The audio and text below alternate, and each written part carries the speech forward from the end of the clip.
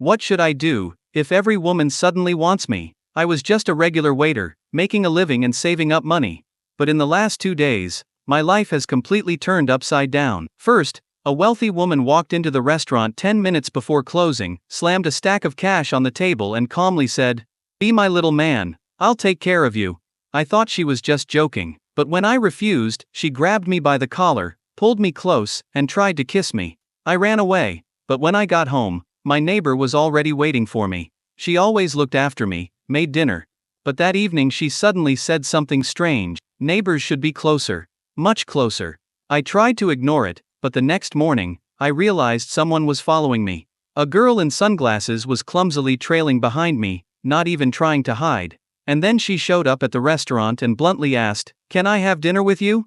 I refused again. But a minute later, the restaurant owner called me in, handed me an envelope full of money and said, "Sit down and entertain her." I had no idea what was going on, but when I went to grab some napkins and came back, I saw her holding my used chopsticks in her mouth. She blushed, mumbled something incomprehensible, and just ran off, leaving another stack of money on the table. I thought at least home would be a safe place, but when I returned, my neighbor was already inside my apartment. She offered me a strange candy, but the taste was so disgusting that I couldn't swallow it and was about to spit it out. But she suddenly leaned in and took it straight from my tongue. I sat there in shock, and she smiled and said, "Things like that shouldn't go to waste."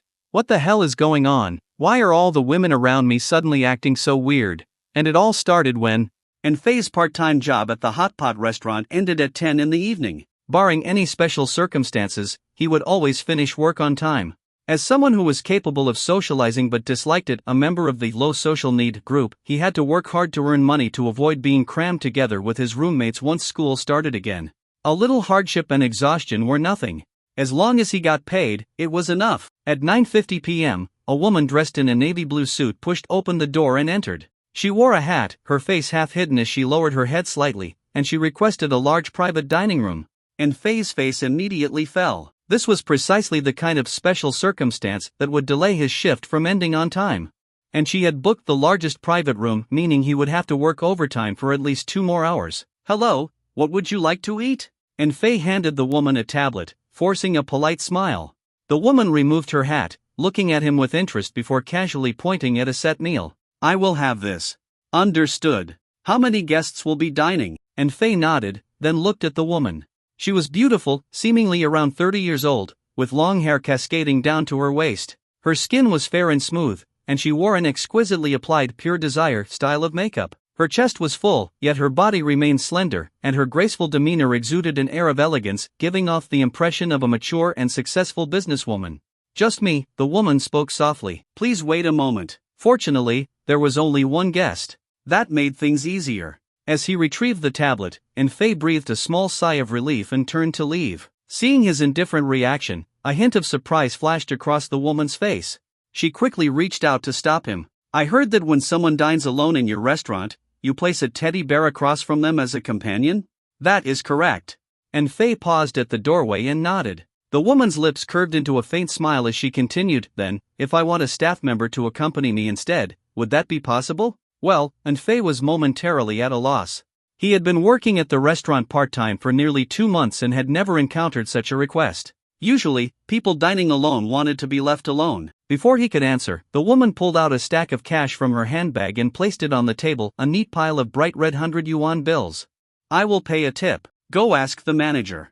"Understood." And Faye's eyes lingered on the stack of money for a moment before he turned and left. He wondered which lucky staff member would end up with that windfall.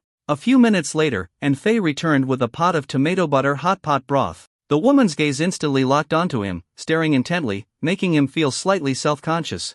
"What did the manager say?" "The manager said that no employee will be forced." The woman chuckled and nodded. "In that case, young man, would you be willing to accompany me, eat, and chat?" "You are the only customer in the restaurant right now, it will not interfere with my work." And Faye maintained a calm expression, but inwardly, he was delighted.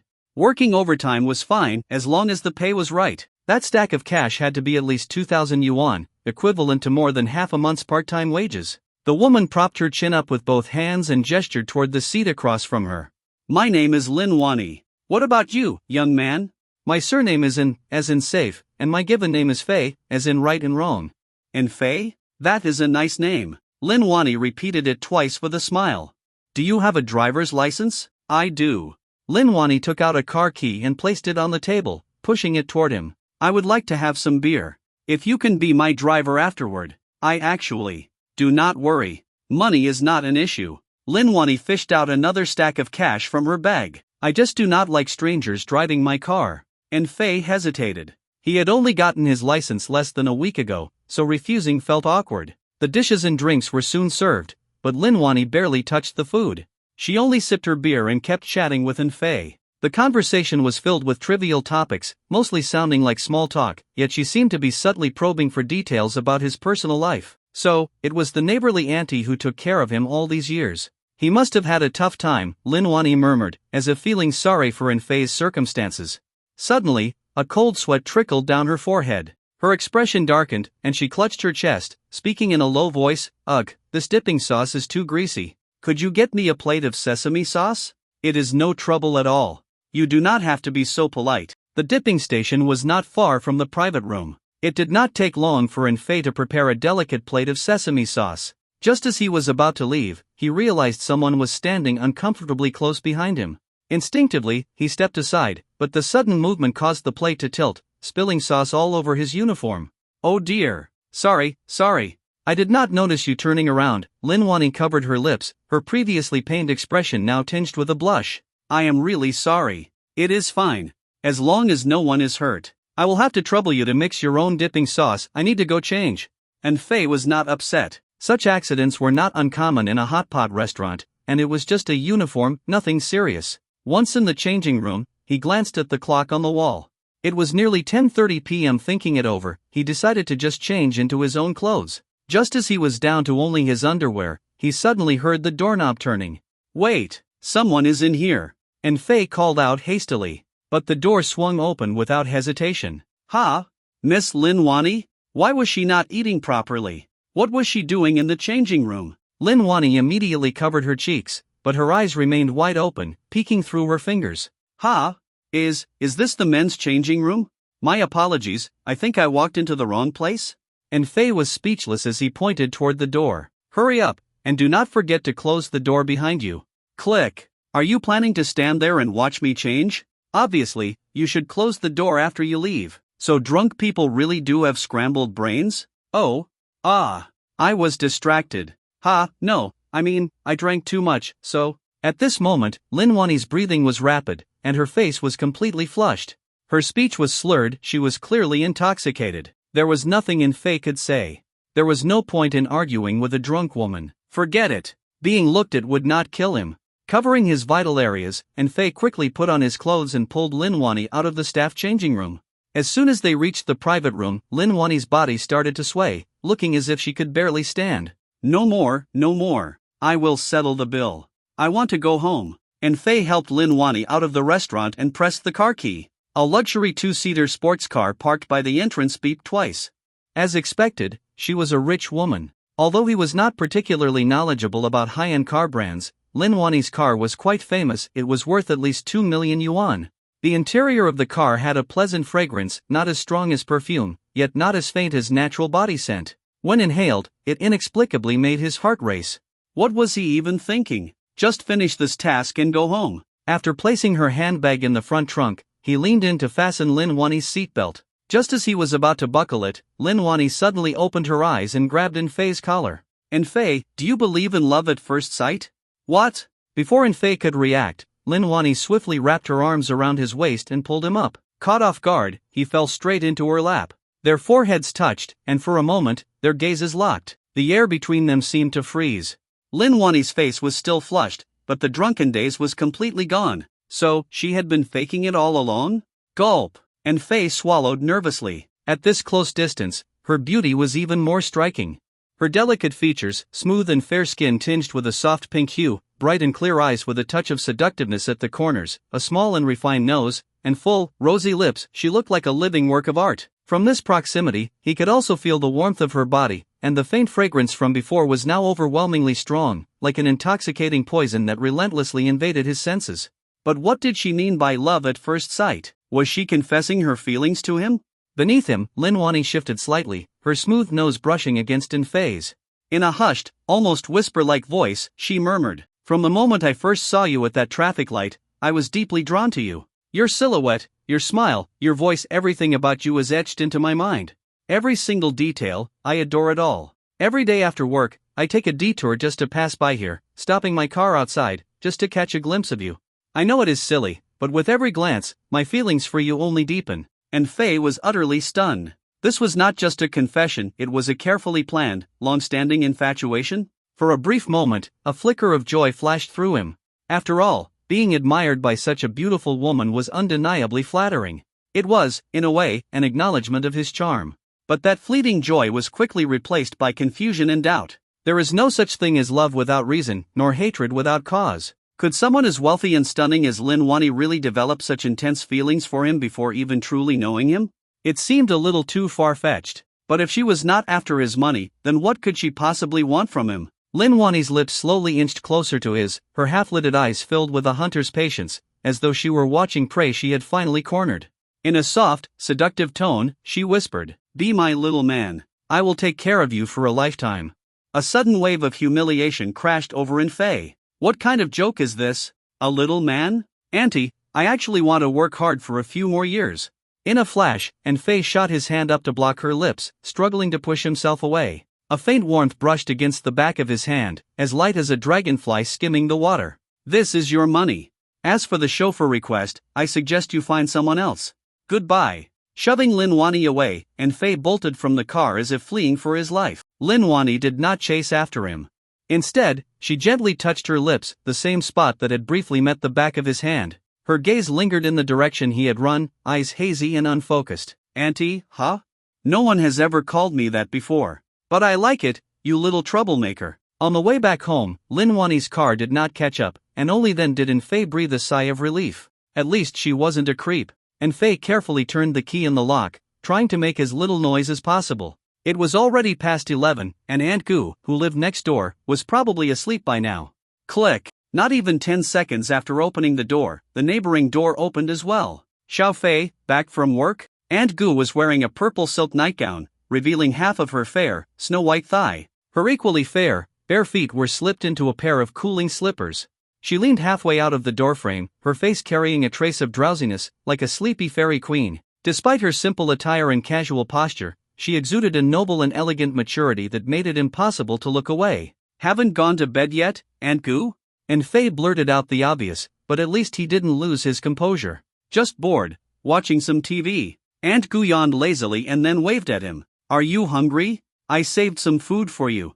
"I'm not hungry." An Fei shook his head. "You should go to sleep soon, Aunt Goo. You have work tomorrow. You come home late every day." Never mind, resting early is good. I'm feeling a little tired myself." Aunt Goo seemed like she wanted to say more but stopped, knowing that An Fei had been busy all day. She didn't insist. "Well, since you said that, if I still say I'm not hungry, that would be a bit impolite." An Fei smiled. "Actually, I am a little hungry. What did you make, Aunt Goo?" Aunt Goo immediately brightened up and warmly took his hand. "Of course, it's all your favorites." "That's great." Aunt Goo Guchinga had been An Fei's neighbor for 3 years. She worked at an advertising company, from 10 in the morning to 4 in the afternoon, and had a deep love for home cooking.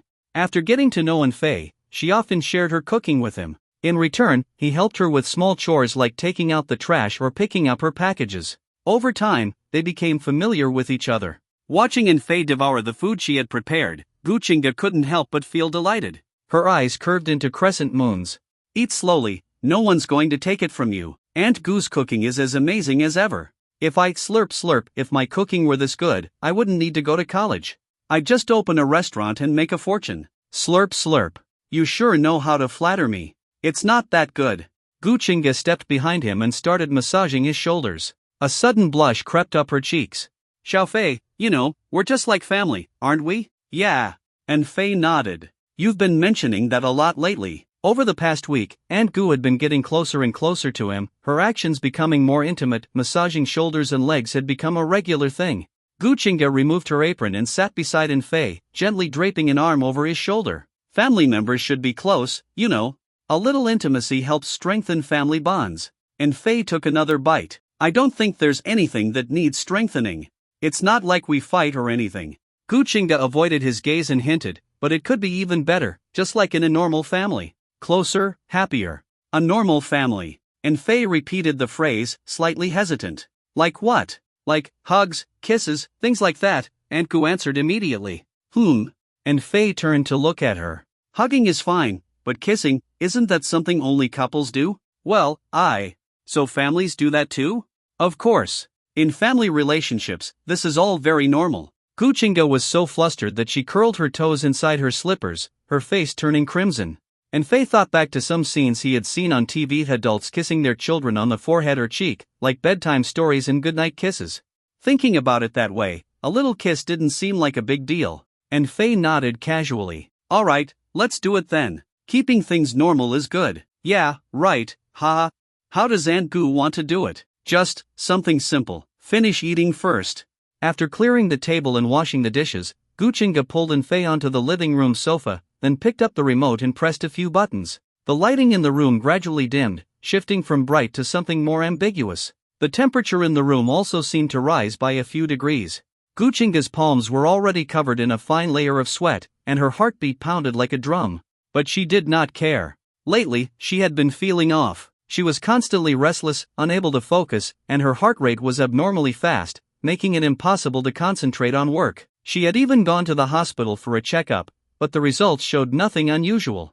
Later, she realized that only when she was alone with Faye did that unbearable discomfort subside. For about a week, she felt normal again. But then, the same discomfort returned. Unfortunately, this time, simply being with Faye no longer worked. It seemed that only taking things a step further could alleviate the symptoms. Gu Chinga had once suspected that she had lovesickness. She admitted that she had some affection for Faye, but surely it was not to the extent that she needed hugs and kisses just to function normally. Yet, if she ignored her illness, this unbearable feeling would continue to interfere with her daily life and work. She had no choice but to address it. Just a kiss on the corner of his lips, that should be fine, right? And Faye felt somewhat uneasy under Gu Chinga's intense gaze. In his mind, Aunt Goo had always been an unattainable elder, but he could not deny that she was also an incredibly alluring, mature woman. The deep purple silk nightgown accentuated her curvaceous figure. Her brown, silky hair cascaded down like moonlight, draping over her delicate shoulders. Her fair, slender legs were elegantly crossed before her. Sitting opposite him, she looked at him with glistening eyes, like stars in the night sky, staring directly at him. Aunt Goo was truly beautiful. Gu Chinga gently wrapped an arm around Faye's neck, leaning closer until her lips hovered near his neck, her heart filled with shyness. Xiao Fei, you little rascal, do I really have to take the initiative? As the soft lips drew near, Faye suddenly recalled the wealthy woman he had encountered earlier that evening, the one who wanted to keep him as a lover. Her eyes were different from Aunt Goo's, but they had the same burning intensity. Aunt Goo. Before he could react, Gu Chinga lowered her head slightly and kissed the corner of his lips. The kiss was light, like a dragonfly skimming the surface of the water, fleeting yet electrifying. In an instant, a wave of overwhelming comfort spread from his lips to his brain, then coursed through his entire body. The contrast between the earlier unease and the current sensation was so stark that Gu Chinga nearly gasped out loud from pleasure. Aunt Goo, how do you feel? Feels amazing. Very refreshing. Then I will go rest now. Good night, Aunt Goo. And Faye's face was burning red, his heart racing so fast that he could barely register what he or Gu Chinga had said after the kiss. He only had one thought. I need to run before I embarrass myself in front of Aunt Goo.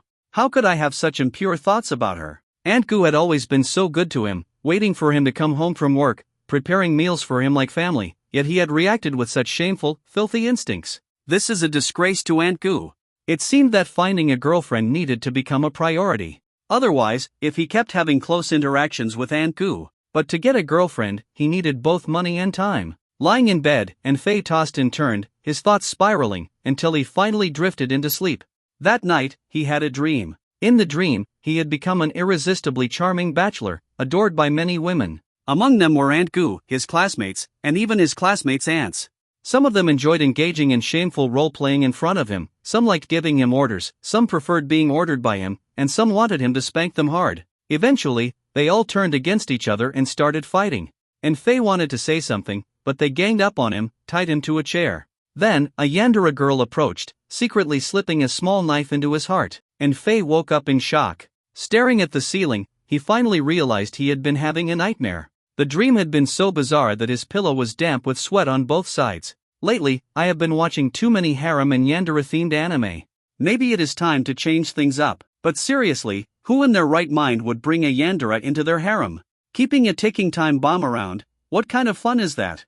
Muttering to himself, Enfei got dressed, washed up, and had breakfast in one seamless routine. He had to check in at work before 9 o'clock. This miserable working life is unbearable. Maybe I should just let a rich woman take care of me for 2 years. Halfway through his walk, Enfei suddenly felt as if someone was following him. Enfei was certain that someone was following him. He decided to test it out, whether he turned a corner or stopped abruptly. There was always a woman wearing sunglasses across the street, matching his movements at the same pace. One thing was clear, she was not a professional, nor was she particularly smart. Enfei had been deliberately moving erratically, making it obvious that he had noticed the tail, yet she still continued to follow him.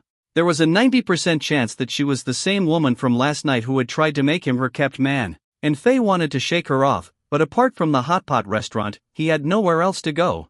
As expected, less than 2 minutes after he entered the restaurant, the woman in sunglasses pushed open the door and walked in. At this time, Enfei was the only idle staff member left in the shop, so he had no choice but to step forward and serve her. His tone was indifferent. "What would you like to order?" The woman took off her sunglasses, her delicate hands trembling slightly as if startled by Enfei's voice. She lowered her head and said nothing, simply tapping on the restaurant's ordering tablet a few times before handing it back to him.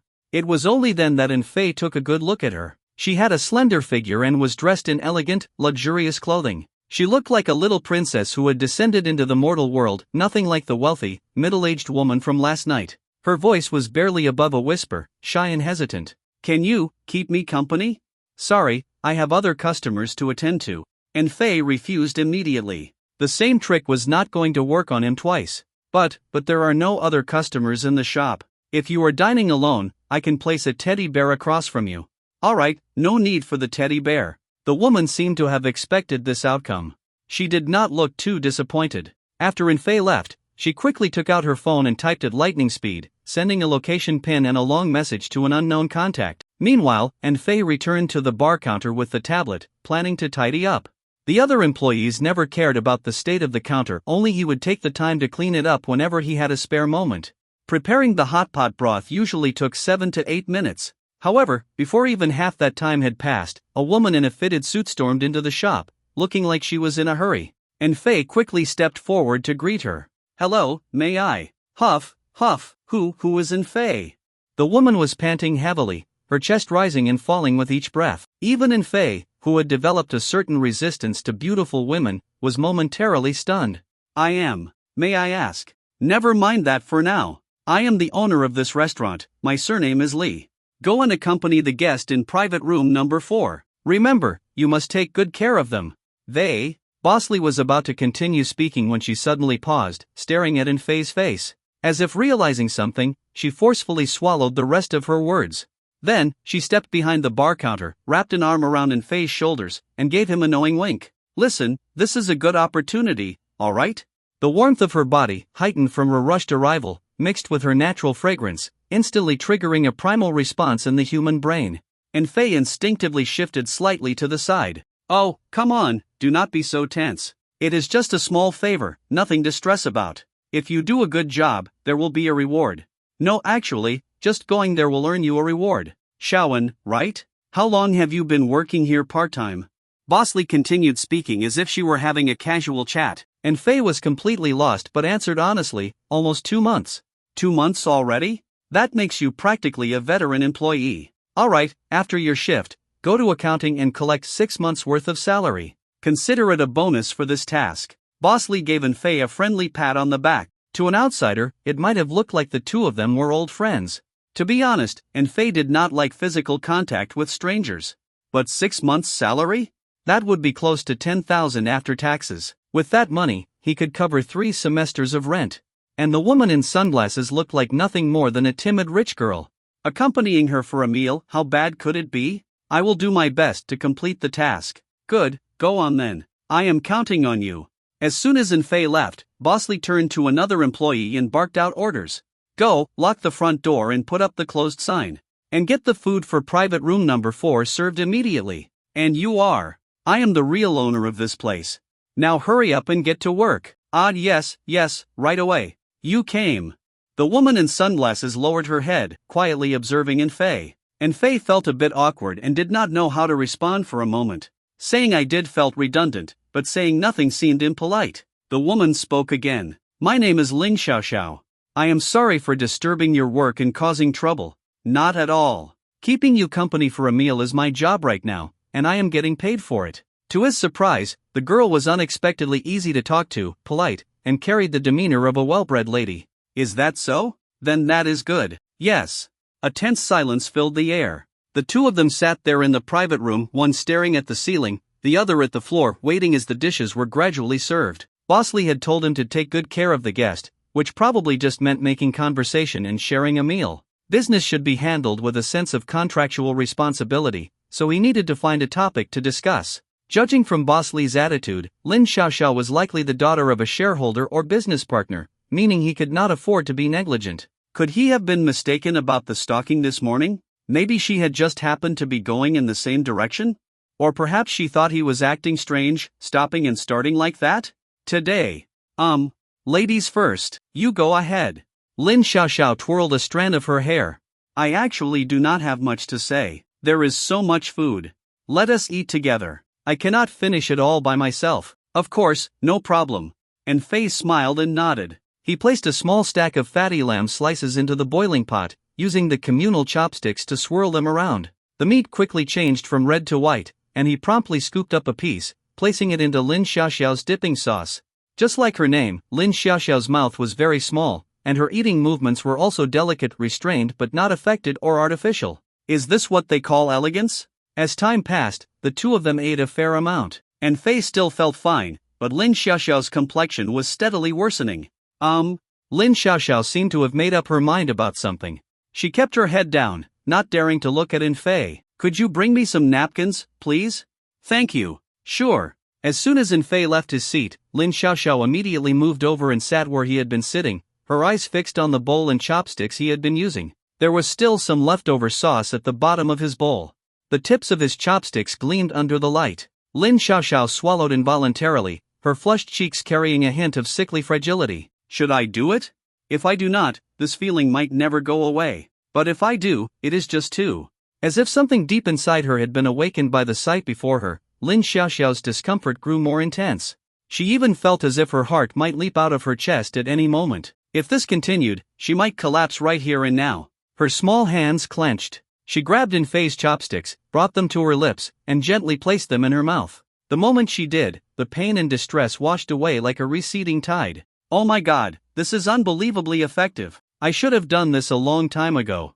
Click, the door opened. Lin Xiaoxiao turned toward the entrance in despair. Miss Lin, what are you doing? To ensure good service, Enfei specifically went to the storage room to get a brand new, unopened pack of napkins. He had a rather good impression of Lin Xiaoxiao. She was as gentle as a light drizzle, somewhat similar to Aunt Goo. If possible, he wanted to try and be friends with her. However, when Enfei pushed open the door to the private room, he witnessed something that completely shattered his understanding of reality. Lin Xiaoxiao was actually sitting in his seat, holding his used chopsticks in her mouth. Where was that gentle as a drizzle demeanor now? There had to be some misunderstanding. How could this be possible? They had only known each other for a few dozen minutes, barely enough to call them acquaintances. An act as intimate as an indirect kiss should only be done between people with a certain level of closeness.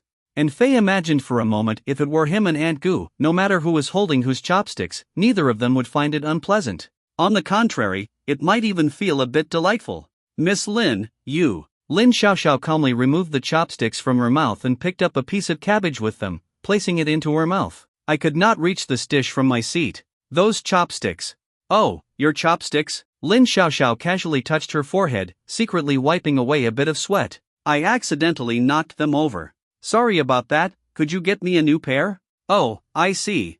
No problem, I will get them right away. Placing the napkins down, Enfei sighed in relief and quickly exited the room. However, what Enfei did not know was that the moment he left, Lin Xiaoxiao swiftly ran back to her own seat and tossed her own chopsticks onto the floor. After doing this, she lowered her head, her face burning with embarrassment. What did I just do? Those were his chopsticks. Maybe I should just run away. By the time Enfei returned, All he found on the table was a stack of 100 yuan bills. He quietly pocketed the cash and shook his head. What an interesting girl. The afternoon was peak dining time, and Enfei was busy nonstop until 4 o'clock. Just as he was about to take a break, the store manager, who usually ignored him, unexpectedly waved him over. Enfei had no choice but to put down his work and walk over with a serious expression. The manager was beaming, clearly in a good mood. Enfei, this is your bonus. Here, take it. Enfei's expression immediately brightened. He accepted the thick envelope and weighed it in his hand. It was unusually heavy. If there is nothing else, you can clock out now, the manager said, narrowing his eyes with a grin. He patted Enfei on the shoulder. Ha, you have worked hard these past 2 days. Ha, off work? It was 4 o'clock, the busiest time in the shop, and he was being told to go home? That is right. Your temporary contract is almost up anyway, so we are being a little more flexible these last couple of days. You should leave early and get some rest. The manager was suddenly acting uncharacteristically friendly, making Enfei feel an unexpected chill run down his spine. Thank you, manager. Oh, come on, no need for thanks. We are all buddies here. Go on, pack up, and head home. Do not worry about us, we have enough staff. In the locker room, Enfei could not resist opening the envelope and carefully counting the bills one by one. There were 180 of them. This is an insane payday. As he walked home, Enfei hummed a tune, feeling as if he had arrived in no time at all. Checking his phone, he saw that it was not even 5 o'clock. He was home a full 6 hours earlier than usual. Satisfying. The moment he stepped into the entryway, a pleasant singing voice drifted from the direction of the bedroom. It had to be Aunt Goo. She was the only one with a spare key to his apartment. Should I surprise her? Enfei slipped off his shoes and crept toward the bedroom barefoot. Aunt Goo must be helping me tidy up my room. The bedroom door was slightly ajar, leaving a small gap through which he could see the bed. Looks like Aunt Goo enjoys lying on my bed while watching videos. So the scent on my blanket is not just from the laundry detergent, it is mixed with Aunt Goo's fragrance as well. No wonder it smells so nice. Realizing that he had never come home this early before, Enfei figured that suddenly appearing might startle Aunt Goo. So, he backed out of the room and deliberately made loud noises while unlocking the door. Xiaofei, you are back? You got off work so early today. Aunt Goo stood at the bedroom door with a charming smile, her hair slightly disheveled. Yes, my part-time job ends tomorrow, so I got to leave early today. As he spoke, Enfei took an envelope from his bag and handed it to Aunt Goo. Oh, and I also earned a bonus. I will save it for you. Without even looking at the amount, Aunt Goo tucked the envelope into her purse. Then, she pulled Enfei onto the sofa in the living room. It is rare for you to get off work this early. What do you want to eat? Or should we go out? Aunt Goo, just one more day of work and I will be on break for good. Let us have a big meal then. How about pizza? Pizza? Gu Qingge blinked. She did not have the necessary equipment to make pizza in her kitchen, so it seemed they would have to go out for it. It would have to wait until they moved into a new place together, then she could buy everything they needed. Then next is house hunting, right? I will go with you in a couple of days. I am planning to go on Monday, but you have work then, do you not? I do not have many projects at the moment. It is the slow season, so it is fine. Then I appreciate the trouble, Aunt Goo. Let us rest for a bit before making dinner. What interesting shows have you been watching lately? Enfei did not hold back, having Aunt Goo's company was naturally the best. Nothing much, just some boring dramas. Oh, right. Gu Qingge put on her shoes as if she were about to head out. My younger sister came by this morning and brought a bunch of rare snacks. I will go get them for you to try. A short while later, Gu Qingge returned with a massive snack package. This is a foreign snack gift set. I have never tried them before. Enfei took a yellow packaged item that looked like some kind of candy. He unwrapped one and tossed it into his mouth. Immediately, an indescribable odor spread through his mouth. It was strong, pungent, like. Enfei wanted to spit it out, but since it was a gift from Aunt Goo's sister, it felt rude to do so. Is it good? Gu Qingge's eyes were full of expectation. Well. Enfei considered chewing it quickly and swallowing, but the thought of that strange taste lingering all the way down his throat and into his stomach made it impossible. Sniff, sniff. I think it is durian candy. Xiaofei, do you not like durian? How would I know if I like durian or not? Durian is so expensive, I have never had the chance to dislike it. Unable to bear the strange taste any longer, Enfei opened his mouth, debating whether to spit it out. Suddenly, Gu Qingge leaned forward, parted her lips slightly, and stuck out the tip of her tongue, swiftly taking the candy from Enfei's tongue into her own mouth. Enfei looked at her in confusion, waiting for an explanation. Well, Xiaoyun said this candy is expensive, so spitting it out would be a waste. Gu Qingge's expression was calm, but a faint blush tinged her fair cheeks. And Fei nodded. Then, thank you, Aunt Goo. I really am not used to that flavor. It tastes kind of like food waste that has been sitting for a few days? Gu Qingge laughed and playfully breathed it in Fei. Yes, exactly. It is strong, almost rotten smelling. And Fei pinched his nose. Well, durian candy only has the smell of durian, not its true flavor or texture. You might end up liking real durian someday. And Fei waved his hand dismissively. No, thanks. Durian is too expensive. Even a small piece costs over 30 yuan. Do not be so polite with me. You are eating my food now, and in the future, you will be taking care of me in my old age, Gu Qingge said indulgently, ruffling in Fei's hair. And Fei's heart pounded wildly. He quietly shifted to the side, putting some distance between himself and Gu Qingge. He realized that his resistance to Aunt Goo was getting weaker and weaker. This could not go on. No matter how close they were, there was no way Aunt Goo could help him deal with that kind of problem, right? If he wanted to get a girlfriend, making money was now an urgent priority. The next day at work, and Fei's treatment underwent a drastic change.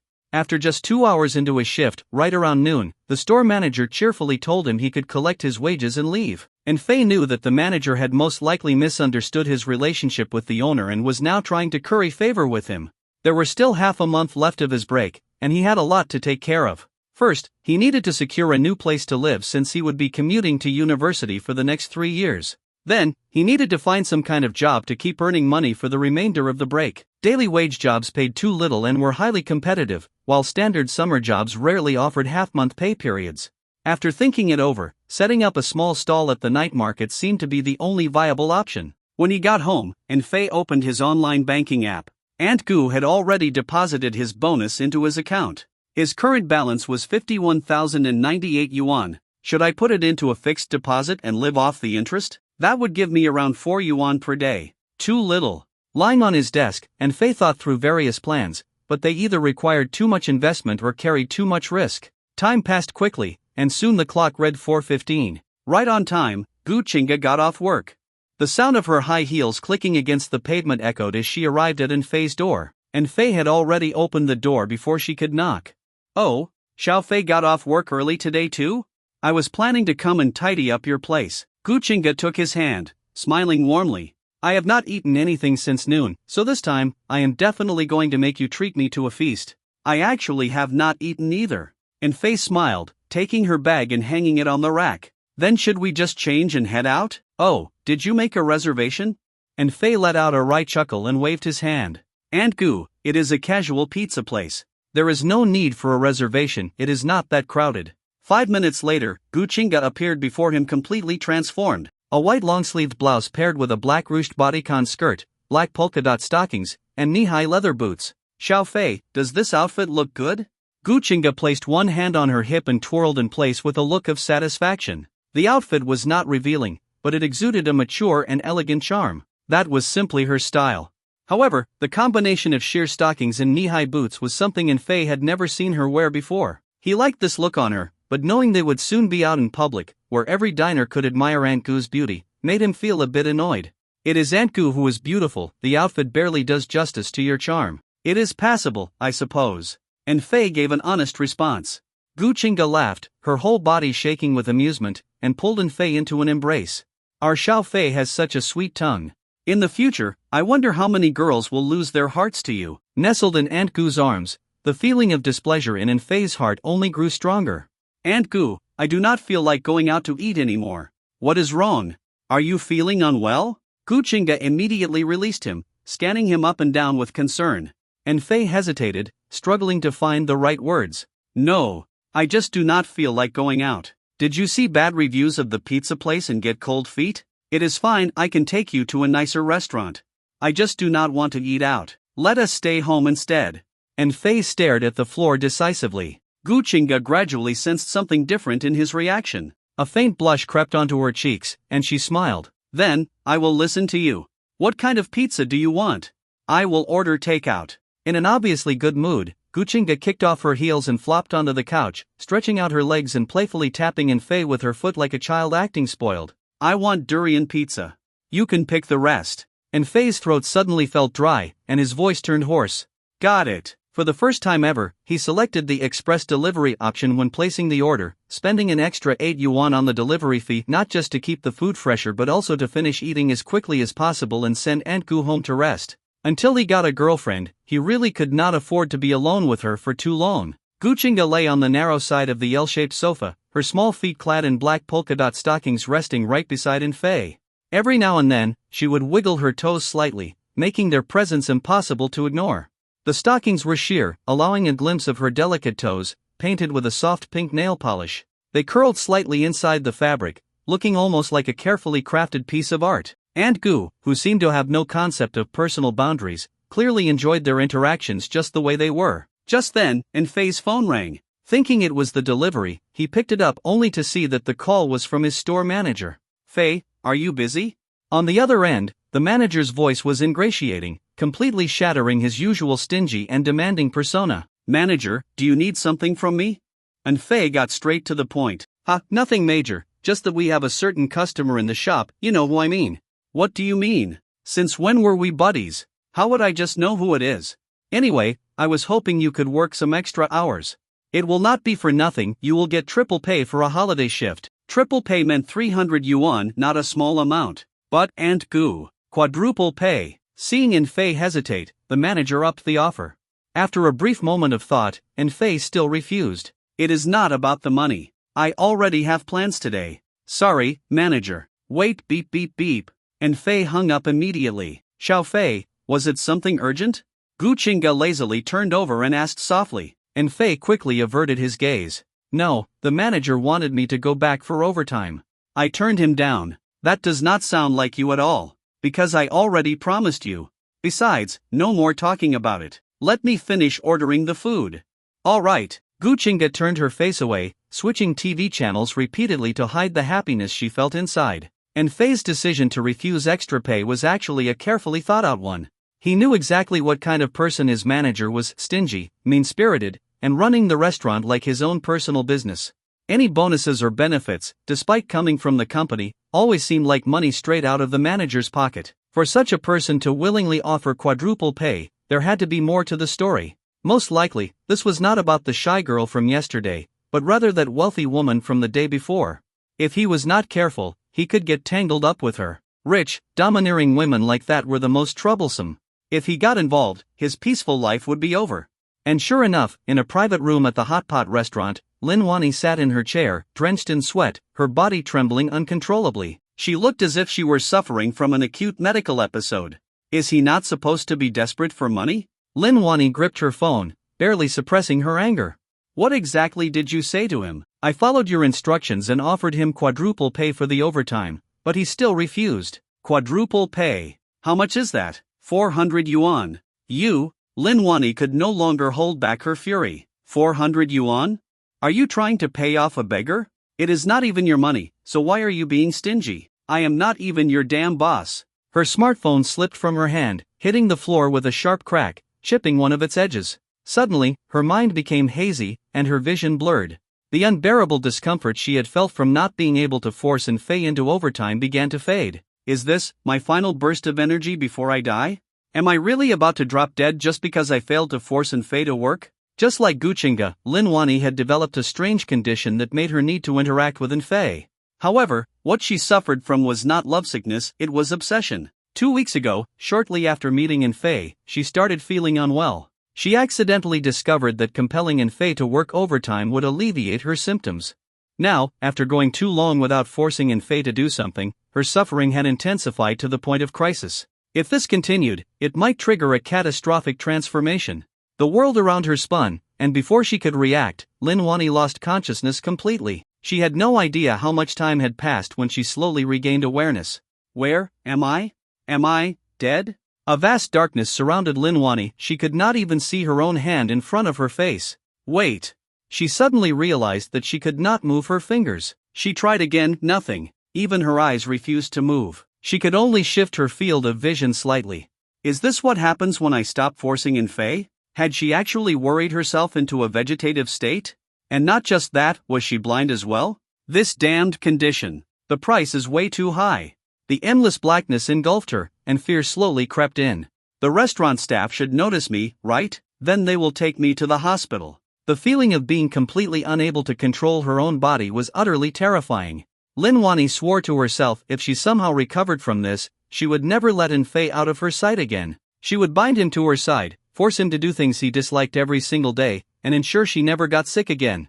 Suddenly, a sliver of light appeared in the darkness. First, it was just a tiny, glowing dot. Then, it widened into a thin crack. The faint light spilling through the gap revealed the edge of a utility knife cutting through something. The good news, she was not blind. The bad news, she had been drugged and kidnapped. What the hell is this? And more importantly, who was targeting her? She was just the owner of a luxury fashion boutique. As far as she remembered, she had never offended any powerful figures. The crack widened, and soon, a blinding white light illuminated her surroundings. I do not remember ordering anything. Wait, there is a note. A prize from a giveaway on Bilibili? I actually won? That voice. That is Fei. Winning a prize felt even better than finding money on the street. That thrill of getting something for free, the sheer luck of it, it sent shivers down Fei's spine, making him crave more. Excited, he ripped open the packaging. It was an ergonomic chair, with a sleek blue and white design. The backrest, headrest, and armrests were a darker shade. The lumbar support and seat cushion featured a life-sized image of a two-dimensional anime beauty, no, more like an anime seductress. Some of the chair's contours were even designed to be prominent, blending seamlessly with the built-in massage modules. This thing does not seem very proper. It looked like something made specifically for otakus who call anime girls their wives. Xiao Fei, do you like Japanese manga? Not particularly. Noticing Guchinga's teasing smile, Fei explained, I won this from a giveaway. It even has a massage function. There is no way I would actually buy something like this. It is fine, Xiao Fei. You are almost 20, it is perfectly normal to like these kinds of comics. I really do not like them that much. I only check out the occasional masterpiece. I am just a casual fan, and I never watch those fan service heavy ones. In reality, Fei enjoyed harem-themed stories. Though he had few friends in real life, his personality was not gloomy, he simply longed for a colorful, eventful daily life. Do not worry, I will not overthink it. Now hurry and try the massage function. If there is a problem, you should report it soon, or they might not offer after-sales service. Guchinga shot him a knowing, playful look. All right. Fei knew that no amount of explaining would help, so he simply pushed the chair over to his desk and sat down. Oh, this is nice.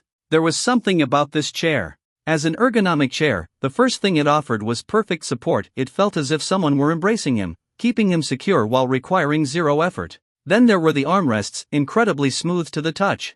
Honestly, they were so much smoother than anything Fei had ever touched before. It was like running his fingers over a woman's arm. A truly fascinating sensation. Oh, right, it also had massage functions. Fei immediately grabbed an extension cord from the kitchen, plugged the chair into the power supply, and activated the massage mode. The shoulder massage modules began vibrating in a rhythmic pattern. Unable to resist, he gave the armrests a firm squeeze. The smoothness combined with the vibrations felt amazing.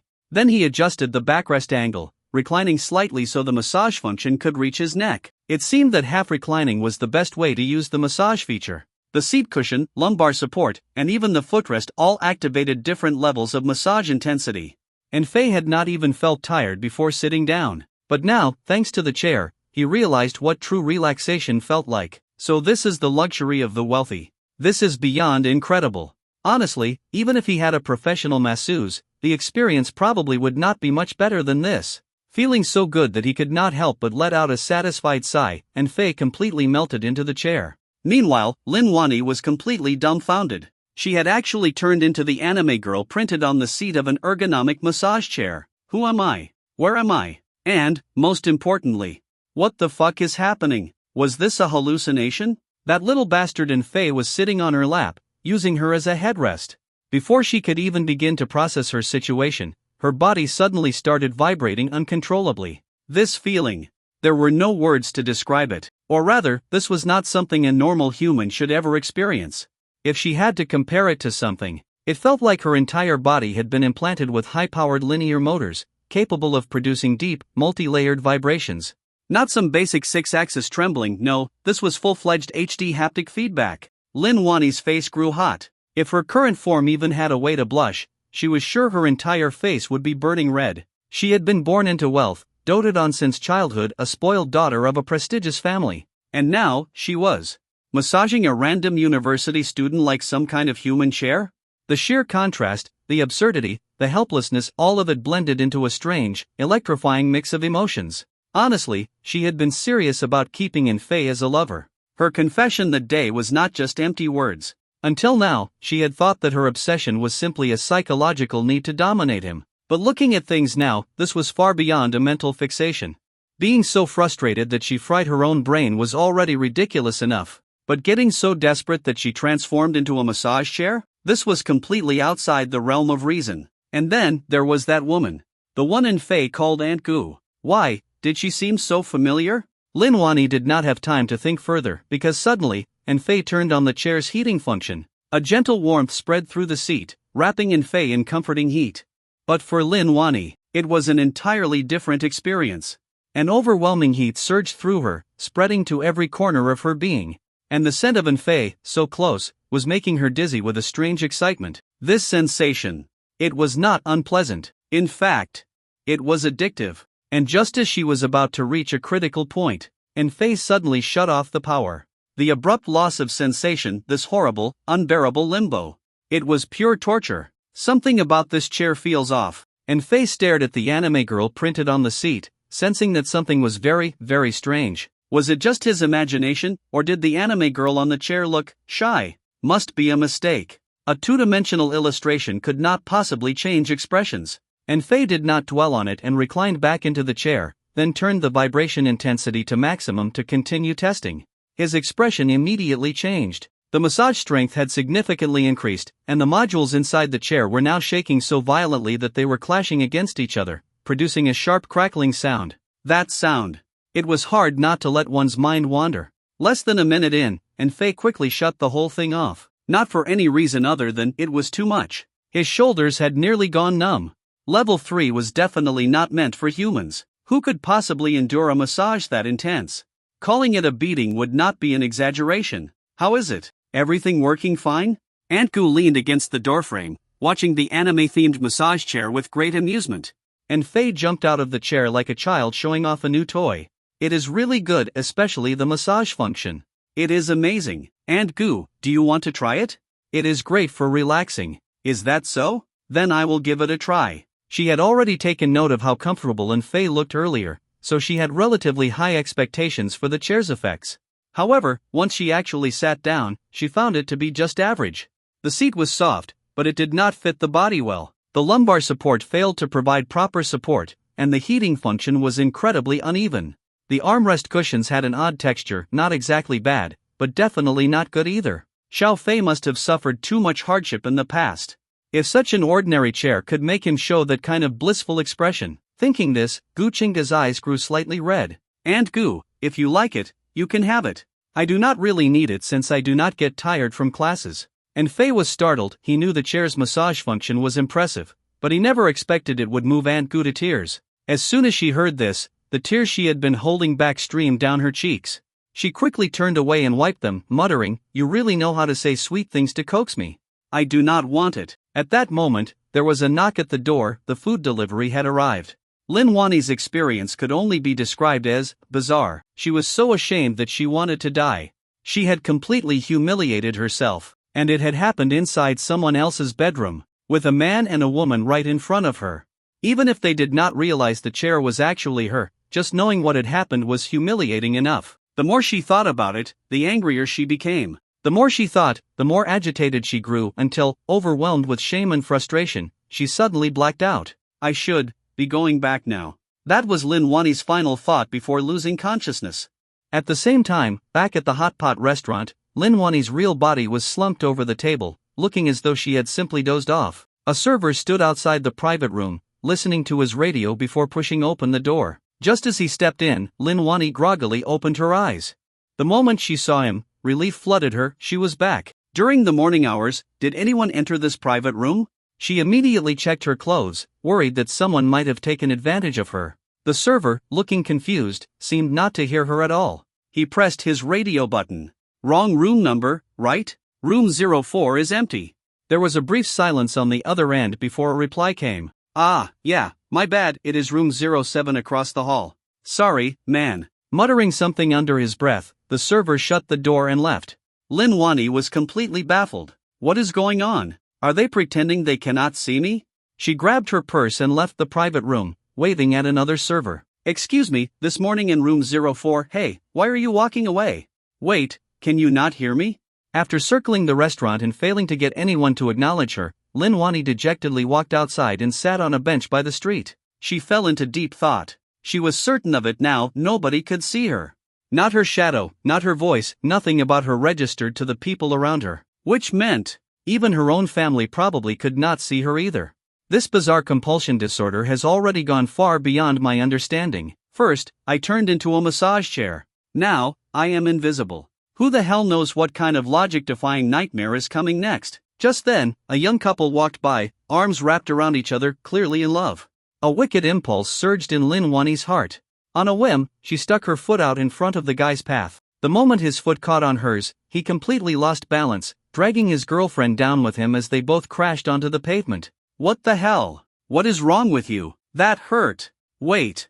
Lin Wani stared, dumbfounded. So, my body is not actually invisible?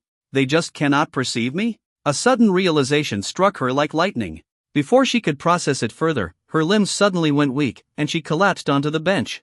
A sickening dizziness took over. No way. Am I going to turn into a massage chair again? As expected, Lin Wani transformed once more. From the bedroom, she had a clear view of the living room, wherein Faye and his precious Aunt Goo were happily eating pizza while watching TV. Unbelievable. My real body is sitting out there on the sidewalk, and this bastard is just chilling with his aunt, eating pizza? And to think I even wanted to make him my kept man. I hate this. The only silver lining was that nobody else could see what had happened to her. At the very least, her real body was safe, no one could take advantage of her in this state. Taking a deep breath, Lin Wani forced herself to calm down and analyze the situation. First, the root of all these problems was definitely in Faye. He was the cause of her strange obsession disorder. It seemed like some unknown force wanted her to interact with Faye. If she failed to do so, she would be punished, like turning into a massage chair. Of course, this force could have another source. It might not be supernatural, it could be psychological. But the idea that Faye himself was behind it was unlikely. After all, she had been interested in him even before her illness began. That part was undeniable. So why call it a punishment? Because every time she transformed, her real body remained completely safe. It seemed more like a forced penalty than an actual threat to her life. Which meant there had to be a way to break out of this cycle. At worst, this was like being locked in solitary confinement. Once the time limit was up, she would return to normal. No, absolutely not. I, Lin Wani, refused to just sit here and wait. And Faye might not know that this massage chair was actually her. But what if, one day, by pure coincidence, he found out? And what if that Aunt Goo found out too? Oh, so you are the one who turned into a massage chair and did that in front of us? That would be instant social death. If she could realize this possibility, then so could Faye. The probability of him figuring it out was at least 50%. Calm down, Lin Wani. You can figure this out. Think of it like a puzzle, a game. You are good at this. After a long moment of contemplation, Lin Wani's eyes suddenly lit up. She had thought of a brilliant idea. How is it? The durian-filled pizza? Guchinga held a slice and fed it to Faye. The distinct sweet fragrance of durian blended seamlessly with the salty richness of cheese, creating an unexpectedly perfect balance. It was no exaggeration to call this combination a match made in heaven.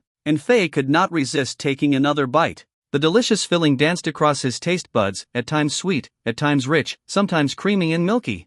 Each bite seemed to bring a slightly different experience. This is amazing. I never knew cooked durian could taste this good. Faye could not stop praising it. No wonder durian was so expensive. One durian pizza cost over 80 yuan, but it was worth it. If you like it, eat as much as you want.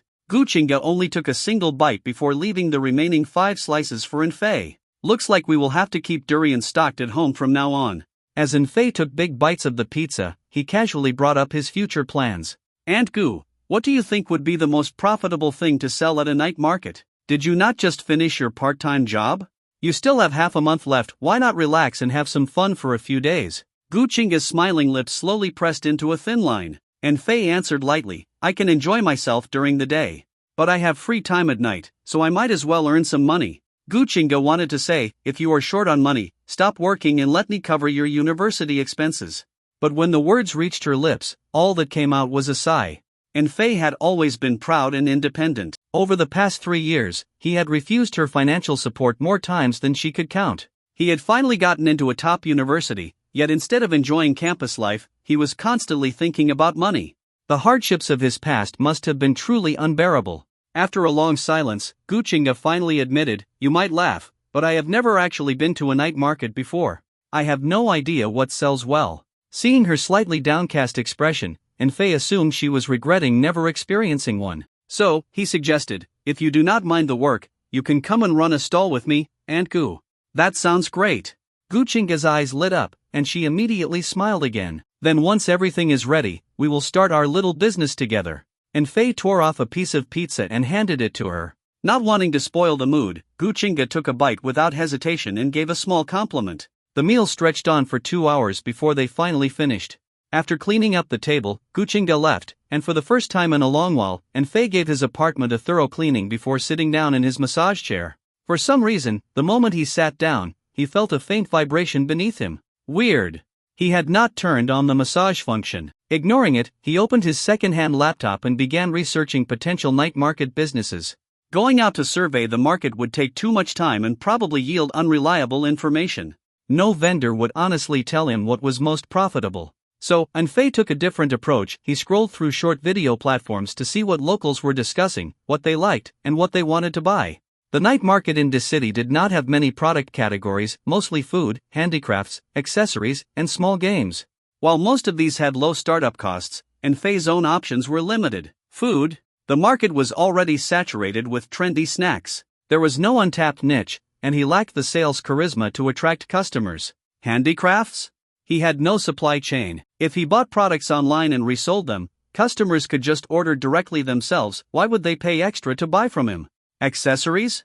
He was a grown man, he had zero understanding of fashion trends. It seemed that games were his only viable option, like ring toss, balloon popping, or those booths where you win a goose, though using old-fashioned games to set up a stall was not ideal.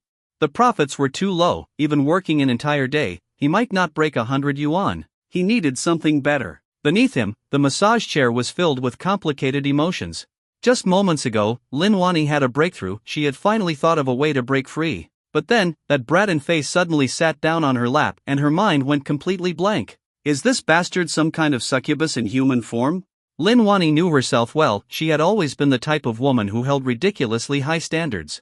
32 years of her life, she had never found a man worth dating. She had even resigned herself to a lifetime of being single. Then she met this 19-year-old kid and fell for him at first sight. She used to laugh at people who believed in fate or special constitutions, but after everything that had happened to her, she was starting to re-evaluate her worldview. Turning into a chair was already insane. If Fei also had some kind of unusual power, it would actually make more sense at this point. Even the way he scrolled through short videos was attractive. Who said college students wasted their lives watching videos? College students should play as much as possible. Once they graduated, there would be no more time to have fun. University life was the happiest and most carefree time. Why waste it working? Lin Wani held Fei for hours as he watched his videos. It was only when he finally stretched and moved to his bed that she realized he had written pages of notes. So he was conducting market research? What a diligent boy. A university student already working so hard, he was sure to be a responsible, family-oriented man in the future. But as she skimmed through his business ideas, she frowned. None of these are going to make much money. Looks like I will have to give him some hints when I get the chance. Lin Wani could not help but yawn. After a long day, watching Fei settle in for sleep made her feel sleepy too. She had no idea how much time had passed when the sound of running water reached her ears. Someone was taking a shower. Immediately, Lin Wani snapped to attention, locking onto the bathroom door. 20 minutes later, Fei stepped out. A towel was wrapped around his waist, leaving his upper body completely exposed. His torso had defined, chiseled abs, and his arms were lean but toned. His damp hair had been mostly dried, but a few strands still clung to his forehead. He reached up and casually swept them back with his fingers. Lin Wani instinctively pressed her legs together. Peeking? Nonsense. Any improper thoughts she had during the day had long since been forgotten. At this moment, the only thing inside Lin Wani was the soul of an artist, a pair of eyes filled purely with admiration. He had taken advantage of her so many times, she deserved to admire him for a bit to balance the scales. That was only fair. Fei slowly walked toward the chair. Lin Wani's heartbeat skipped, then began pounding wildly, as if it might burst out of her chest. Is he going to use the massage chair again after showering? What a great habit! Relaxing before bed is so good for the body, such a wonderful boy. Lin Wani had completely lost her reason. She was no longer thinking straight, all she could imagine was In-Fae sitting on her, completely bare, turning the massage setting to max. No time to think, he was already right in front of her. He reached for his towel. He was about to drop it. The big moment was here. In-Fae undid the towel wrapped around his waist and casually tossed it across the room. It landed perfectly on the backrest of the massage chair. Even more coincidentally, one corner of the towel draped down, covering the anime beauty's eyes. No, anime seductress. There was no need for a massage anymore, and In-Fae was already completely relaxed. The moment his head hit the pillow, he was out like a light. Damn it! Lin Wani's beautiful face flushed a deep red. The perfect opportunity had slipped right through her fingers, and all she was left with was a used bath towel. It covered her face. Yet, surprisingly, there was no unpleasant smell. It had been thoroughly washed, its fabric softened from repeated use, having wiped In-Fae's body countless times before. Her face turned an even deeper shade of red. The towel carried the fresh scent of laundry detergent and the distinct warmth of In-Fae's presence. Lin Wani's emotions grew increasingly complicated. An item this intimate, this personal, draped right over her face under normal circumstances, it should have been disrespectful at best and disgusting at worst, but because it belonged to In-Fae, she could not feel even a shred of resentment. Could it be? I have awakened something truly dangerous? For a fleeting moment, Lin Wani wondered, if I actually managed to keep him as my lover, even if he found out I had once turned into a massage chair, so what? As long as she won him over, as long as she made him fall completely in love with her. Even if he laughed at her afterward, it would only be temporary. By that point, she might already have his children, and whether he laughed or not, it would just be pillow talk between husband and wife. Yes, this was the right strategy. Breathing in the scent lingering on his clothes, Lin Wani could not stop herself from fantasizing about their future together.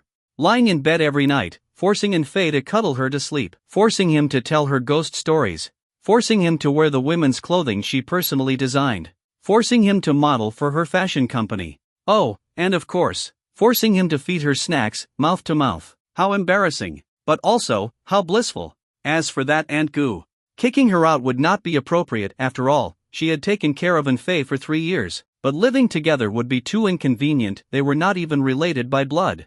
Might as well just buy her a villa in the suburbs. It would not be too heartless, and it would keep her from visiting too often. If needed, she could even introduce Aunt Goo to a new young man. She would forget about In-Fae soon enough. Women always grew bored of old lovers and chased after new ones. Of course, Lin Wani was the exception. In-Fae's breathing gradually steadied as he slipped into deep sleep. Lin Wani suddenly felt her body stiffen. Then, a joint moved. A faint sensation of control returned to her limbs. She glanced at the clock, just past 10 p.m. What is going on? I think I can move. Tentatively, she wiggled her fingers. Not only did her fingers move, her entire arm lifted several inches off the chair. She could actually move. The sheer joy of regaining control over her body, only those who had been trapped could truly understand. She did not mind interacting with In-Fae, but being frozen in place, sat on, and watched by another woman? That had been beyond unbearable. A few tests confirmed that she could now move freely within the two-dimensional plane, but not forward or backward. It was like she was still trapped inside the chair's surface. Lin Wani stretched her hand forward, only to hit an invisible wall with zero elasticity. No matter how hard she pushed, she could not break through. Am I really stuck here? Another glance at the clock, 10:30 p.m. A feeling of unease crept into her mind. She had a strong hunch if she did not escape by midnight, she would lose her ability to move again. Of course, it was just a theory. But 12 a.m. was too significant a number. Even Cinderella and her entire cast turned back at midnight. When faced with unnatural occurrences, drawing parallels to fairy tales was completely reasonable. And so, Lin Wani launched an all-out attack against the third dimension. 30 minutes later, Lin Wani sat on the floor in a bizarre M-shaped posture. Being trapped in the flat, two-dimensional world of the chair meant she could only sit like a paper doll in a shadow play. From her current perspective, the third dimension was like a vast ocean, and her pathetically weak efforts could not even stir a ripple. Maybe I should search for a weak spot along the edges? She reached both sides of the dimensional wall and pushed. There was resistance, but it moved. A reaction meant she was on the right track. Fueled by determination, Lin Wani pushed harder and harder. Finally, With a final shove, she tore open a massive hole in the barrier and fell out. Like a feather, she drifted gently to the ground. She was out. She had actually escaped. She stood up and tested her mobility. She could now move freely in all directions. However, her body was still completely two-dimensional, as thin as a standing paper cutout. Approaching the door, she cautiously turned the handle. And it opened easily. This is easier than I expected. Continuing forward, she encountered another invisible barrier, this time, blocking the exit of Enfei's home. A second layer of confinement. But the more obstacles she encountered, the more certain she became. I am on the right path. She did not give up. Instead, she methodically searched for a weak spot. Finally, upon touching the window frame, she spotted a tiny gap between the panes. So small that not even an insect could slip through. But for someone as thin as her, it was perfect. Climbing onto the window ledge, she folded her arms behind her legs, having her already paper-thin height. Slowly, she inched sideways through the gap, moving like a sideways walking crab. The moment she slipped through, her entire body turned transparent, and she was launched skyward at an impossible speed. The world blurred, and before she knew it, she was back in her real body. Her heart pounded violently, her breath came in sharp gasps, and the familiar noise of city traffic rang in her ears. The dreamlike experience left her completely disoriented. Checking her phone. 11 p.m. Her consciousness had returned in an instant. From 11 a.m. to 11 p.m., 12 whole hours had passed, 12 bizarre, incomprehensible hours. Yet everything around her, the streets, the cars, remained normal. Spotting a taxi, she waved. It stopped, which meant she was no longer invisible. At the same time, the obsessive compulsion that had gripped her for days faded away like the tide. She still liked Enfei, but that overwhelming urge to force him into submission, it was completely gone. Had she recovered? Even without forcing Enfei, could she now live normally? Lin Wani sat on a bench, watching the cars pass by, lost in thought. Will it happen again? If I am punished again, what will I turn into next? And next time, will I even be able to escape? Early the next morning, at precisely 7:15 a.m., Enfei woke up, freshened up, and felt an indescribable comfort coursing through his entire body. He was brimming with energy, as if some external force had enhanced and strengthened him overnight. The most obvious change was his strength. It had increased dramatically. When he clenched his fists, his knuckles cracked with an almost unsettling creaking sound. Could this be the effect of that strange massage chair? Returning to his room, Enfei immediately plugged the chair back in. The anime-style mature beauty printed on the chair still looked the same, but something about it felt off, as if it had lost its soul. It looked the same, yet not quite the same. I hope this does not affect its performance. With everything set up, Enfei eagerly sat down. The moment he did, his expression darkened into a frown. Something feels off. The massage did not feel as good as before. The deep, multi-layered stimulation from yesterday was completely gone. The heating function had also changed. The warmth was now uneven and randomly distributed. It was as if the intelligence behind the massage chair had vanished, leaving behind a mindless, basic machine that simply vibrated and heated without refinement. Worst of all was the texture and ergonomic fit. The armrests, which had previously felt as smooth as luxury silk, now had the ordinary grain of genuine leather. The quality drop was staggering. If the massage function had weakened, that was still somewhat understandable. Maybe the internal components had worn out. But the fact that the leather itself had changed? That made zero sense. How could a physical object objectively degrade overnight? Had he been cursed? That being said, it was not completely unusable. It was now just an ordinary massage chair. So, it strengthened my body and then lost its soul, turning into a regular chair? The room fell silent for a moment. Then, Enfei burst out laughing. No way, ha ha ha. Breakfast and a stroke of luck. After breakfast, Enfei sat down at his desk and opened the Douyin app to continue working on his unfinished business plan. As soon as he logged in, he noticed his notifications had over 20 new alerts. That is weird. My account has 0 followers. Where did all these mentions come from? Frowning, he clicked on them one by one. They were all from small accounts, linking to videos about failed business ventures, people losing money from bad investments, night market stalls flopping. The hell? Do these people have cameras in my house? Damn big data. The message was clear. All of his business ideas were disasters waiting to happen. Forget profit, even breaking even would be a miracle. Watching the videos closely, Enfei had to admit, they made a lot of sense. Due to information gaps and lack of market awareness, if he had blindly followed his original plan, he absolutely would have lost everything he had saved over the past 2 months. Information gaps. Curious, and Faye searched for the term and was met with hundreds of thousands of results. The most commonly mentioned field? Artificial intelligence. Among AI-related topics, the two biggest trends were AI chatbots and AI-generated images. I thought AI was already mainstream, but it turns out it still has a huge knowledge gap? How can I take advantage of this? Night market visitors were not going to come just to chat with an AI. AI-generated images? That seemed impractical. Why would people shopping at a street market care about AI art? Unless, what if the images were based on their own photos? Now that might actually work. Most people's phone cameras performed poorly at night. But if he brought a professional camera, took high-quality photos on the spot, and enhanced them using AI to generate various artistic effects, that could be a real business opportunity. Most people only had access to basic beauty filters through mobile apps, which were often locked behind premium subscriptions. Even then, the results were limited and lacked physical prints. But if he used his home computer to process photos with AI, free digital downloads, with an option for paid prints, the more he thought about it, the more promising it seemed. A camera? He could borrow one from Aunt Goo. His current laptop was too outdated to run AI software, but he could use his bonus money to buy a cheap desktop computer. If it worked, he could even continue the business after school started, a long-term side hustle. Step 1, buy a new computer. An unexpected encounter. 10 minutes later, and Faye grabbed his things and stepped out the door, only to see a petite girl in sunglasses bent over near the hallway, tying her shoelaces. Lin Xiaoxiao? He recognized her instantly.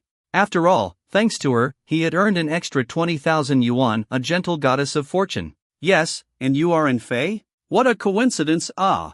As she stood up, her legs gave out, completely numb from crouching too long. She toppled backward. Careful! And Faye reacted in an instant, stepping forward and catching her just in time. Lin Xiaoxiao's chest rose and fell as she gasped softly. In a delicate voice, she whispered, thank you. You really saved me there. Not a big deal. And Faye exhaled in relief. Honestly, if his strength had not mysteriously improved, he might not have been able to catch her so effortlessly. Are you looking for someone? Aunt Goo? Aunt Goo? Lin Xiaoxiao repeated the name twice before shaking her head. She did have an Aunt Goo, but they had not seen each other in 8 years. Oh. And Faye immediately lost interest and turned back to triple lock his door. Lin Xiaoxiao hesitated. Are you heading out? Yeah.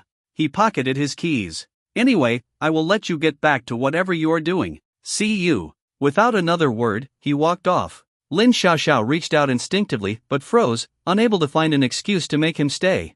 She thought about her condition. If she had an episode again, that unbearable agony, even her soul trembled at the thought. I cannot let him leave.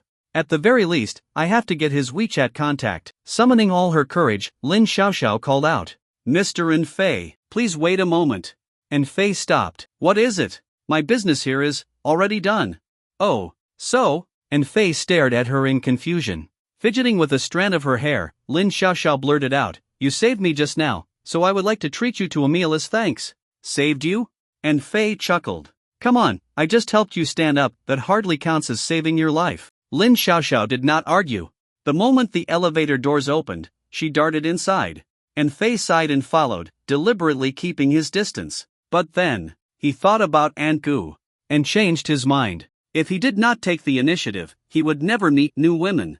If I want to escape singlehood, I have to start somewhere. Lin Xiaoxiao is as good a place to begin as any. Suddenly, Lin Xiaoxiao's smartwatch buzzed with a new message. And Faye caught a glimpse of the watch, a luxury sports edition, priced at least 60,000 yuan.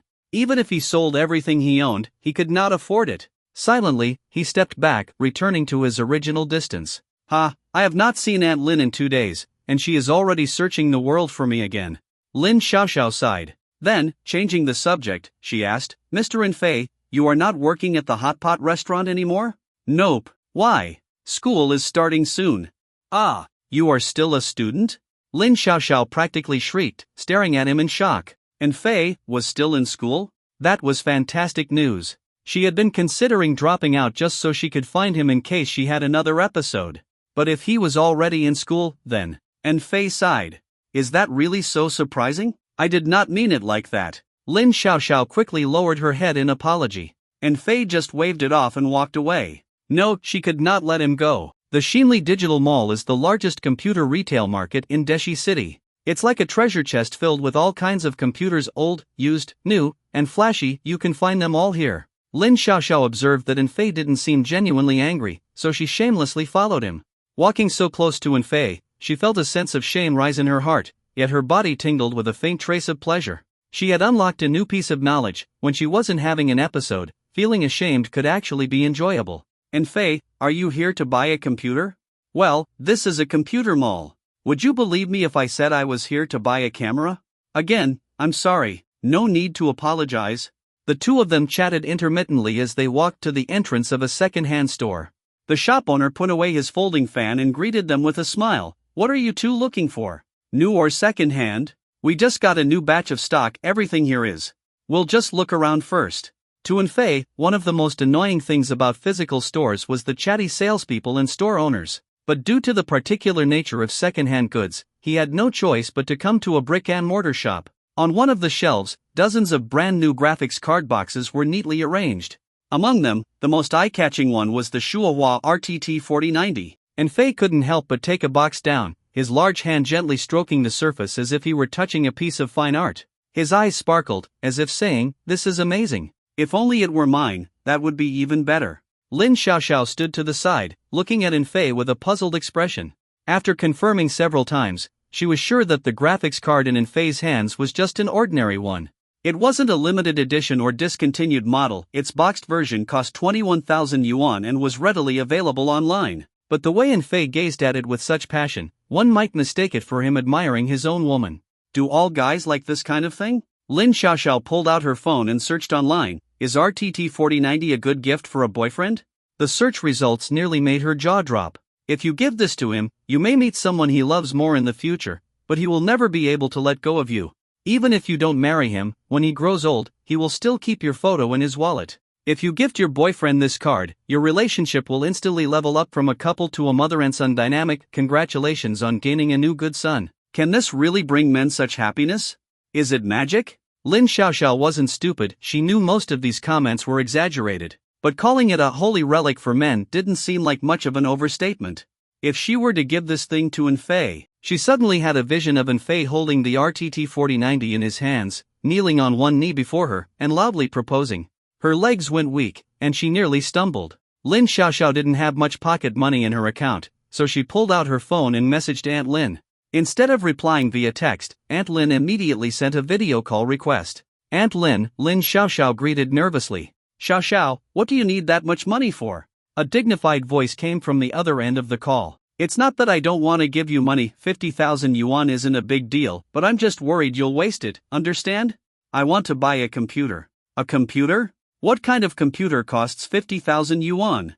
It's a custom-built PC, not a pre-assembled one. I only remember that it includes a graphics card that costs 21,000 yuan. Anyway, I won't spend all 50,000. There was a long silence on the other end of the call before Aunt Lin finally spoke. "Alright, I've transferred the money. Come home early and don't stay out too long." She actually agreed. "Got it, thanks, Aunt Lin." Lin Xiaoxiao could hear a hint of melancholy in Aunt Lin's voice. She knew Aunt Lin very well. She had been living in Deshi for quite some time now, 3 years of high school and 1 year of university, all spent staying at Aunt Lin's house. In her memory, Aunt Lin always wore a stoic expression, as if nothing could faze her. And yet, she always treated Lin Xiaoxiao exceptionally well. But today, for the first time, she had detected sorrow and unease in Aunt Lin's tone. Could it be that Aunt Lin was in love? Meanwhile, Fei was still in the store, reluctantly putting down the RTT 4090 after a long while and heading to another shelf to browse second-hand graphics cards. To be honest, while the 4090 was great, its excessive performance wasn't something he actually needed. The 4070, on the other hand, was much cheaper and perfectly sufficient for his daily use. Seeing Lin Xiaoxiao fiddling with a graphics card box as well, he asked, "Are you thinking of buying a graphics card too?" "Yeah. Is this one the best?" Lin Xiaoxiao pointed to the RTT 4090 that Fei had been touching earlier. "Pretty much. Do you know a lot about graphics cards?" Lin Xiaoxiao quickly shook her head. "Not at all. I just figured that since this one is the biggest and thickest, it must be the most powerful, right?" "That is true. Bigger, thicker, and packed with materials, it makes sense logically." Fei took the graphics card from her. "But it may not be suitable for you. This card has extremely high performance. and in most daily use cases, you would not even be able to utilize half of its potential. It would just waste electricity. What do you use your computer for? I can help you build one. Lin Xiaoxiao lowered her head and said, I just watch videos and stuff. If it is just for watching videos, you do not need such high performance. And Fei picked up an RTT 2060 and handed it to her. This one is enough. No, I like the 4090. Lin Xiaoxiao held onto the 4090 tightly, unwilling to let go. Alright, then I will build a system around it for you. This card alone cost over 20,000 yuan, almost half of his net worth. If he built an entire setup around the 4090, the total price would probably reach 70,000 yuan. Absolutely extravagant beyond reason. The two of them left the small shop and headed to the Gamers Nation flagship store to choose the rest of the components for Lin Xiaoxiao's build. What theme color do you like? I am fine with anything. What color do you like, in Fei? I will use that as a reference. Me? A pure white case. Alright, then I will go with pure white too. In less than 30 minutes, the build was complete and ready to power on. Being rich is great when you have an unlimited budget. Building a PC is so easy. If it were him, he would still be struggling over which processor to choose, or standing there debating whether to get a 90% new or 85% new secondhand part. Since she could not continue shopping while pushing a PC case around, Lin Xiaoxiao added a delivery service and was about to write down in Fei's address. And Fei, I want to give this to you as a gift. And Fei quickly waved his hand. No.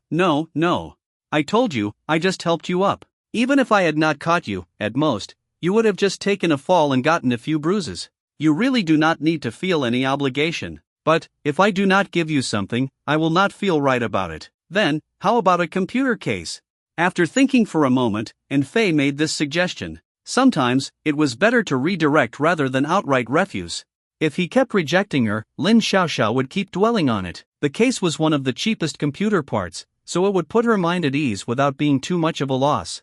After filling in his delivery address, Lin Xiaoxiao bought a matching case and handed it to him. The stuff at Gamers Nation was ridiculously expensive. A white computer case cost more than 1,300 yuan. Daylight robbery. If she had known, she would have just bought him a cooling fan instead. Seeing the look of utter disbelief on Fei's face, Lin Xiaoxiao felt a small sense of satisfaction. Next, it was time to build Fei's computer. Fei was extremely meticulous, inspecting every component from top to bottom, comparing prices across different stores, and making sure every cent was spent in the most efficient way possible.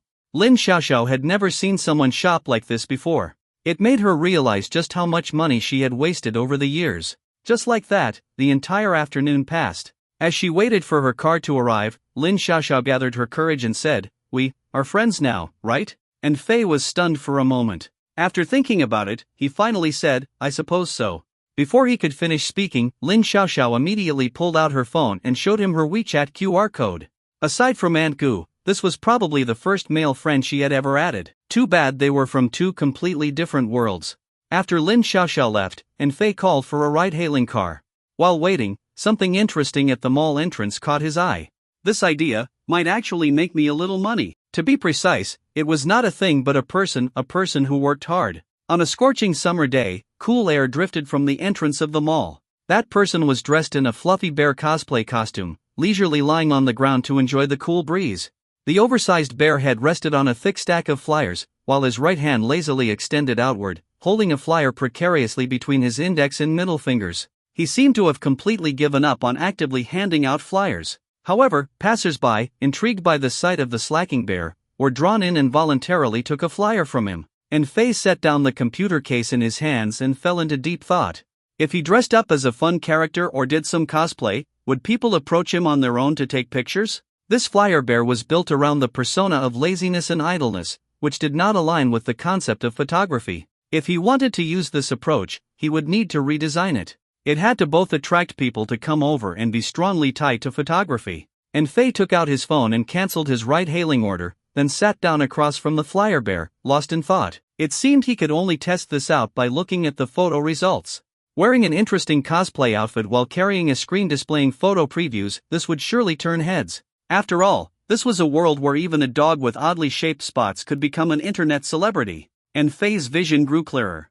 A concept for a fun photography robot gradually took shape. The robot's head would house a helmet with a DSLR camera embedded inside. His own line of sight would act as the viewfinder, and he could control the shutter remotely via Bluetooth. The captured photos would then be displayed on a tablet screen mounted on the back. Additionally, the photos would be sent to a home computer, enhanced using AI, and then transmitted back to the tablet, complete with an upgraded animation effect for added flair. If the robot's design was cute enough, it would not only attract young people who loved new things but also appeal to children. As long as the photo quality was good, charging 5 yuan per picture, would that not be as easy as playing a game? Most importantly, this project carried almost no risk. Think about it, the camera belonged to Aunt Goo, so there was no cost there. The computer was something he was going to buy anyway, so it did not count as an investment. A second-hand tablet would cost a little over 1,000 yuan, but if the business failed, he could just resell it, there would not be much of a loss. Ironically, the most expensive part was actually the outfit and helmet, which seemed like they should be the cheapest. And Fei tried to find flaws in his plan, but he failed. It was too perfect, almost as if it was tailor-made for him. Scratching his head, he even began to suspect that his own intelligence had somehow been enhanced. So, he shipped his computer home and set off on another shopping trip. By the time he got back, it was nearly 7 o'clock. The doorway was spotless, not a single package in sight. With large shopping bags in both hands, he was just wondering how to open the door when it swung open from the inside. Xiao Fei is back. Why did you buy so many things? Guchinga, dressed in a purple nightgown and barefoot, took the bags from Enfei's hands. These are for the night market project. Enfei wiped the sweat from his forehead. Aunt Goo, I might not be able to set up a stall with you anymore. It is all right. After a full day of work, I am exhausted anyway. There was certainly some disappointment, but not because of some night market business. You must be starving. I made your favorite dishes. The food was still the usual specialties Aunt Goo excelled at, yet Enfei found that they did not taste as good as usual. It was not possible that Aunt Goo had done anything differently, so the problem must be his own stomach. Now that he thought about it, this morning he had discovered that his strength had increased significantly. Other aspects of his body had improved as well: speed, stamina, endurance, and so on. At this moment, he was simply not hungry at all. His appetite had changed too much. He wondered if there was any chance of being enhanced again. By the way, Aunt Goo, can I borrow your DSLR camera for a few days? Enfei asked, swallowing his food. Of course. I have had that camera for a long time now. Why not just take it? I will give it to you as a gift. Guchinga rested her head on one hand, looking at him. That is not right. If he remembered correctly, Aunt Goo's DSLR was worth around 19,000 yuan. If not for you, I would not even have a reason to replace it. Honestly, I should be thanking you. I do not actually like taking pictures that much. I will just use it for a few days. If you ever need it, you can come get it anytime. Guchinga nodded. She knew Enfei would never accept something that valuable outright. However, if she bought a new one and never took the old one back, it would be no different from giving it to him. Thank you, Aunt Goo. Just thanking me with words? Guchinga raised an eyebrow. How would you like me to thank you? Her gaze landed on the massage chair in the corner, and inspiration struck. I used your massage chair today, but instead of feeling relaxed, I feel even more tired. How about you give me a real massage? A massage? Yes. Enfei shook his head and refused. I have never learned how to give massages. If I do it incorrectly, I might cause irreversible damage to your body. You will not. Just help me knead and tap the sore muscles. I am not asking you to do any spinal adjustments or anything. Alright then. Guchinga knew exactly how to handle Enfei. Xiao Fei is such a good boy. Her eyes curved into a smile, but deep inside, she felt a tinge of guilt. Thinking about it carefully, it was not really deception. He had been doing housework and cooking for her for so long. A little fatigue was nothing. Her longing had not fully subsided. She had a feeling it might resurface again soon, so she needed to spend as much time with Enfei as possible. After cleaning up the dishes, Enfei carefully washed his hands and knocked on Guchinga's bedroom door. She had changed into an even lighter nightgown. Barefoot, she took Enfei's hand and padded over to the living room. Then, she flopped onto the couch, bending her long, fair legs upward. Alright, I am ready. Gulp. Enfei's throat went dry as he slowly sat beside her. Guchinga scooted back like a cat, then lay down on his lap. Suddenly, her delicate nose twitched. She glanced up at Enfei suspiciously, her voice carrying a trace of jealousy. Xiao Fei, why do you smell like perfume? Enfei lifted his collar and sniffed. Do I? It should be your perfume, right? It is not. The scent is faint, but it is definitely not mine. This perfume was high-end, perhaps even a step above her own. Maybe it is from Xiao Xiao, a new friend I made today. Gu Qingge sat up straight, her expression odd. A new friend? Yes. And Fei proceeded to tell her about the day's events. Gu Qingge barely listened to the business-related parts, but the mention of Lin Xiaoxiao piqued her curiosity. That name sounded familiar, but she could not immediately recall who it was. Is she pretty? Gu Qingge stretched lazily on his lap, seemingly asking casually. A drop of cold sweat slid down in Fei's forehead. This was a deadly question. He had to answer carefully. She should be considered quite cute, I suppose. And Fei recalled Lin Xiaoxiao's facial features and gave an objective and rational assessment. And how do you feel about her? Gu Qingge remained lying down, not lifting her head. Do you like her? There is not much to say about my opinion of her. After all, we have only met twice, and Fei replied helplessly. Liking her is even more out of the question. Gu Qingge let out a satisfied hum. Like a beautiful snake, she wriggled forward, leaving her soft, fair feet resting on Fei's knees. Why have you not started yet? Hurry up and start with my feet, they are aching so badly. And Fei looked at the delicate feet in front of him, completely at a loss for where to begin. They were like freshly peeled bamboo shoots, smooth, tender, and flawless, as if a single touch might ruin their perfection. I have already washed them, they are not smelly. Of course, and Fei knew they were not smelly. He tentatively extended his right index finger to touch the skin, and the warmth and silkiness beneath his fingertips were undeniably pleasant, making it hard to pull away. Gu Qingge's feet trembled slightly, her dainty toes curling together, seemingly displeased with Fei's large hands. Perhaps she was feeling shy after being touched. So, even though she always said they were family, Aunt Goo still got nervous over intimate contact like this. Better to get it over with quickly. If this dragged on, it would be uncomfortable for both of them. And Fei swiftly pressed on a few key acupuncture points on the soles of her feet. The overwhelming sense of intimacy transformed into a wave of comfort, like an electric current coursing through Gu Qingge's body. Was the pressure too much? And Fei asked, a bit anxious. Gu Qingge buried her face in the crook of her arm. No, not at all. The pressure is just right. How was it possible that just a few presses on her feet could feel this good? She felt as though her entire body had gone soft, completely drained of strength. She was the one who had asked Fei for a massage, yet she could not even last a single round. And Fei, unaware of what was going through Gu Qingge's mind, assumed she wanted to finish quickly. His hands moved even faster, rubbing so vigorously that her skin was nearly turning red. All right, all done, Aunt Goo. I have something to do, so I will be heading out now. Before Gu Qingge could respond, Fei bolted from the room at lightning speed. In the central district of Deshi City, inside a certain villa. The spacious living room felt empty and lonely with only Lin Wani sitting inside. She sat on the sofa in a daze, staring blankly at the two packages in the room, lost in thought. Ever since she had transformed back from a massage chair into a human, her mental state had wavered, and her body had undergone some strange changes. She had gained extraordinary flexibility. It was not as extreme as when she had turned into a paper doll, but now she could bend her back, do splits, and strike complex poses with effortless ease. Thinking back to the embarrassing state she was in when she had become a massage chair, along with the absurdly euphoric thoughts that had flooded her mind, she wished she could just disappear into the ground. Only after the punishment had ended and she had calmed down did she finally realize what had happened throughout the day. She even started to wonder, had she already fallen into the trap from the beginning? Was everything she had felt fake or artificially induced? She did not want to believe that, for some unknown reason, she had been forced to fall for Fei. Click. The door opened. Lin Wani's vacant gaze shifted toward the entrance.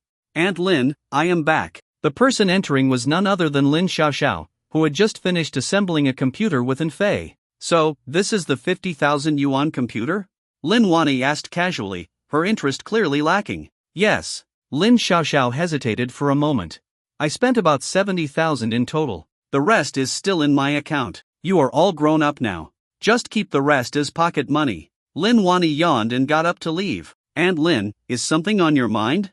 If you are feeling down, you can talk to me. Lin Xiaoxiao could not bear to see her in low spirits. You little girl, since when did you start worrying about me? Lin Wani forced a weak smile. Just now, you said I was all grown up. Lin Xiaoxiao countered. You mischievous girl. Lin Wani finally let out a genuine smile and patted the seat next to her. Come, sit. I will talk to you. Aunt Lin, do not worry. Whether it is a big or small issue, you can tell me anything. No matter what secrets or private matters I hear, I will never tell anyone. It is not some big secret. A faint blush flashed across Lin Wani's face. Lately, I have been thinking about something. Hypothetically speaking, just hypothetically, if a relationship begins out of desire, does that mean it is inherently fragile and unable to withstand challenges?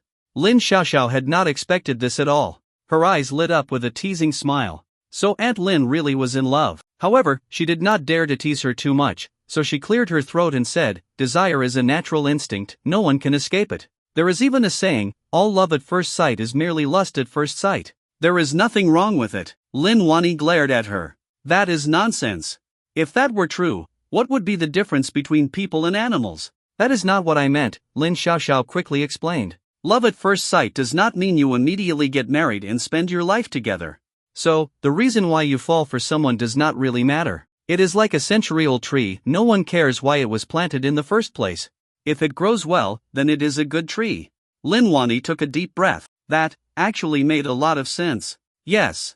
No matter the reason, regardless of whether her feelings for Fei had been influenced by her obsession disorder, her emotions were real, that was all that mattered. Did the reason even matter?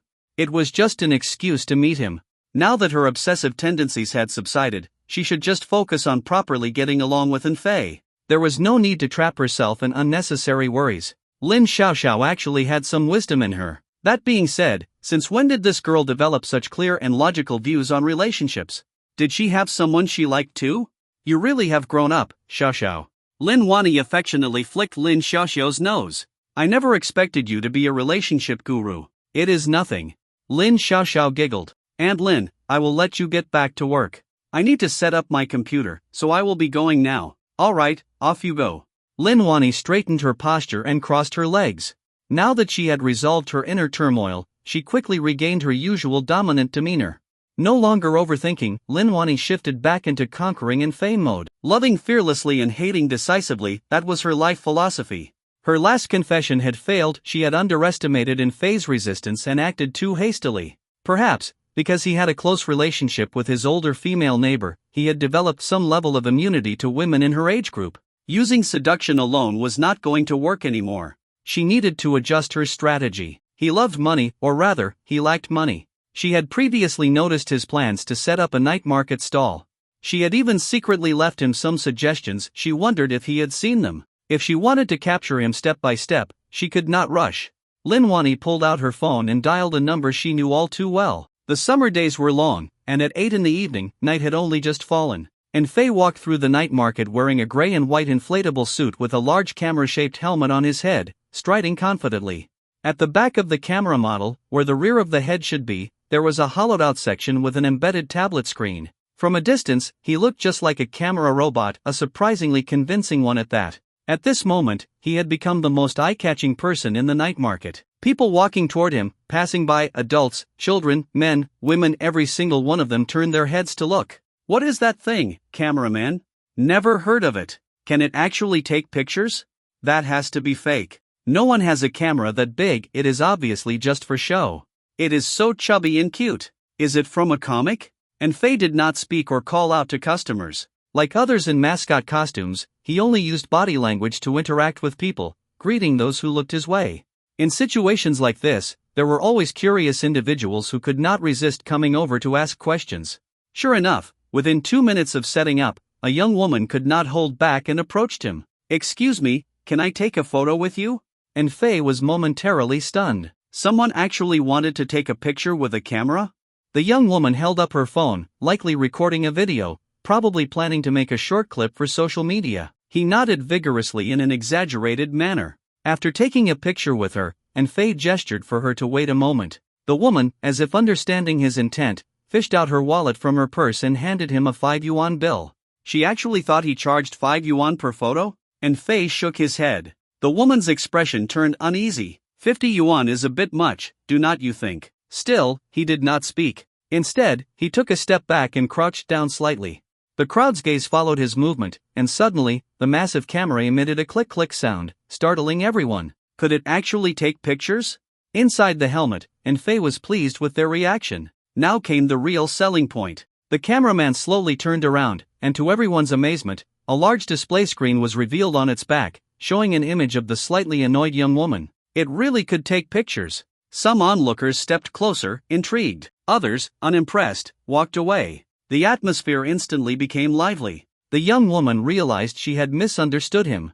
Just as she was about to say something, the image on the screen began to flicker with special effects. In the blink of an eye, the picture split into 4 variations: the original realistic version, an ultra-high-definition retouched version, a comic-style version, and a vintage-style version. The vintage-style version was particularly impressive. It altered the entire setting, making the photo look as if it had been taken in the 1970s or 80s. The crowd murmured in amazement at the spectacle. Graphic design had a surprising knowledge gap. Not bad. This is a really cool way to take photos. How does it even work? You definitely cannot get effects like this on Photomagic. Wow, that vintage filter is amazing. I wonder if he sells the photos on the spot. The young woman covered her mouth in astonishment as she gazed at the final image. Excuse me, may I save this photo? I am willing to pay. This time, she did not hesitate over 50 yuan, she directly pulled out 100. And Faye pointed to the QR code on his back, still maintaining his silence. She immediately scanned it, opening a WeChat mini program. The interface was clean and simple, with the 4 pictures displayed in the center and 2 buttons below: save to local storage for free, up to 1080p, and pay for a printed version, 10 yuan immediately. The fact that such an interesting photo could be saved for free was incredibly generous. Printing was a must, she had to support this. Cameraman. By now, the onlookers had started forming an orderly line, eager to try it for themselves. And Faye glanced at the growing queue, about 15 people. His estimated revenue was already pushing 100 yuan. If he kept this up for a few hours, 500 yuan was not out of the question. Most people opted for on-the-spot prints, and some even printed multiple copies. In just over an hour, he had already hit the 500 yuan mark. After years of working part-time and saving every penny through sweat and labor, he had never made money this quickly before. Satisfying. Fueled by excitement, he worked even harder, moving around the night market, taking photos here and there. In just 2.5 hours, he had completely run out of film. He found a quiet alley, removed his helmet, and peeled off the bulky suit. His clothes underneath were already soaked in sweat. There was still some space around the neck area. He would see if he could install a USB fan when he got home. Business is doing well, I see. A familiar female voice suddenly rang out behind him. And Faye instinctively took 2 steps back. Turning his head, he saw her Lin Wani. Mr. and Faye does not recognize me? Lin Wani teased. We were just in the same room together last time. It was just a meal. You make it sound like something else happened. And Faye packed up his equipment, unwilling to engage, and got up to leave. You seem to be afraid of me? Lin Wani leaned against the wall, blocking his way. I am not going to do anything to you. If I wanted both your body and heart, why would I force you? That would ruin everything, would not it? Then what is with this hand? Is it not forcing me to stay? And Faye almost laughed in disbelief. Did she not understand that forcing things only made them worse? The more pressure she applied, the less likely she was to succeed. Even if he ignored her failed confession from before, he would not have much interest in her. Compared to strong, independent women, he preferred gentle and considerate personalities like Aunt Goo and Lin Xiaoxiao. Do not make it sound so bad. This is not force, it is persuasion. Lin Wani withdrew her smile and said seriously, honestly, I want us to be a couple. And Faye responded just as seriously, you are a good woman, but sorry, I do not think we are a good match. We can take things slowly, talk more often. Lin Wani was not discouraged. I saw your project today, it is pretty good. Want to make even more money? No need for your help, we are not that close. So, you are the type who needs an incentive to act. I like that. A glint of admiration flashed in Lin Wani's eyes. She then lifted her right leg high and pressed it against the wall, executing an advanced version of the cave-down maneuver. Speaking of which, this flexibility, she had learned it from his place. You little rascal, your eyes are not behaving. She smirked. But you might be disappointed. I am wearing safety shorts underneath. Her long, black stocking-clad leg stretched right across his face, nearly brushing his right cheek. She could probably even feel his breath on her skin. When he looked up, their eyes met. She had a playful, confident expression, one that said, "Little virgin, you are mine." Did she think he was just a naive boy? That teasing him was fun? In a flash, and Faye tightened his grip on his bag with his left hand and reached straight out with his right directly toward the soft flesh of her thigh. Suddenly feeling her thigh being touched, Lin Wani's expression changed drastically in shock. She stood frozen on the spot, allowing Faye to escape into the distance. Hey! Do not go, do not go. Wait for me. Miss Lin, stop right there. You saw it yourself just now, I am not a good person. And Faye glared at her, his right hand forming the classic dragon claw pose. Lin Wani, however, felt a sweet warmth in her heart when he looked at her like that. That is all right. As long as I am a good woman, that is enough. A good woman brings fortune to her husband. Goodbye. And Faye was utterly speechless. He left her with just 2 words before turning around and walking away. She was clearly a wealthy woman, yet she stuck to him like glue despite his obvious lack of money. Who would believe there was nothing suspicious about this? With his backpack slung over his shoulders, Faye walked ahead while Lin Wani trailed behind in her car, driving at a leisurely pace. Mr. and Faye, how about I give you a ride? Lin Wani rolled down the window and offered for the 3rd time, her tone filled with flattery. Miss Lin, I advise you to save your efforts. Even if you drove me every day, I would not suddenly fall for you. Lin Wani remained unfazed. I know, but who can predict the future? Let us be friends first. Who knows, maybe one day you will fall in love with me. And Faye sighed in exasperation. Unbelievable. Not only was she using the same persistent tactics that men typically employed, but she was also cracking suggestive jokes without batting an eye. And Faye could only speed up his pace. Lin Wani's strategy was, in essence, quite simple. Just as Faye had guessed, she was relentless. After all, the most difficult part of anything was getting started. Lin Wani understood that every relationship began with communication, whether good or bad. As long as they were talking, progress was possible. At the very least, she needed to make herself a familiar presence before discussing anything deeper. Once they spent enough time together, even the coldest heart would eventually warm up. Lin Wani continued to follow him closely, occasionally sticking her head out of the window to chat with him. Most of the time, however, she was talking to herself. My house is quite big. Want to come over? I will show you something interesting. And Faye, come on in and play. You do not love me anymore. You used me and tossed me aside, huh? Sorry, that was too corny. I could not keep a straight face. There was still quite a distance between the night market and the subway. And Faye gritted his teeth as he walked, watching Lin Wani enjoy the cool breeze in her sports car. This woman was really damn annoying. It was scorching hot, and he was carrying a lot of equipment. He needed to consider hiring an assistant. Even if he paid someone 100 yuan a day, he would still make a profit. But where could he find the right person? After walking for 2 more minutes, Lin Wani rolled down her window again. Mr. It is nice and cool in the car. Look at you, sweating all over. Come in and rest for a bit before you go. No need. I am in good shape. I am not hot. There is ice-cold strawberry double-skim milk pudding in here. Gulp, gulp, gulp. And Faye got into the car. Neither of them spoke as the car slowly pulled away. Why are you not giving me directions? Do you think I already know your address? It is almost 11. Just drive. You know that I know that you know. Lin Wani chuckled. To be honest, if you marry me, I will give you this car right away. How about it? Deal? And Faye shook his head. By the time I graduate, I might be able to afford a car like this myself. If any other college student had said that, Lin Wani would have burst out laughing. But coming from Faye, she could not laugh at all. On the contrary, she found his confidence rather compelling. Perhaps he really did have the ability to make that happen. All right, I get it. You are ambitious. But sometimes, it is okay to accept a little help and kindness from others, Lin Wani said breezily. Take me, for example. I am a female simp. Spending money on you does not make me feel guilty, so why not take advantage of it? You have a very clear understanding of yourself. And Faye nodded in admiration. Miss Lin, what do you do for a living? Lin Wani tilted her head proudly. A little clothing business. Nothing major. I do not make much money. Do you not have many opportunities to meet men?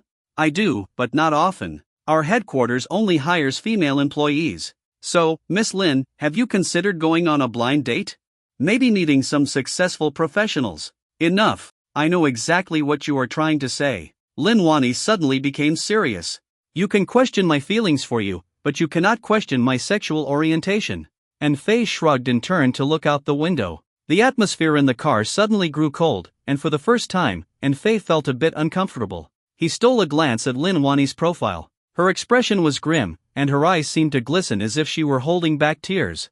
There was even a faint trace of vulnerability in her demeanor, and Faye's heart tightened. Strangely enough, he felt a rare pang of sympathy for her. Neither of them spoke for the rest of the ride. When they arrived at his destination, Faye got out of the car, took a few steps, hesitated, then turned back. Thank you for driving me home today. And, about earlier, I was wrong. I should not have said that. I am sorry. There you go, that is a good boy. Lin Wani moved fast, before Faye could react, she had stepped forward and ruffled his hair wildly, showing no trace of her previous sadness.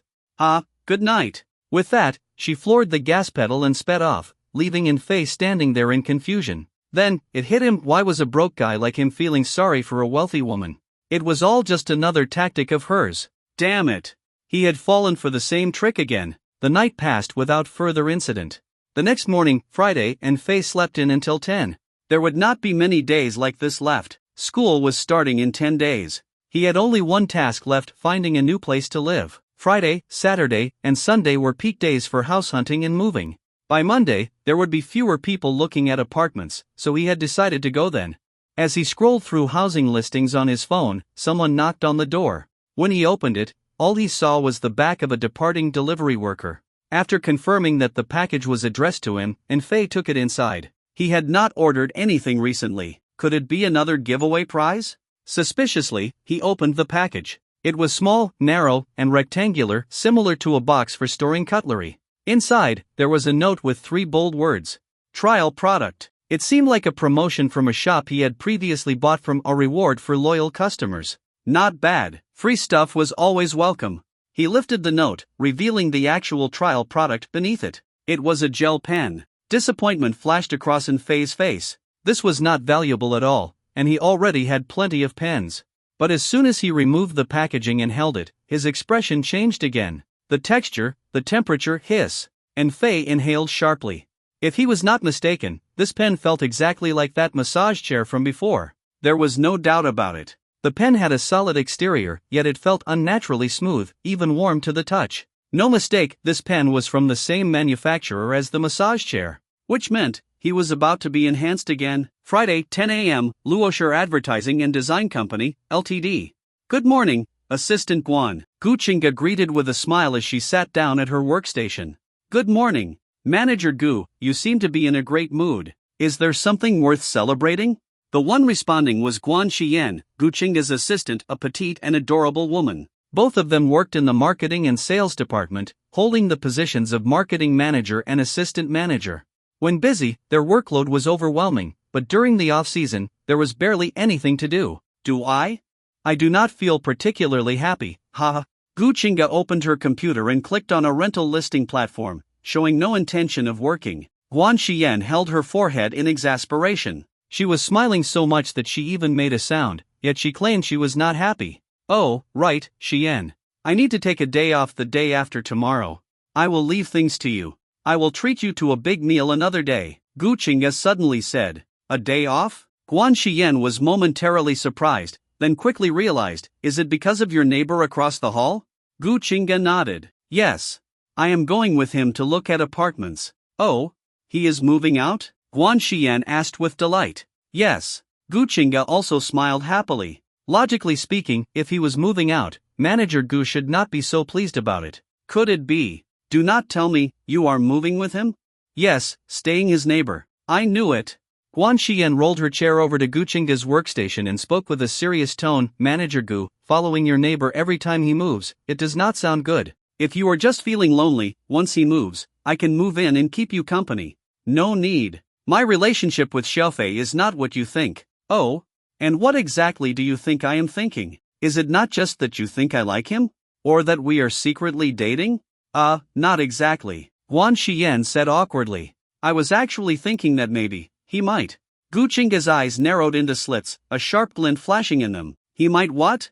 Guan Xian quickly changed her wording. And nothing. Maybe he just really likes you? Yes, I think so too. And just like that, her stormy mood cleared. Haha, right. Guan Xian wiped the sweat from her forehead and hurriedly rolled back to her desk. After working together for half a year, this was the first time she had seen Gu Qingge show such an expression. This usually kind and gentle woman could actually get angry. And it was because of a man. Guan Xian sighed to herself. She simply could not understand it. Men were smelly, lazy, and always staring or touching inappropriately. How could being with a man possibly compare to the comfort of being with another woman? Come to think of it, the only reason she had taken this job in the first place was that the company only hired women. Suddenly, she felt a tap on her shoulder and nearly jumped. Xian, I need to ask you something. It was Gu Qingge. Apart from the two of them, there was no one else in the office. Gu Qingge furrowed her brows, seeming a little uncomfortable. Are you feeling unwell? Guan Xian asked with concern. My body is fine, do not worry. Gu Qingge looked a bit embarrassed. What I want to ask is about a friend of mine, a very close friend. This friend of yours? Never mind, go on. She often feels restless at work, her heart races, and in severe cases, she even gets dizzy and lightheaded. Wait a minute, Manager Gu, if you are feeling unwell, you should take a sick day. Heart problems are nothing to take lightly. I am not sick. Just listen to me. Gu Qingge sighed.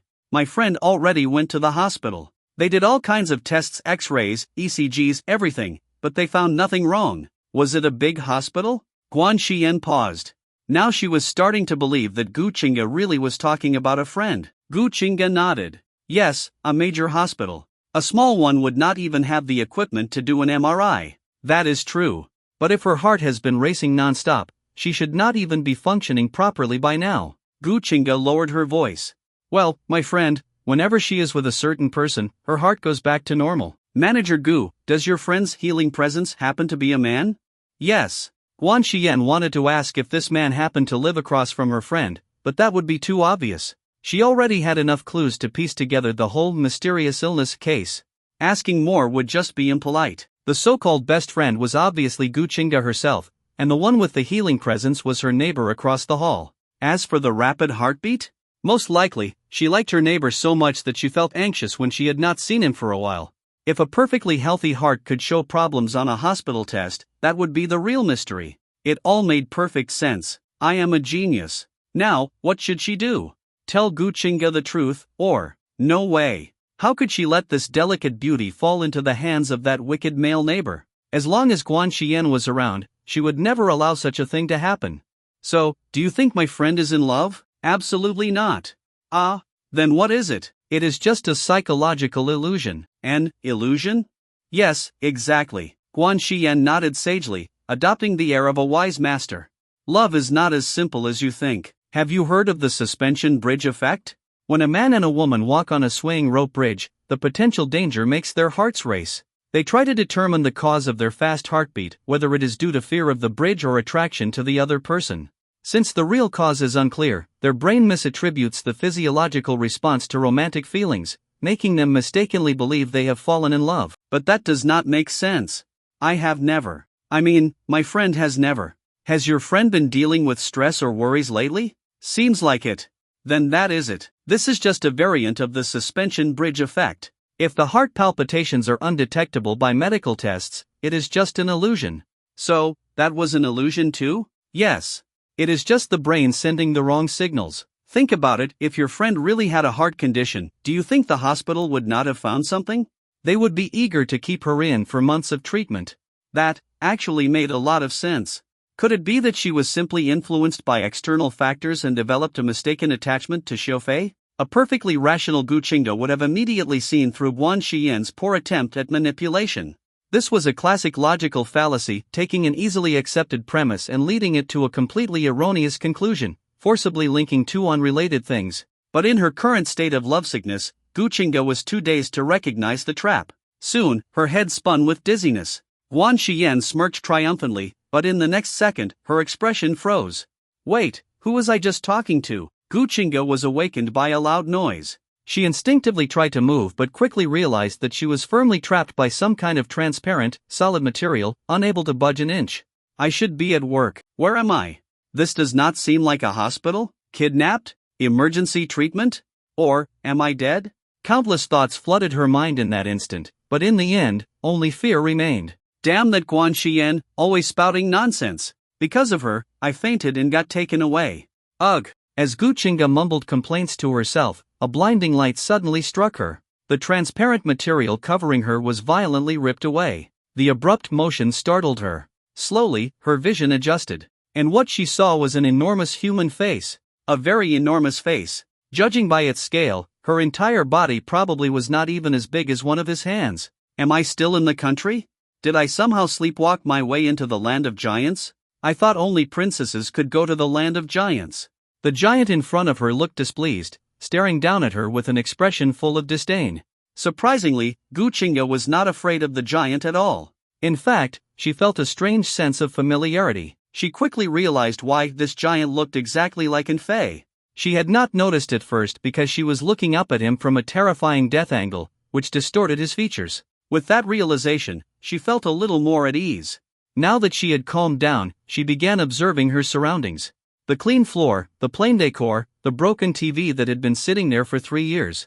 Yes, this was in Faye's living room, which meant she had shrunk. Guchinga let out a sigh of relief, at least somewhat reassured. She wanted to speak, but her mouth refused to move. She could not even make a muffled whimper. What had happened to Lin Wani was now happening to her, mirrored in every way.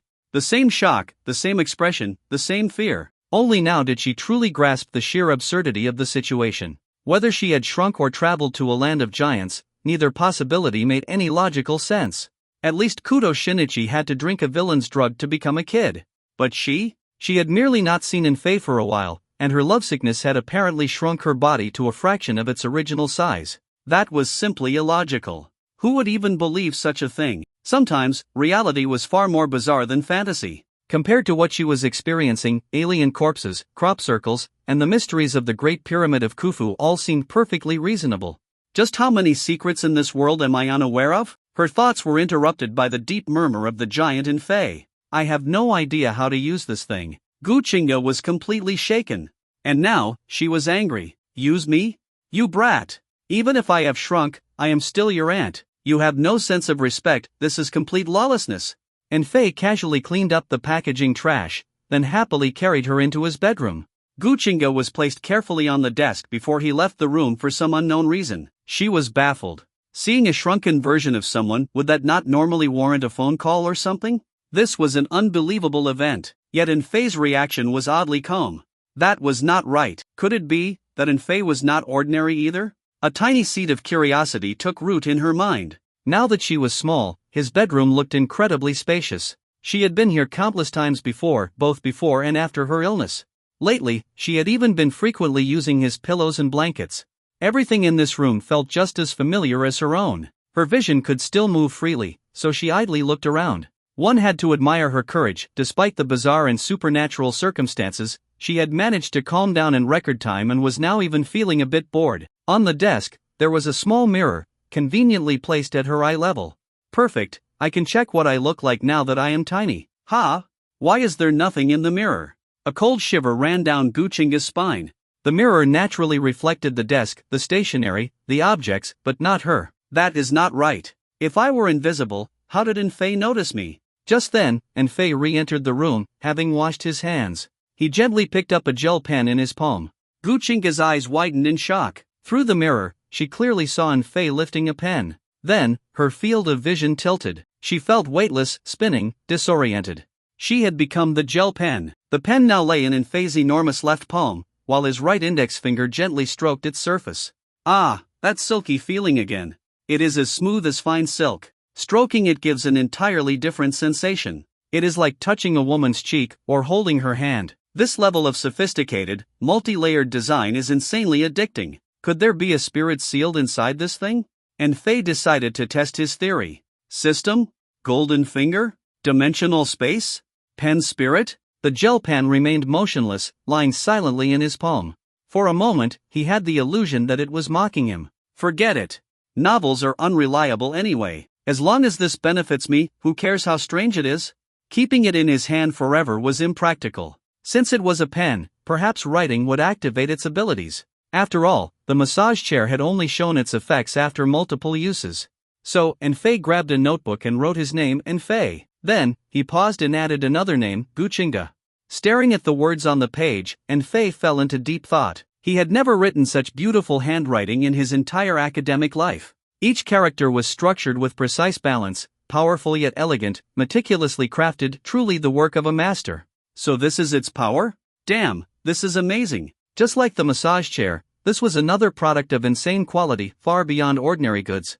There was truth to the saying, handwriting reveals a person's character. Even in today's digital age, having excellent penmanship still carried a certain prestige. Not to mention, it could pave the way for future romantic pursuits. Yes, this is a real treasure. In-Fei continued writing, but this time, things were not going as smoothly. Though the handwriting remained stunning, every stroke was fragmented and inconsistent. Out of ink?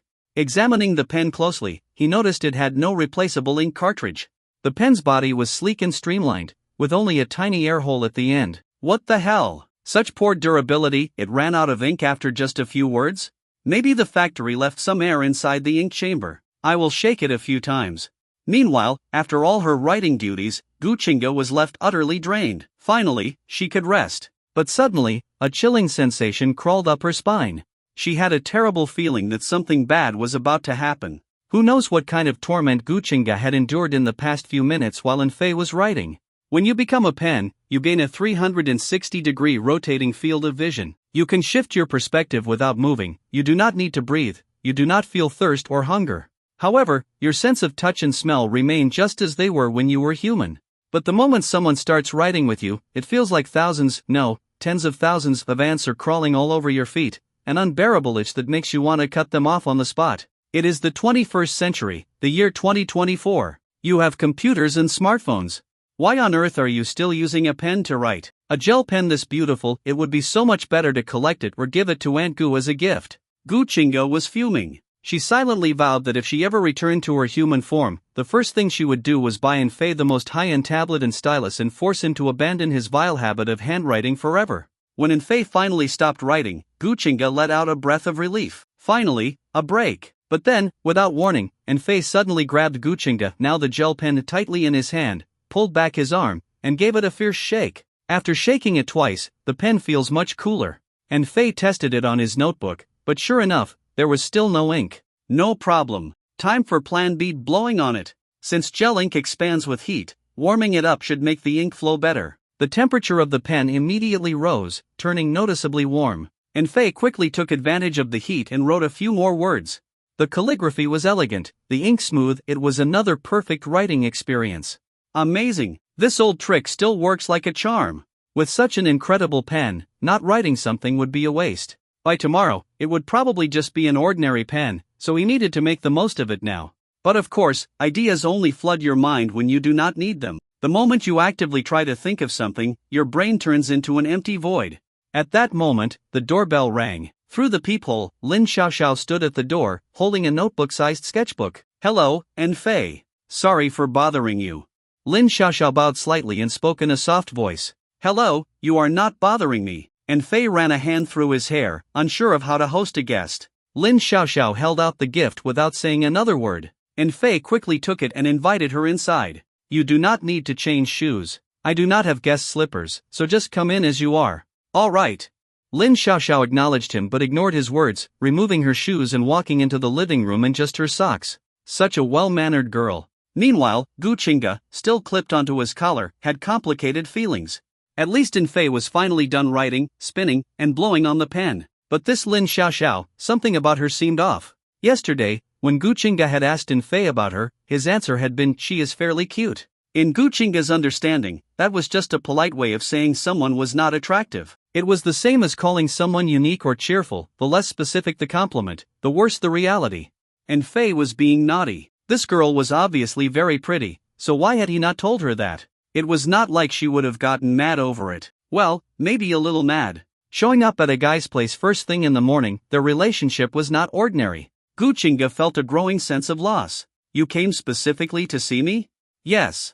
Lin Xiaoxiao sat at the very edge of the sofa, subtly glancing around at the unfamiliar space. Two socially awkward people alone in a room, the atmosphere was painfully awkward. Seeing the gift Lin Xiaoxiao had brought, Fei's eyes lit up. Finally, a chance to use the pen. Guchinga, are you serious? This is a sketchbook. Do you want to draw together? Can we? Lin Xiaoxiao's eyes sparkled. She had been looking for an excuse to use it. Of course. Let's do it. Fei moved the coffee table aside, and the two of them lay face to face on the carpet. Opening the sketchbook, Fei removed the gel pen from his collar and wrote his name, Fei. Lin Xiaoxiao's eyes filled with admiration. She could not help but praise, "Your handwriting is beautiful." That is amazing. It is all right, I just practice occasionally. Fei could not resist showing off a little. I think it is even better than what I have seen in books. Let's stop talking about this. Wait, is this a bra I am about to color in? Fei stared at the coloring book in shock. It was full of various sexy lingerie designs. Just a moment ago, he had found it adorable that Lin Xiaoxiao had brought a children's coloring book. But now, the shift was too sudden. Even a Beijing opera performer could not change masks this fast. Lin Xiaoxiao, head lowered, picked up a crayon and said, "What is wrong? It is just women's lingerie. My aunt's company designs these." Her face was already flushed red. Every few days, her shame disorder seemed to relapse, and today's sketchbook idea had been the best plan she could come up with. Next time, she might have to attempt physical contact. "It is nothing. I just assumed coloring books would have things like animals or flowers. I did not expect such detailed patterns. These are designs from my aunt's company. Do you think they look fashionable? Very fashionable. If they were on a model, at least they would be appreciable. I wonder if this pen has any special effects when used for coloring." And Faye uncapped the pen and drew a few black lines on the page. Where the pen touched, the black ink stood out strangely, as if the paper had been erased in those spots. Curious, and Faye lightly touched the ink with his fingertip. It felt slightly rough, dried almost instantly, and carried a faint vanilla scent. "This ink is not normal. Its quality is definitely top tier." He blew on the page, then continued drawing. Lying on the carpet, the two of them immersed themselves in coloring, creating one exquisite lingerie design after another. But people's joy and sorrow are never the same. Guchinga, meanwhile, had closed her eyes in despair. "Never in my wildest dreams did I think I would turn into a pen, and make a fool of myself in front of someone so important." It was already fortunate that Faye did not know the pen's true identity. If he ever found out, how would she face him? How could she ever call herself his aunt again? Even when she teased him, she had only dared to kiss the corner of his lips at most. But this? Even if he was unaware, this was going too far. Time passed, and soon it was noon. Lin Xiaoxiao had not had any episodes today, so her accumulated embarrassment finally reached its limit, and she left. Despite spending all morning coloring, she actually felt fulfilled. Having a quiet girl as a friend, occasionally visiting each other and playing games, was not bad at all. And Faye twirled the gel pen between his fingers, a strange thought crossing his mind. If I remember correctly, a pen can also be used as a musical instrument. Playing the pen as a musical instrument had been somewhat popular in recent years. Many experts had uploaded videos or tutorials on various platforms. The technique originated overseas, with the English term pen beat, commonly known as pen drumming. It was a form of music where different parts of a pen and the hand were used to strike a surface, mimicking the beats of a drum set. Would this mysterious gel pen hold any surprises in the realm of music as well? Although Faye could carry a tune, he had zero knowledge of musical instruments. One could say he had no musical talent whatsoever. His hand coordination was also fairly mediocre. Normally, this was a challenge he would not even consider attempting. He rubbed his hands together excitedly and picked up the gel pen with anticipation. Holding the pen between his thumb and index finger, he hooked his pinky around the pen's tail while his middle and ring fingers rested on the body, assisting with grip. Guchinga was confused. And Faye's way of holding the pen was extremely odd. It looked somewhat like a sketch artist's grip. It also resembled how someone would hold a chisel, almost as if he were planning to pry something open with it. In any case, the posture was far from dignified. What on earth is he doing? Of course, there was a reason for this unique grip. It allowed for better control when tapping the pen. Since Guchinga had never seen pen beat before, she had no idea what was happening. And Faye first tapped the side of the pen's tip against the table. Thwack, a crisp, pleasant sound resonated, carrying a faint, ethereal quality. At that moment, strange memories and instincts flooded his mind. Suddenly, his sense of rhythm sharpened, and his hand coordination became significantly better. As expected, this pen is an instrument. His excitement grew, and he began experimenting with all the basic techniques. He slid the pen tip across the table, creating a sound similar to a DJ scratching a record. He struck the desk vertically with the pen's tail, imitating a tom drum beat. Then, he tapped the table with the side of the pen's tail, replicating another type of drum sound. Guchinga was completely dumbfounded. Previously, Faye had only been using the pen for writing, occasionally spinning it around his fingers. After enduring several hours of that torment, she had finally adapted. Her feet no longer itched from the writing movements. But just as she had adjusted, Faye had already moved on to a new torment. She suddenly had the urge to crack open Faye's skull and see what exactly was going on inside. Playing the pen like drumsticks? What kind of thought process leads to that? If he likes music so much, why did he never tell me? Did he think I would discourage his musical dreams? From her perspective, she was now being forced to perform tap dancing, occasionally flipping upside down and striking the table with her head. Wait, she was hitting the table with her head. This is beyond undignified. Although her new physical form meant she could not feel pain, the humiliation was unbearable. And Faye, of course, was oblivious to her suffering.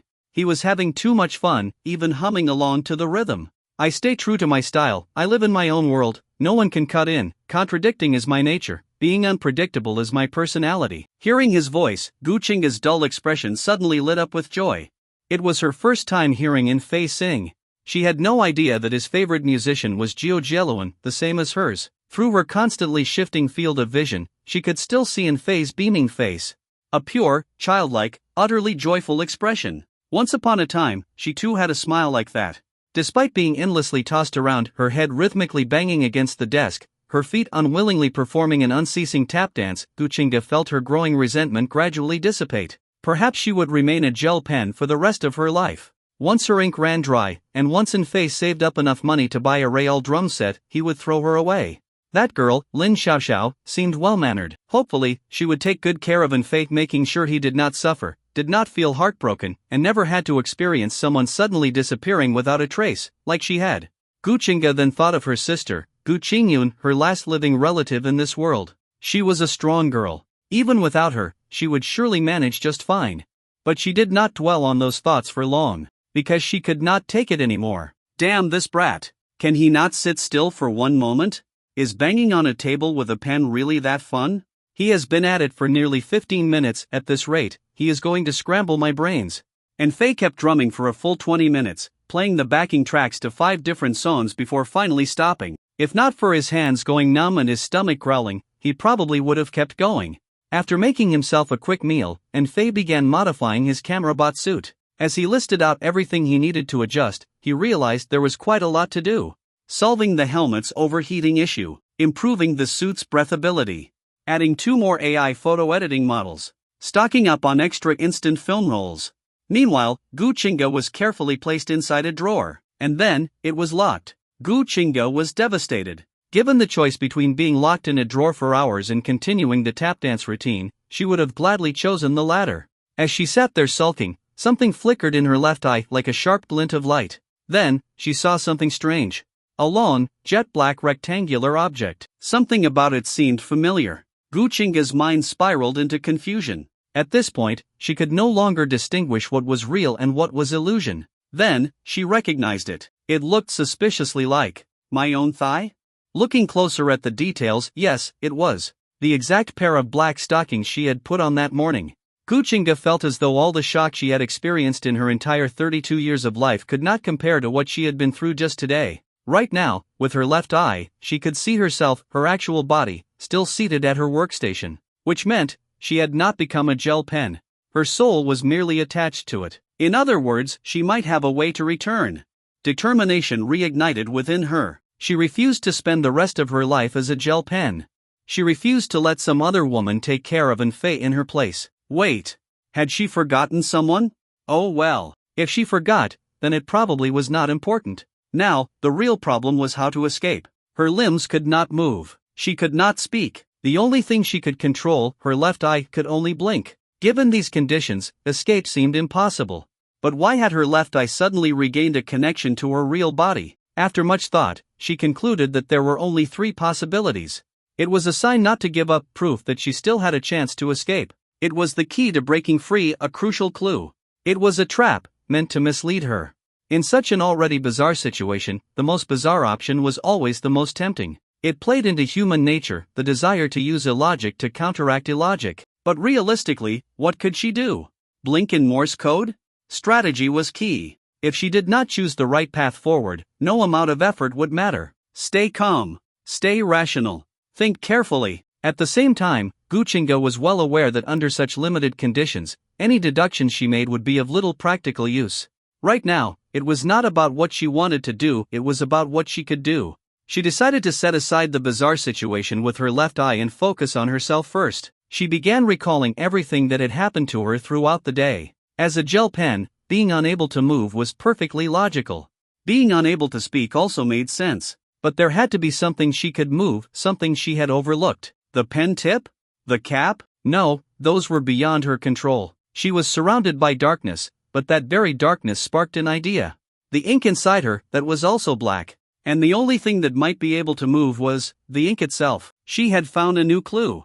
If she could, Goo Chinga would have jumped up in excitement. To get the ink moving, there were two possible methods. And Fei could breathe on the pen, warming it up. He could hold the pen in his palm, using body heat to warm the ink and make it flow. If she exerted all her strength at the right moment, something unexpected might happen, perhaps she could even break free. But it was now just after 1 p.m., and Fei would not be back for 9 hours. Gu Qingge sighed. For now, all she could do was wait. Her real body was still at the office. If she did not return soon. Speaking of the office, Guan Shiyan had not invited her to lunch today. That was very unusual. Guan Shiyan had no other friends at the company. Even the security guard would take detours to avoid her. Grabbing lunch together was something she did every day. There was no way she would just forget. Oh well. No point overthinking it. Right now, being ignored was actually a good thing.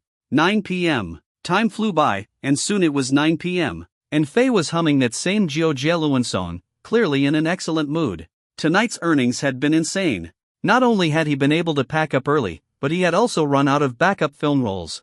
Even after deducting costs, he had made over 700 yuan. His camera bot gimmick had unexpectedly gone viral on the local Douyin section. By the time he had changed into his outfit, his stall had already drawn a crowd.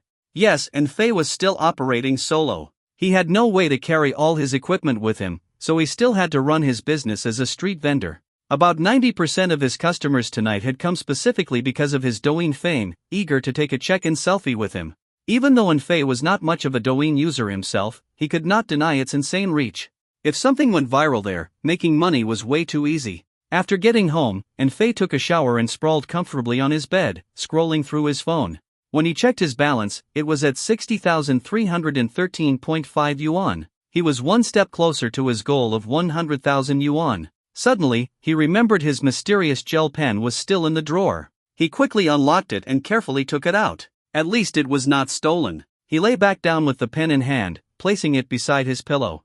By 10 p.m., he had already put his phone away and fallen asleep. Gu Qingge simply watched as Fei gradually drifted off. The nervousness and anxiety in her heart also began to settle. She knew she would not be able to return to her real body tonight. But just being able to watch Fei sleep, it was not so bad. If she could always be by his pillow like this, maybe that would not be so bad either. Fei turned over in his sleep, sandwiching the blanket between his legs. His handsome face was now turned directly toward Gu Qingge. His breathing was steady, and each breath carried a faint scent of minty toothpaste. The warm air lightly brushed against Gu Qingge's face. It was surprisingly comfortable. She silently shifted her gaze to Fei's profile. From her perspective, his face was still massive, but it was still just as handsome. His eyebrows were sharp as blades, his nose was perfectly sculpted, and his lips, the ones she had once kissed at the corner. Past memories of sweet moments suddenly flooded her mind. Now is not the time for this. Being stuck as a pen by his pillow was nothing compared to sleeping next to him in her real body. But despite knowing this, Gu Qingge could not stop herself from fantasizing about sharing a bed with him.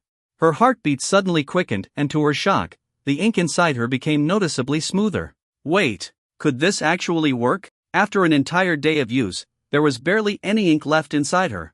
If she forced all of it out, there was a chance she might be ejected from the pen, returning to her real body. Without hesitation, she focused all her strength on her feet. Even though she could not move them, she could apply force. Heave. Ha! She silently chanted in her mind, finding the right rhythm and repeatedly pressing down with all her might. She was not sure if it was just her imagination, but it really felt like the ink was loosening up. Encouraged, she doubled her efforts, pushing harder and harder. 10:20 p.m. Just as Gu Qingge was preparing for another forceful press, her body suddenly became free. With all the built-up force, her foot violently kicked out the remaining ink. Thanks to basic physics, the expelled ink dragged her along with it, shooting her out of the pen.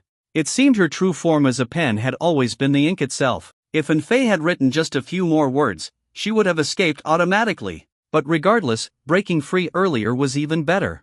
Gu Qingge finally got a good look at herself. She was a tiny red and white blob of ink, sitting at the very end of the pen cartridge.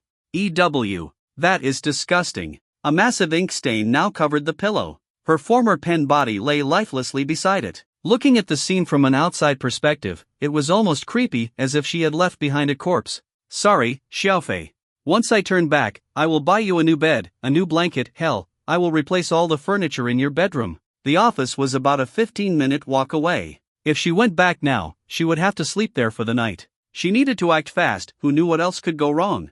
Like a tiny rubber ball, Goo Chinga rolled toward the door. Surprisingly, she did not leave a single drop of ink behind. When she reached the door, she boldly strode forward. As soon as she touched the door's gap, her small, round form flattened, morphing into a thin layer of ink and slipping through the crack. The moment she squeezed through, her body suddenly turned transparent, then shot into the air at an impossible speed. And before she knew it, she was back in her real body. The abrupt shift startled Goo Chinga so much that she gasped for air.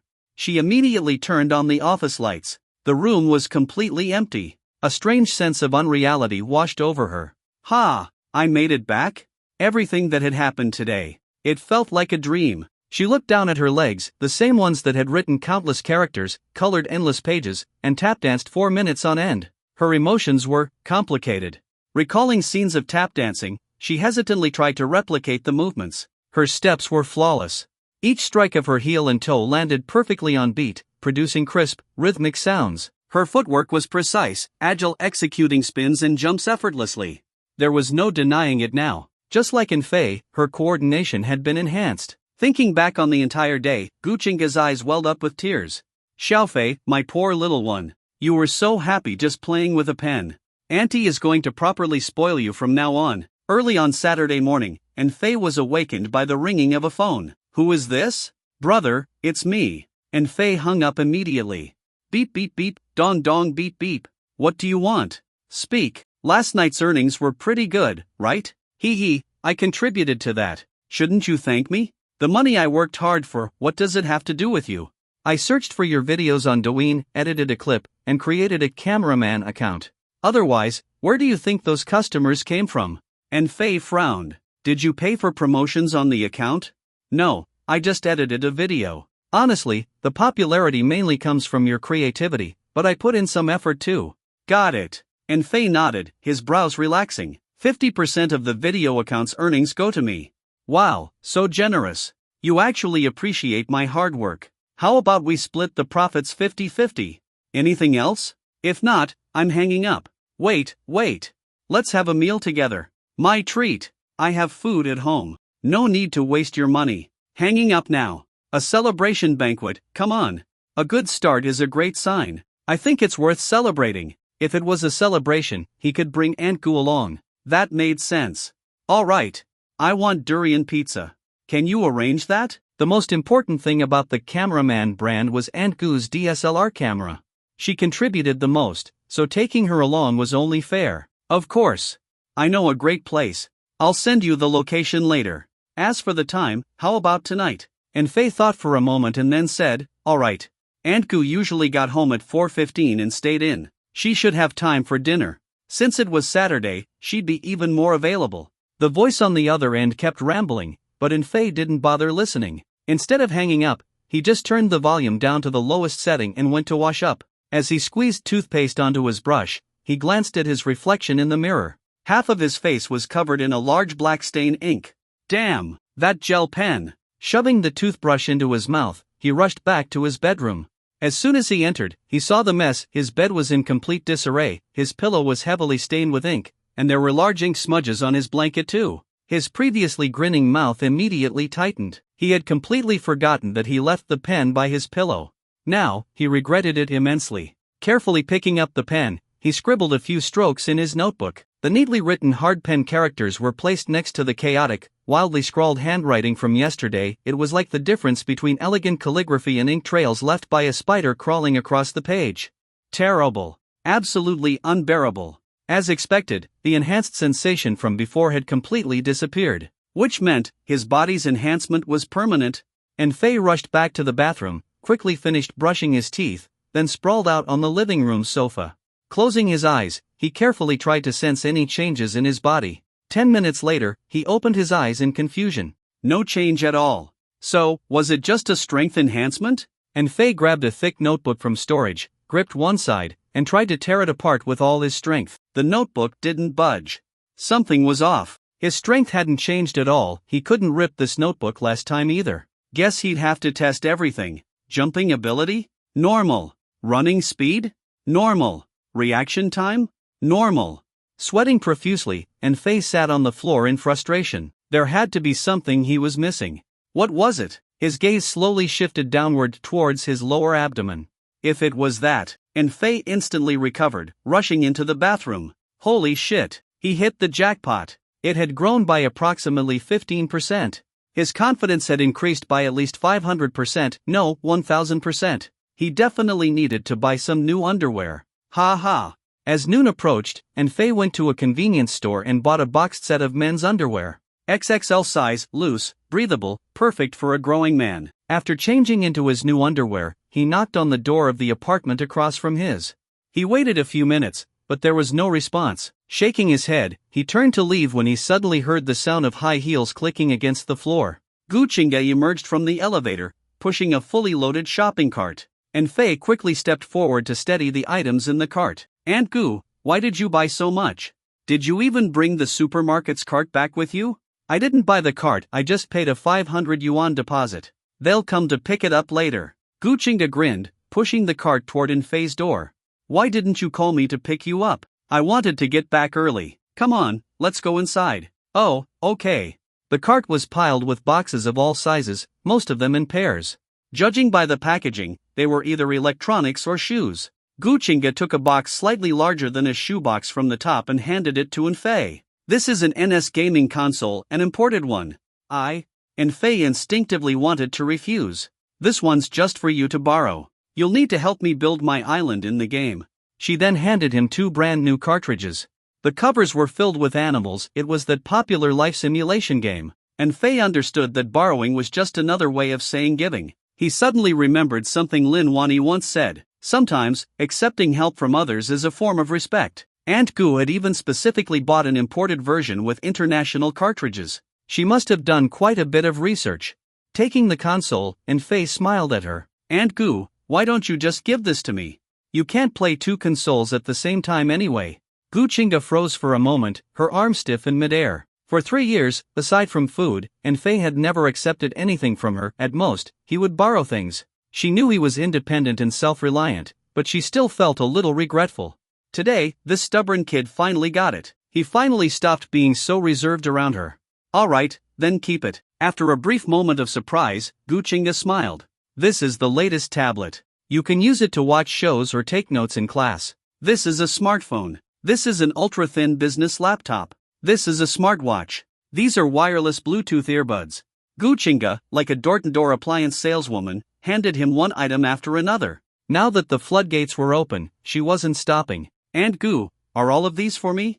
Yes. We're family, no need to be so polite. Goo had been through Faye's stage of life. She knew exactly what he needed. No lectures, no rejections, no guilt-tripping. She wouldn't put any pressure on him, just a simple, no need to be polite. As Faye played with the gaming console, he suddenly remembered something. By the way, Aunt Goo, someone's treating us to dinner tonight. I want to bring you along. Goo expression changed slightly. That Lin Xiaoxiao girl from last time? No, she's my business partner in the street stall project. Feeling that wasn't precise enough, he added, sort of. So it's a celebration party? Wouldn't it be inappropriate for me to go? Of course not. Aunt Goo, you made the biggest contribution. I made the biggest contribution? When did I help with Faye's street stall project? Central District of this city, Baida Plaza. As the largest shopping mall in this city, Baida Plaza offers nearly every major brand on the market. Whether it's food and drinks, daily necessities, entertainment, sightseeing, or luxury experiences, everything from budget-friendly items to high-end custom goods can be found here. The top floor has a dedicated express elevator, making it extremely convenient to access.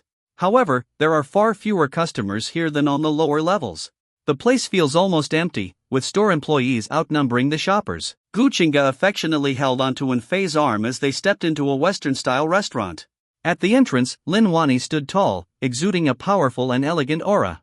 Passers-by didn't even dare to look her in the eye. What she didn't realize was that this imposing presence was just a front. At that moment, she was grinding her teeth so hard that the sound was almost audible. Wasn't this the Aunt Goo that Faye always talked about? Why had he brought her here of all places? This was a celebratory banquet, meant for those who had earned it. Goo also noticed Lin Wani. With just one glance, an inexplicable sense of hostility rose in her chest. And at the same time, an odd sense of familiarity. Their eyes met, both of them frowning slightly, their expressions complicated. Lin Wani. Goo They shook hands politely, but seeing this, Enfei actually felt a little frustrated. He had specifically looked up an online guide, how to introduce two friends without making it awkward, just 3 simple steps. The three of them sat down, with Enfei and Guchinga next to each other, while Lin Wani sat across from them. Lin Wani crossed her legs and spoke first. And, this is your neighbor? Enfei nodded. Yes. Aunt Goo is also the biggest investor in this project. The cameras we used were actually lent to me by her. So that's what you meant by a great contribution. Guchinga smiled and patted Enfei's hand affectionately. Investment or not, what's mine is yours. Lin Wani's grip on her glass tightened, her knuckles turning white. She spoke slowly, deliberately. You two really have quite a relationship. Guchinga's tone remained casual. It's nothing special. After all, we've lived together for 3 years. Her words were intentionally ambiguous. Those who knew the situation would understand the truth. Those who didn't would definitely get the wrong idea. 3 years? That's not long at all. Lin Wani's tone was light, almost indifferent. I have a friend who liked her senior for 3 years. She took care of him, always looking out for him, and in the end, guess what happened? Enfei responded. 3 years wasted? Exactly. Wasted is the perfect word. Lin Wani glanced briefly at Guchinga. Completely wasted. Guchinga rolled her eyes at Enfei. That reminds me, I also had a friend who loved stealing other people's boyfriends. After years of effort, she not only wasted her time but ended up ruining her own reputation too. Lin Wani remained calm as she took a sip of her lemon water. True. Stealing someone else's boyfriend is definitely wrong. But if the relationship was never serious to begin with, that's another story. Enfei froze for a moment. Something wasn't right. Weren't these two meeting for the first time? Why did it feel like they already had so much history between them? Have we ordered yet? Maybe we should check the menu first? Neither woman responded. From across the room, a waiter noticed them picking up their menus and quickly walked over. May I take your order? The voice sounded oddly familiar. Enfei looked up and was completely caught off guard. Wait a minute. That tall figure, that fair complexion. Wasn't this Bosley? Why was a successful business owner moonlighting as a waiter? Was this some kind of rich person hobby? He had heard rumors about wealthy people disguising themselves as beggars just to experience street life, even eating out of trash cans for fun. He always thought it was just a joke, but now, he wasn't so sure. 2 6-inch durian cheese pizzas, onion rings. The two women ordered a ton of food, while Enfei pointed at a picture on the menu. Cheese snow leopard? This is a dessert. The outer layer is cream and crushed Oreos, with a cheese filling inside. The black and white color scheme resembles a snow leopard, so that's how it got its name. Sounds good. I'll try one. Got it. I'll have one too. I'll have one as well. The two women spoke in unison, then closed their menus at the exact same time and handed them to the waiter. Enfei grew more and more uneasy. These two definitely knew each other. And this was not going well. He quietly pulled out his phone and searched. How to lighten the mood at a tense dinner. The top result, actively participate in conversations and encourage talent performances. Enfei stared at the screen. This is what search engines in 2024 are offering. Wow, so helpful. Just as he closed his phone, Bosley returned with their food. With 3 cups of cheese snow leopard in one hand, 2 pizza trays balanced in the other, and condiments tucked under her arms, she navigated the table like a professional performer. Enjoy your meal. Enfei was impressed. Her sense of balance was insane. She could probably join a circus. Ahem. Focus. Since this was a celebratory banquet, he should say something. To our success and a future filled with even greater achievements. The three clinked glasses and took sips of their cheese snow leopard. The dessert was incredible, smooth, creamy, and not too sweet. Probably made with low-fat dairy. The taste was perfect. Guchinga picked up a stretchy slice of durian pizza and placed it on Enfei's plate. This one has the most fruit. You should have it. Not to be outdone, Lin Wani also picked up a slice and held it out to him. Of course, she knew he wouldn't take it. Oh no, it's too hot. I can't hold it anymore. Lin Wani gasped dramatically, blowing on the pizza as if it had burned her hands. Enfei had no choice but to take a bite. Guchinga clenched her teeth in frustration. She's still the same, always taking what isn't hers. Did Lin Wani really think she could win with cheap tricks like this? Did she think Guchinga was as weak as before? Wishful thinking.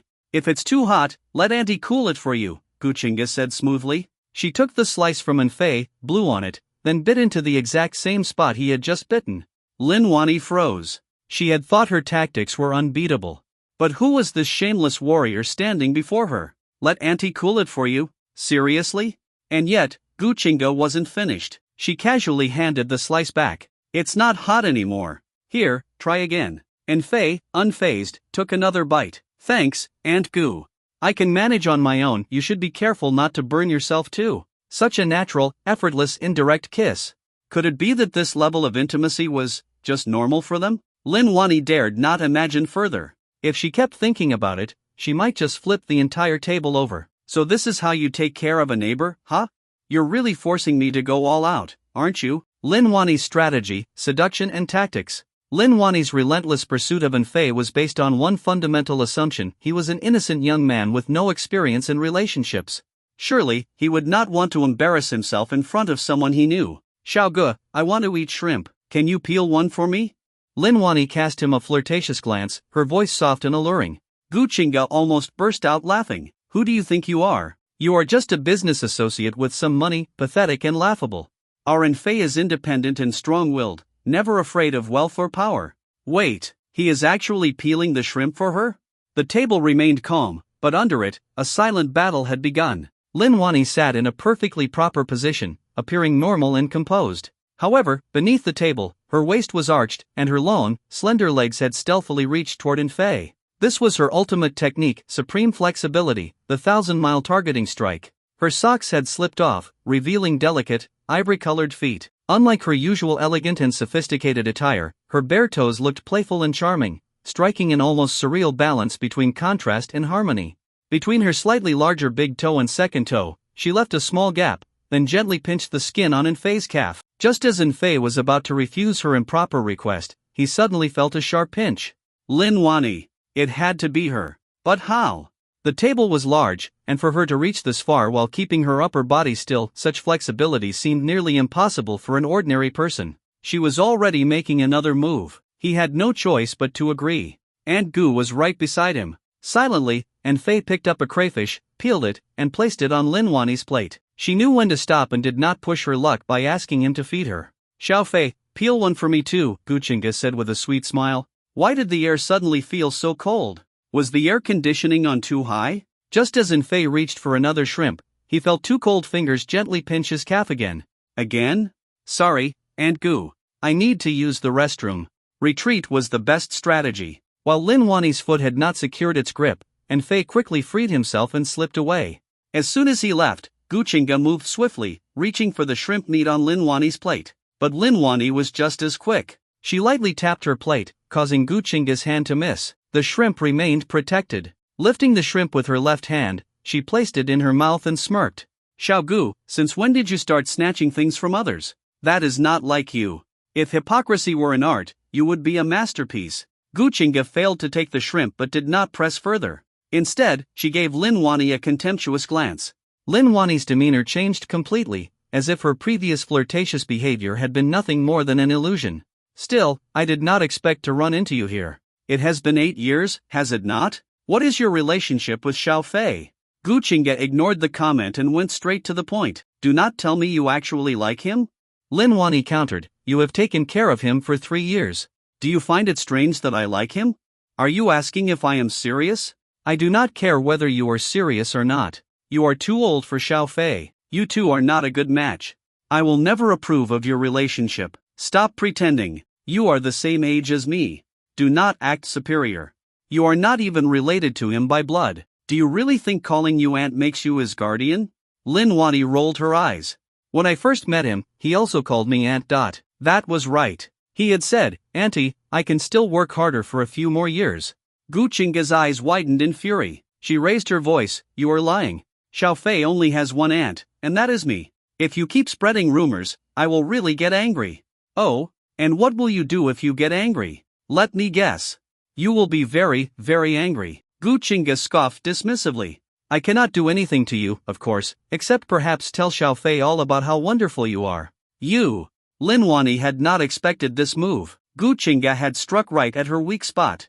After a long silence, Lin Wani could only let out a reluctant huff. Fine. You win. Even after 8 years, you are just as infuriating as ever. Stay away from Xiao Fei. It is better for both of us. Lin Wani ignored her words. Her mind was already calculating a way out of this predicament. She realized that as long as she wanted to be with Fei, she would never be able to avoid Gu Qingge. This obstacle had to be dealt with either through strategy or direct confrontation. Rather than trying to appease her and risk being manipulated, it was better to accept Gu Qingge's challenge and focus on winning Fei over. That was her only option. Say whatever you like. I have done nothing wrong. Xiao Fei will know what is true and what is false. Hearing this, Gu Qingge was genuinely shocked. She had thought she had the upper hand, but Lin Wani was completely unfazed. Could it be she really did not like Xiao Fei? No. The way she looked at him, it was undeniable. You are stubborn, just like a dead duck refusing to admit it. At that moment, Fei returned. Both women instantly fell silent, pretending to focus on their meal. He placed a plate of peeled shrimp in the middle of the table. I peeled these. You both can share. Upon hearing this, both women immediately abandoned all pretense and began competing for the shrimp. Within moments, the plate was empty. Later that night, back home, Fei's curiosity got the best of him. Aunt Goo, did you and Lin Wani know each other before? She said I called her aunt too. She said that? Aunt Goo, you do not actually believe her, do you? I knew she was lying. Gu Qingge sighed and said, my history with her is actually quite simple. Gu Qingge and Lin Wani had been university classmates for 4 years, even sharing the same dormitory. They had been very close friends, and even during their senior year internship, they worked at the same company. However, their friendship had shattered during that internship. Both had been team leaders working on an advertising campaign. After more than a month of hard work, their final projects turned out to be nearly identical. As a result, both of them were fired. So, Lin Wani stole your proposal? She did not just steal it. She outright plagiarized it. That night, I cried for hours. I never imagined she would do something like that. The evidence was clear, yet she refused to admit it and even accused me of stealing her idea. And then? Then I moved out, graduated, started working, and 3 years ago, I switched companies and moved here. So you two have not seen each other in years. More than 8 years. I thought her name sounded familiar. Back then, when I visited Lin Wani's house, her aunt even held her when she was a baby. What a coincidence. Fei had not expected Aunt Goo to have such a painful history, betrayed by her closest friend. Remembering Lin Wani's behavior at dinner, he realized she must have been trying to drive a wedge between him and Aunt Goo. Avoiding her had been the right choice. He would be viewing apartments soon. Once he moved out, he would not have to see her again. The next day, Monday, the day for house hunting arrived. Gu Qingge and Fei had each selected 3 apartments to view in advance. They got up early and drove to their first destination. 40 minutes later, Gu Qingge parked the car in a designated spot and noticed that Fei, sitting in the passenger seat, seemed lost in thought. She waved her hand in front of his eyes. What are you thinking about so deeply? I was just wondering. If Medusa's hair is made of small snakes, then the ones down there, wouldn't they also be? What kind of nonsense is that? Medusa or whatever, ugly or not, we've arrived at our destination. Get out of the car. This residential complex was called Blue Moon Community. It was only 2 stops away from the university district, making it a school district housing. It was also not far from Gu Qingge's company, less than a 25-minute drive. This was the apartment that Fei had chosen. The usable area was 45 square meters, with a bedroom, living room, bathroom, and storage room. Though small, it had everything necessary. It was enough for a single person, but if he planned to live with a girlfriend in the future, space would become an issue. The lighting is decent, and it's close to the bus stop. Aunt Goo, what do you think? I think it's quite good. Gu Qingge nodded but then shook her head. Everything else is fine, but don't you think the space is a bit too cramped? If you have guests over in the future, it'll be difficult to accommodate them. That's true. Fei already had one friend, Lin, who would bring gifts over every couple of days. He should also find an opportunity to visit her and return the favor. Gu Qingge pulled Fei towards the elevator. Besides studio apartments, this place also has regular apartments. Let's check those out. Alright. The next apartment was an 80 square meter 2-bedroom unit. The master bedroom was spacious enough for a double bed and a large wardrobe. The bathroom had separate dry and wet areas, and there was also a single bedroom that could be used as a study or a guest room. Not bad. Really not bad. Even if he had children in the future, this place would be enough. Aunt Goo, how much is this per month? Around 1,700 or so, Gu Qingge said as she sat on the sofa. It doesn't seem that special. That price was already way beyond budget. 1,000 was the absolute limit Fei could afford. I saw another one that might be more suitable. No need, Aunt Goo. My budget is limited. 1,700 is already out of my range, anything more is out of the question. And Faye pulled Gu Chinga back. The first apartment we saw was actually pretty decent. Gu Chinga insisted. Let's look at one more. Maybe we'll find something that fits the budget. And Faye had no choice but to follow. Would Aunt Goo pull some classic move and negotiate the rent down behind his back? What are you thinking? Hurry up. This time, the community they visited was clearly more upscale. It was a bit farther from the university, but it was close to both the bus and subway stations. In this area, the rent was probably over 3,000 yuan. Building 1, Unit 1, 23rd floor. They arrived a bit early, and the real estate agent hadn't arrived yet. Just then, the door across from them opened. A woman wearing a cotton lace-trimmed nightgown stepped out to retrieve a package from the storage rack. As she turned around, she unintentionally glanced at Fei and Gu Chinga. Sis? You? It turned out that the woman living across the hall was Gu Chinga's younger sister, who had just returned from abroad. She bore an 80% resemblance to Gu Chinga, like a slightly younger version of her. After freshening up inside her apartment, she reappeared with a look that even Fei, who had a strong resistance to such things, found striking. A white blouse, a fitted pencil skirt, stockings, and high heels, this outfit somehow gave off a teacher-like vibe. After a brief conversation between the two women, their gaze fell on Fei. Gu Qingyun forced a smile, though it seemed a bit stiff. I finally get to meet you, Fei. Nice to meet you. Should I call you Qingyun? Fei tried to put on a bright, friendly smile. Gu Qingyun was probably only 4 or 5 years older than him. There was no way he could call her aunt. What are you smiling at? We're not that close, and I'm not your sister. After saying that, Gu Qingyun turned away and gazed out the window. Fei was speechless. He hadn't expected the younger version of Aunt Goo to have such a fiery personality, as if she had just swallowed gunpowder.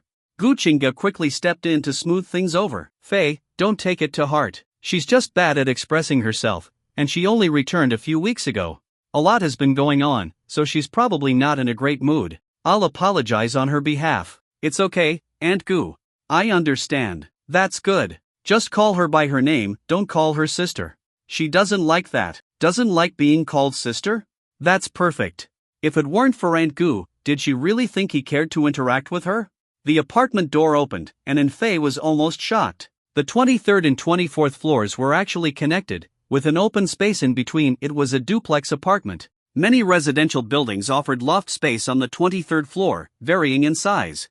The larger ones allowed for layouts like this. A 2-story layout. The rent for this place had to be close to 10,000 yuan, right? If rented out, 5 or 6 people could easily live here with plenty of space. Fei continued exploring. In addition to the standard facilities, there was also an incredibly spacious balcony so wide that 2 people could sit face to face comfortably. Compared to this apartment, the previous one seemed barely adequate. After touring the place, they returned to the living room. Gu Chinga asked, Fei, what do you think? It's great. Compared to my place, this feels like a shopping mall. Good, then let's rent this one. The rent here. You can at least afford 1 room, right? I'll cover the rest. Shared rental? Fei and Gu Qingyun spoke in unison. Yes, a shared rental. That had been Gu Chinga's plan all along. She had been searching for a place like this for days, large, with separate spaces, so Fei would be less likely to refuse.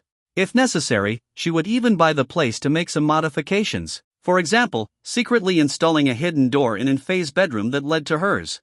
Or adding a second control valve for the water supply, so she could turn off the bathroom's water at any time, giving her an excuse to invite Fei to use hers. From Gu Chinga's unique perspective, this was a safety measure. If her illness ever relapsed, she could handle it without Fei knowing. Sis, you want to live with him? He's just a... Never mind, you wouldn't understand anyway. Either way, I don't approve, Gu Qingyun said. You can just live with me, I'm right next door. Qingyun, why are you reacting so strongly? What's wrong with co-renting? Fei and I are both adults, we can take responsibility for ourselves. Gu Chinga stepped forward and whispered, or are you just trying to put on a show for him? Are you hiding the fact that you like him? Gu Qingyun's face froze in shock. It took her a moment to process what Gu Chinga had just said. Stop joking, sis. I would never like someone like him in my entire life. She didn't lower her voice. Fei heard everything clearly. Fei was irritated. Aunt Goo was too kind. I'll have to teach her a lesson, or she'll suffer for it in the future. Gu Qingyun had a great figure. Just from the back, she was almost indistinguishable from Aunt Goo. A sudden idea flashed through Fei's mind. It was a good one. If they looked the same, then, well, too bad. After finishing their tour of the house, the three of them moved next door to Gu Qingyun's place. Gu Qingyun's rental apartment wasn't a duplex, the attic had already been rented out separately. The room was filled with large and small bags, along with several suitcases. It looked as if she had just moved in from somewhere else. And Fei glanced around and noticed a withered little flower on the windowsill. He quietly walked over, moved it, folded a piece of paper, placed it on the floor, and then pressed the flower pot on top of it. Then, using the excuse of going to the restroom, Fei sent a message to Gu Qingda. The bathroom door was slightly ajar, and Fei secretly observed the area outside. As long as she saw the paper under the flower pot, anyone would be curious enough to move it and check, right? At that moment, all he had to do was Tara Tara. The sound of slippers dragging on the floor came from outside. Gu Qingyun was approaching, and Fei focused on the doorway, ready to act. Gu Qingyun's footsteps were slow. She stopped in front of the flower pot. Just as Fei was about to make his move, Gu Qingyun suddenly kicked off her slippers and charged straight at him. What the hell? Did she see through him? Gu Qingyun closed the distance in just a few strides, grabbed Fei by the collar, and said in a cold tone, "You were doing something dirty with my underwear, weren't you?" And Fei was stunned. What the hell? Something dirty? Seeing Fei's flustered reaction, Gu Qingyun felt she had the upper hand. I knew you weren't a good person. You don't need to explain. Running around someone's restroom without permission, I could already accuse you of sexual harassment, you know? I what? You tricked my sister into buying you all those expensive gifts. 3 years of patience weren't for nothing, huh? You must be pretty famous in the world of pretty boys. If you just stayed obedient and served my sister for a lifetime, fine. But now, you're even setting your sights on me? When did I ever set my sights on you? You're still glaring at me? If it weren't for my sister's job keeping her from meeting men, do you think she'd ever look at you? Keep dreaming. Guys like you are a dime a dozen on the streets. Always thinking filthy thoughts while putting on a warm, nice guy act. That's your specialty, isn't it? The way you smiled when we first met? That's the real you. Completely speechless. Does she have androphobia or something? Oh, speechless now? Trying to act cool by staying silent? Let me tell you, it won't work. You won't be smug for long. Gu Qingyun became more and more agitated as she spoke. Their faces were so close that they were almost touching. Are you done? And Fei took half a step back and cleared his throat, speaking calmly. So what if I am? And what if I'm N? Gu Qingyun stood with one hand on her hip, still gripping Fei's collar with the other. Before she could finish her sentence, Fei made his move. Without a word, he swatted away her arm, grabbed her wrist, pulled her forward, then turned and lifted his leg. Gu Qingyun lost her balance and immediately fell over Fei's leg. Smack! Just as she was about to struggle, a sharp pain shot up from her buttocks. It felt like her ass had been struck with a steel hammer, and the pain shot straight to her brain. Fei had only used 30% of his strength, but since he had enhanced his physical abilities once before, even that much force was enough to leave Gu Qingyun sore for a week, and Fei's sense of male pride was ingrained in his very bones, written into his DNA. It took him 3 years to accept Aunt Goo's gifts, and he had decisively rejected Lin Wani's offer of financial support. Did she really think she could slander him to his face and get away with it? Did she think Fei was a pushover? In this society where men and women are equal, Fei had no intention of going easy just because she was a woman. Gu Qingyun's tears streamed down her face like 2 little rivers, falling onto the floor in big drops. The pain was unbearable. How could he dare do this? He actually hit a woman's ass this hard? If he hit her like that again, she was sure she'd end up in the hospital. Her voice trembled, hoarse and distorted from the pain. You lunatic. You violent maniac. You perverted scumbag who only knows how to bully people. I, Gu Qingyun, will never. Shut up. Fei spat out the words, still holding her firmly in place. I won't. You're just a BAS. Fei didn't bother arguing. He simply raised his hand again, scaring Gu Qingyun into immediately covering her mouth. Do you know why I hit you? I do. I don't think you do. Fei sighed, looking at her with a disappointed expression. You can slander me all you want, but you don't even trust your own sister? And you call yourself educated? Studied abroad, huh? Did you let a dog eat your books? As he spoke, he couldn't resist smacking her again, making her wail in pain. Quit acting. I didn't even hit you that hard. I wasn't. Just blow on it now. It still hurts. Still being stubborn? I'm sorry. I won't fake it anymore. At least you know how to apologize. Maybe there's still hope for you. Fei tossed her onto the sofa and continued, Your sister and I are family. I see her as my elder. If I ever catch you making baseless accusations again, I'll punish you the same way. Understood? I understand. This was the terrifying side of an educated man when he got angry. And Fei's expression was serious, his gaze fierce yet clear. Combined with his words just now, Gu Qingyun was starting to believe him at least a little. As for the rest of her doubts, she chose to trust Gu Qingge instead. Yes, even if she didn't believe him, she should at least believe her own sister. After all, she only had one sister in this world. One day, she would have her own work, her own life, her own circle. Having a younger companion around to chat with, to offer some emotional support. And Fei, that bastard, was just like a little dog her sister had raised. At that thought, Gu Qingyun couldn't help but chuckle. And Fei looked at her as if she were an idiot. Seeing his expression, Gu Qingyun laughed even harder. What's with that smug look? You're nothing more than my sister's pet. And pets can be replaced. A sudden idea popped into her mind, a fun little plan. What are you grinning about? When Aunt Goo comes back, you'll say you fell on your own. Got it? No way. I won't lie to my sister. And Fei raised his hand again. You have to promise this is the last time you'll threaten me. Otherwise, I'll fight you to the end. Fine. The sound of a key turning in the lock made them both look toward the door. Gu Qingge stood there, looking puzzled. Xiao Fei, were you just spanking Xiao Yun? And Fei raised his hand and scratched his head. No, she just twisted her waist accidentally. I helped her up. So careless? Upon hearing this, Gu Qingge's expression became tense. She quickly walked to Gu Qingyun's side. Let me see. Where is the injury? Is it serious? Gu Qingyun's face flushed red. Embarrassment, awkwardness, and guilt all surged up at once, completely overwhelming her. It is nothing serious. It will be fine in a couple of days. If it is nothing, then why does it take a couple of days? You cannot even lie properly. Gu Qingge rolled her eyes at her. Gu Qingyun protested, I have some medicine in my bedroom. I just need to apply it, and I will be fine. Sister, I am really okay. You should go and take care of your own things. Xiao Fei, help Aunt carry her to the bedroom. Gu Qingge ignored her completely and continued speaking to Aunt Fei. I will be staying here for the next couple of days to set up the new house. I will also be able to take care of her. Gu Qingyun felt even more uneasy. She frowned and said, I am fine. I do not need to be taken care of. And I do not want him to carry me. And Fei paid her no mind. He only listened to Gu Qingge. He bent slightly, slid one arm under her legs and the other behind her back, and lifted her into a princess carry. Gu Qingyun let out a soft cry as her entire body was lifted into the air. She had never been this close to a man before, and she suddenly felt unbearably shy. Then, the scent of masculinity, the firmness of his arms, and the heat of his chest all collided in her mind, making her dizzy. The unfamiliar and novel experience made Gu Qingyun's face turn even redder. She wished she could bury herself under the covers. Almost unconsciously, she raised her arms, intending to wrap them around Aunt Fei's neck and take a deep breath. However, just as her fingers were about to touch his neck, her body suddenly spun, and she landed face down on the bed. At that moment, Gu Qingyun realized what she had almost done. Damn it! Aunt Fei must have seen everything.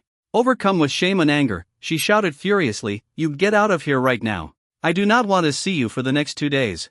All right. Aunt Fei agreed without hesitation and left even faster. Within a single breath, the room was empty, leaving Gu Qingyun alone, staring blankly at the tightly shut door. Making me embarrass myself and then just walking away?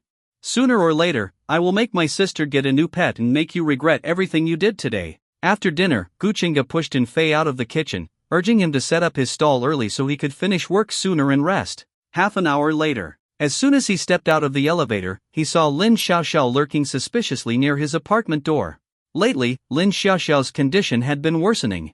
That evening, before 6:30, she had already arrived at Aunt Fei's home, determined to absorb a significant dose of shame energy. She had a feeling that if she failed her task this time, something terrifying would happen.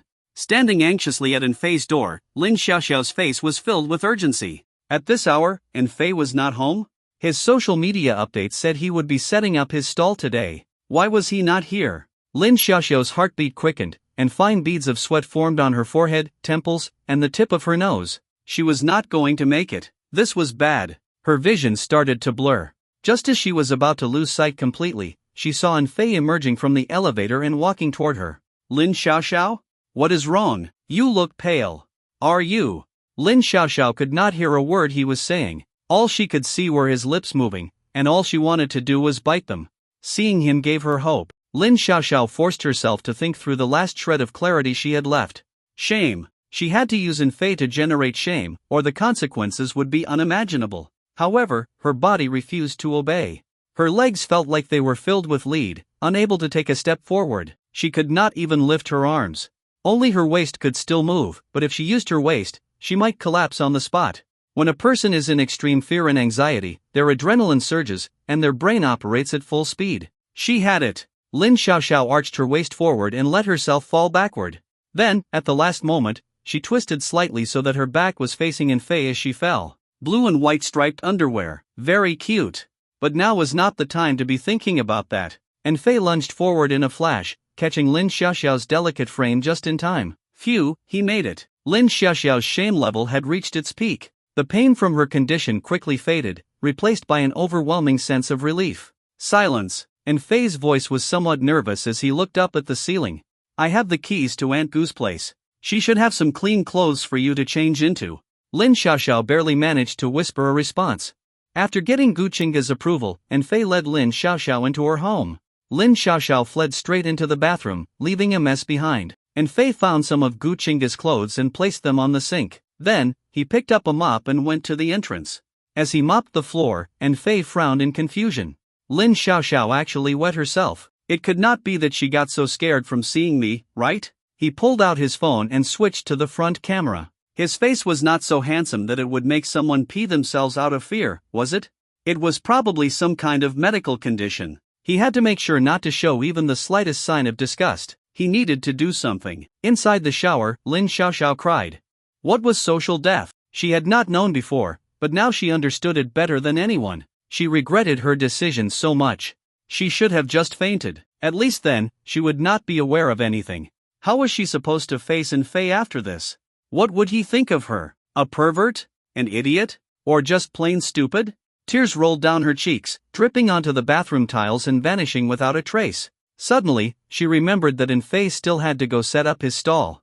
If she stayed here too long, she would delay his business and go back on her word. Gritting her teeth, even though she wanted nothing more than to hide forever, she dried herself off and stepped out of the shower. Neatly folded clothes were placed by the sink. Next to them was an enormous helmet that stood out. It was Fei's cameraman costume. Something soft inside Lin Xiaoxiao's heart was touched. A small smile appeared on her lips, and her eyes welled up with tears once more. Seeing Lin Xiaoxiao dressed as cameraman, Fei praised her loudly. Wow! Lin Xiaoxiao, this suits you perfectly. It is like it was tailor-made for you. It was just a little big. Tonight, we will take pictures as we walk. You will be the photographer, and I will be your assistant. I will even give you a cut of the profits. Fei grinned and held out his palm. 50%? Lin Xiaoxiao asked. In your dreams. I am already being nice by not charging you. I will give you 50 for cab fare. Lin Xiaoxiao burst into laughter through her tears. Fei extended his hands solemnly. So, what do you say? Let us do it. This camera is so much fun to use. Lin Xiaoxiao did not hesitate for even a second. She immediately placed her hand on top of his. The city is surrounded by mountains on 3 sides, with abundant water and trees. The air quality remains excellent throughout the year, and at night, the scenery is particularly clear and captivating. At the night market, both those familiar with the cameraman and those who were not would often stop to take a look. Those who recognized the character would take photos with it, while those who did not, seeing how others interacted, became eager to try it themselves. The photos turned out great, and the people who posted them online gave Fei another small wave of popularity. Lin Xiaoxiao was not much of a talker to begin with, which made her perfectly suited to the mute persona of cameraman. She did not need to attract customers, they naturally gathered around her. When she randomly took photos of passers-by, they would strike poses, making peace signs while watching the display on her head. It was genuinely entertaining. Lin Xiaoxiao was having so much fun that she completely forgot about her earlier embarrassment. Are you hot? Fei asked from behind her. Upon hearing this, Lin Xiaoxiao suddenly started dancing, swaying left and right in an adorably exaggerated manner. Fei smiled and shook his head. That was the power of a mask. Once you put it on, you could become someone else, free to do whatever you wanted but never dared to. With nothing to do, he checked his phone, watching his balance increase rapidly. He was on cloud 9. He used to think that earning money through hard work was satisfying. But now, he realized that his past understanding of happiness was completely wrong. Making money yourself was nothing compared to having others make money for you. If he could earn money without even setting up his stall, he would be even more thrilled. Lin Xiaoxiao found the experience fun, but to him, it was just a pleasant little distraction in life. Before he knew it, it was 9 p.m. Lin Xiaoxiao accepted a 50 yuan red envelope from Anfei and reluctantly said goodbye. The start of the new school term was drawing closer, and Anfei found himself looking forward to it. But what he anticipated the most was the mysterious package. His body had already undergone 2 enhancements, but unfortunately, the special properties of the newly delivered items had not been fully utilized. Setting aside the massage chair, that pen had only been used by Lin Xiaoxiao to write one neat script. It had not left behind anything particularly valuable. If used correctly, it might have been a real moneymaker. And Fei took a small box out of his bag, placed it on the coffee table, and opened it. Now was not the time for daydreaming. The priority was ensuring that he continued to receive mysterious deliveries in the future. If he moved to a new place, would the package follow him there, or would it only be sent to this specific address? There was no way to predict the answer. The only solution was to install a surveillance camera. He opened a small bag on the table, revealing the security camera he had bought. These things were easy to find and install. They allowed for real-time monitoring via mobile phone and could detect movement, automatically marking video segments. What are you doing? Trying to guard against thieves? Something like that, and Fei instinctively replied, then turned around to see a familiar figure. Lin Wani?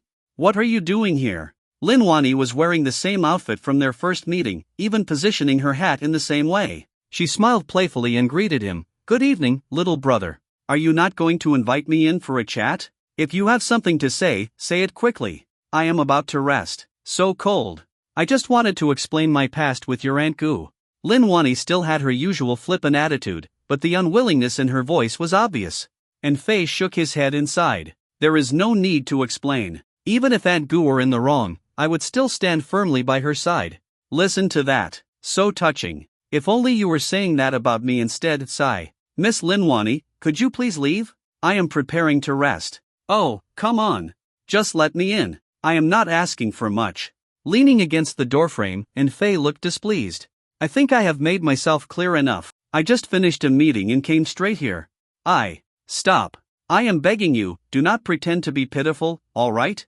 And Fei was getting impatient. You drive a 2 million yuan car, live in a villa, and like younger men. Stop acting. Honestly, you approached me just to annoy Aunt Goo, did you not? How could that be? I have not seen her in 8 years. Lin Wani suddenly found herself at a loss for words. So, in Fei's eyes, she was just a manipulative woman with ulterior motives? Fine, she did have ulterior motives, but they had nothing to do with Gu Qingda. Do you even believe yourself? The city is huge, yet in 8 years, you never ran into her once? No matter what, you both operate in overlapping circles, there must have been some mention of each other at some point. A wave of grievance welled up in Lin Wani's heart. She huffed, then forget it. Do not worry about me. I will just stand here all night and freeze to death. All right. And Fei turned around and walked away. If he moved fast enough, he would never fall into a woman's trap. Lin Wani finally realized she had said something foolish. Given Fei's personality, playing hard to get would never work on him. I was wrong. I apologize. I will pay you. And Fei placed a drink on the table.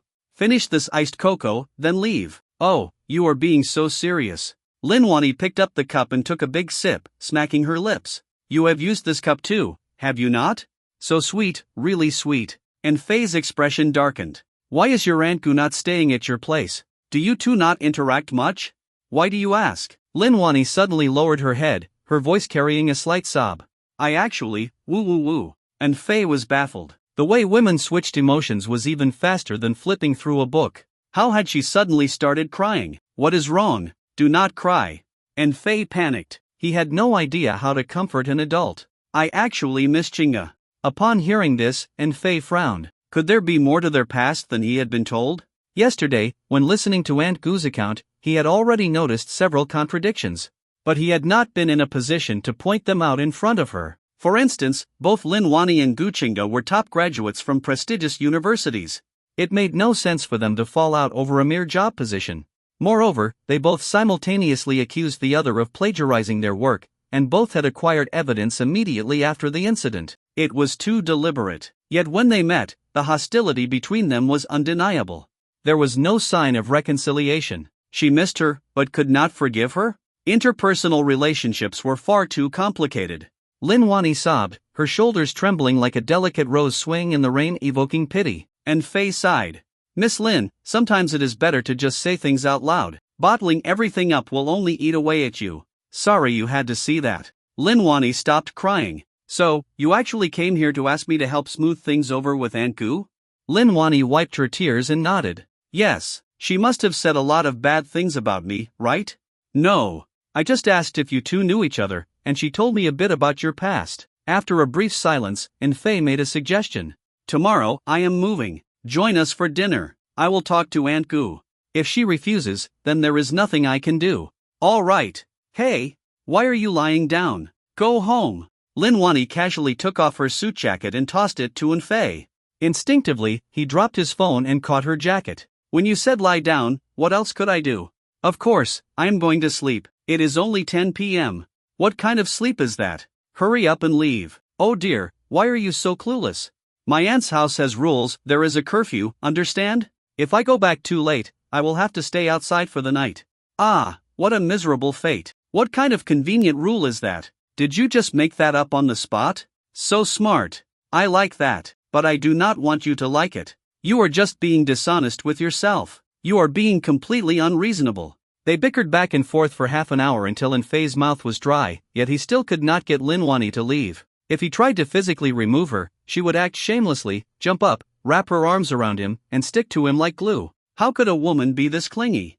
No, not just clingy, like a goddamn leech. No matter how he tried, she would not budge. Completely exasperated, Fei had no better option.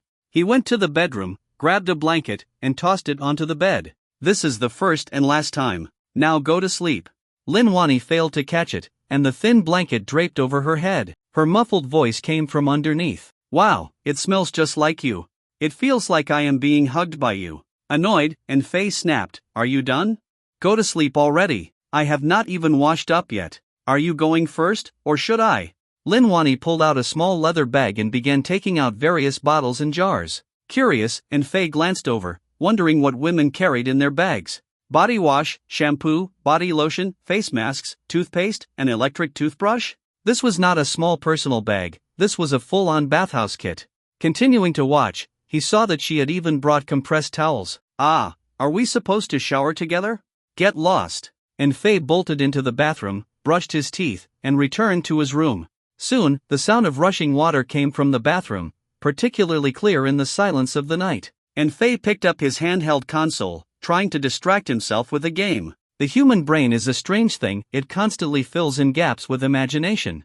The so-called idea that distance creates beauty is essentially based on this principle. Even though he was trying to focus on his game, an image kept forming in his mind. A stunning woman slowly stepping into a wooden bathtub, fully immersed in her bathing ritual. Hopefully, the soundproofing in his new home would be better. Living under the same roof as Aunt Goo in the future. If something embarrassing happened, it would be social suicide.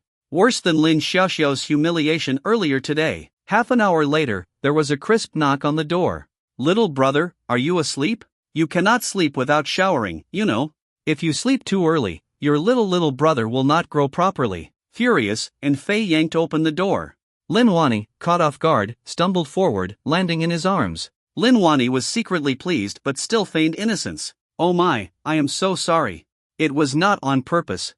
What will it take for you to calm down? Let us sleep together. Absolutely not. Not a chance. Do you not understand that men and women should maintain proper boundaries? Then what about you and Goo Chinga? You even eat things she has bitten. Aunt Goo is my elder. It is normal for family members to be close. Elder, family, being close. Why does that sound so weird? Do not tell me Goo Chinga is the one who told you this? Lin Wani suddenly felt like she had uncovered something significant. Yes, Fei nodded. All right then. I will ask you 5 simple questions. Answer them truthfully, and I will leave immediately. Seeing that Fei remained unmoved, she added, I swear, they are really simple questions. 3 questions, no more. Ask, no problem. First question, do you and Goo Chinga often get close at home? Like this? Lin Wani sat next to him, shoulder to shoulder, hand in hand. Fei thought about it. Aunt Goo was actually more excessive than Lin Wani in some ways, so he nodded. Lin Wani's expression darkened, and her voice grew sharper. Second question, Have you and Gu Chinga ever kissed? This time, she did not demonstrate, and Fei, a 19-year-old young man, obviously understood. He neither nodded nor shook his head but said, "She kissed the corner of my mouth." That does not really count as a kiss, does it? Lin Wani was shaken to the core. Gu Chinga, are you fucking serious? You call yourself his aunt, yet you are out here stealing from the nest? And Fei's expression showed some confusion. He had no idea what she was thinking. Elder, family, being close.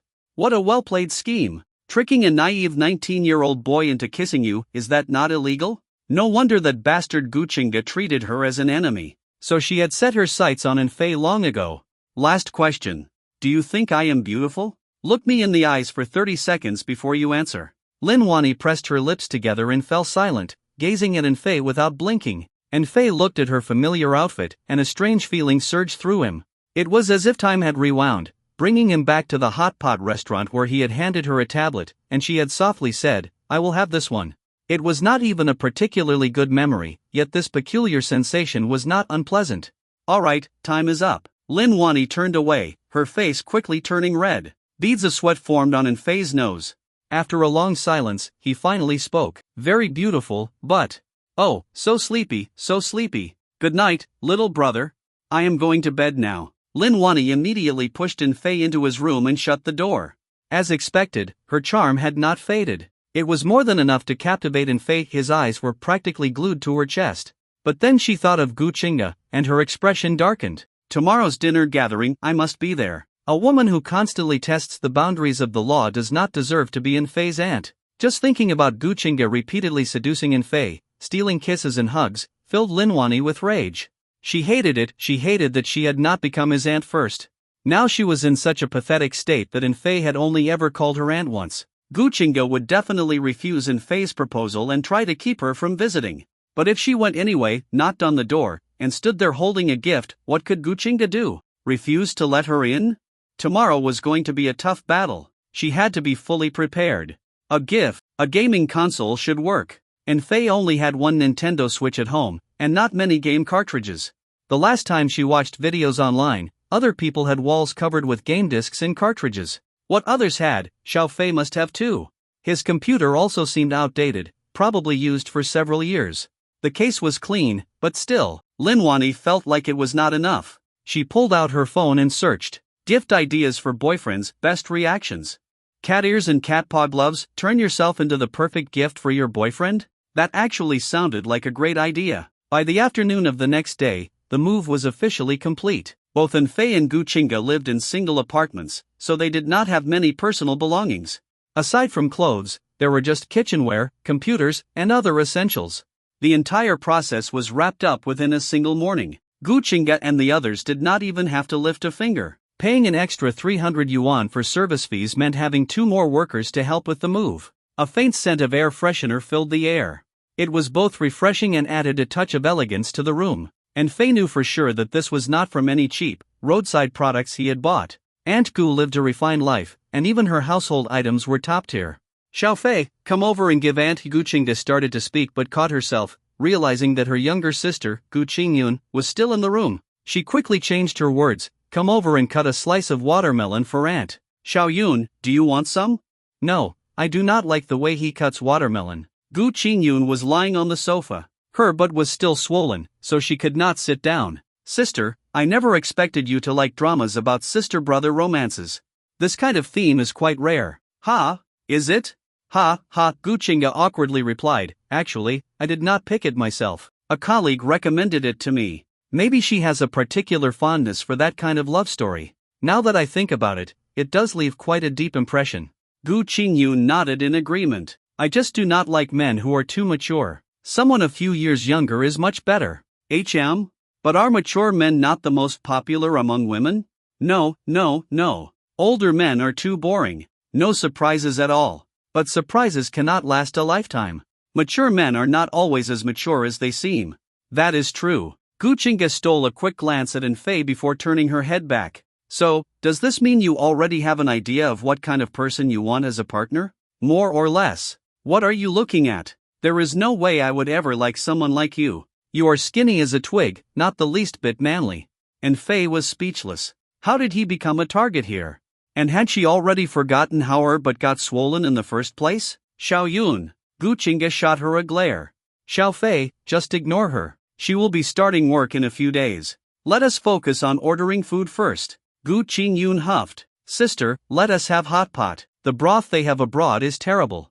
All right, Xiao Fei, what about you? Sure, it has been a while since we had hot pot. Xiao Fei, you still prefer tomato-based broth?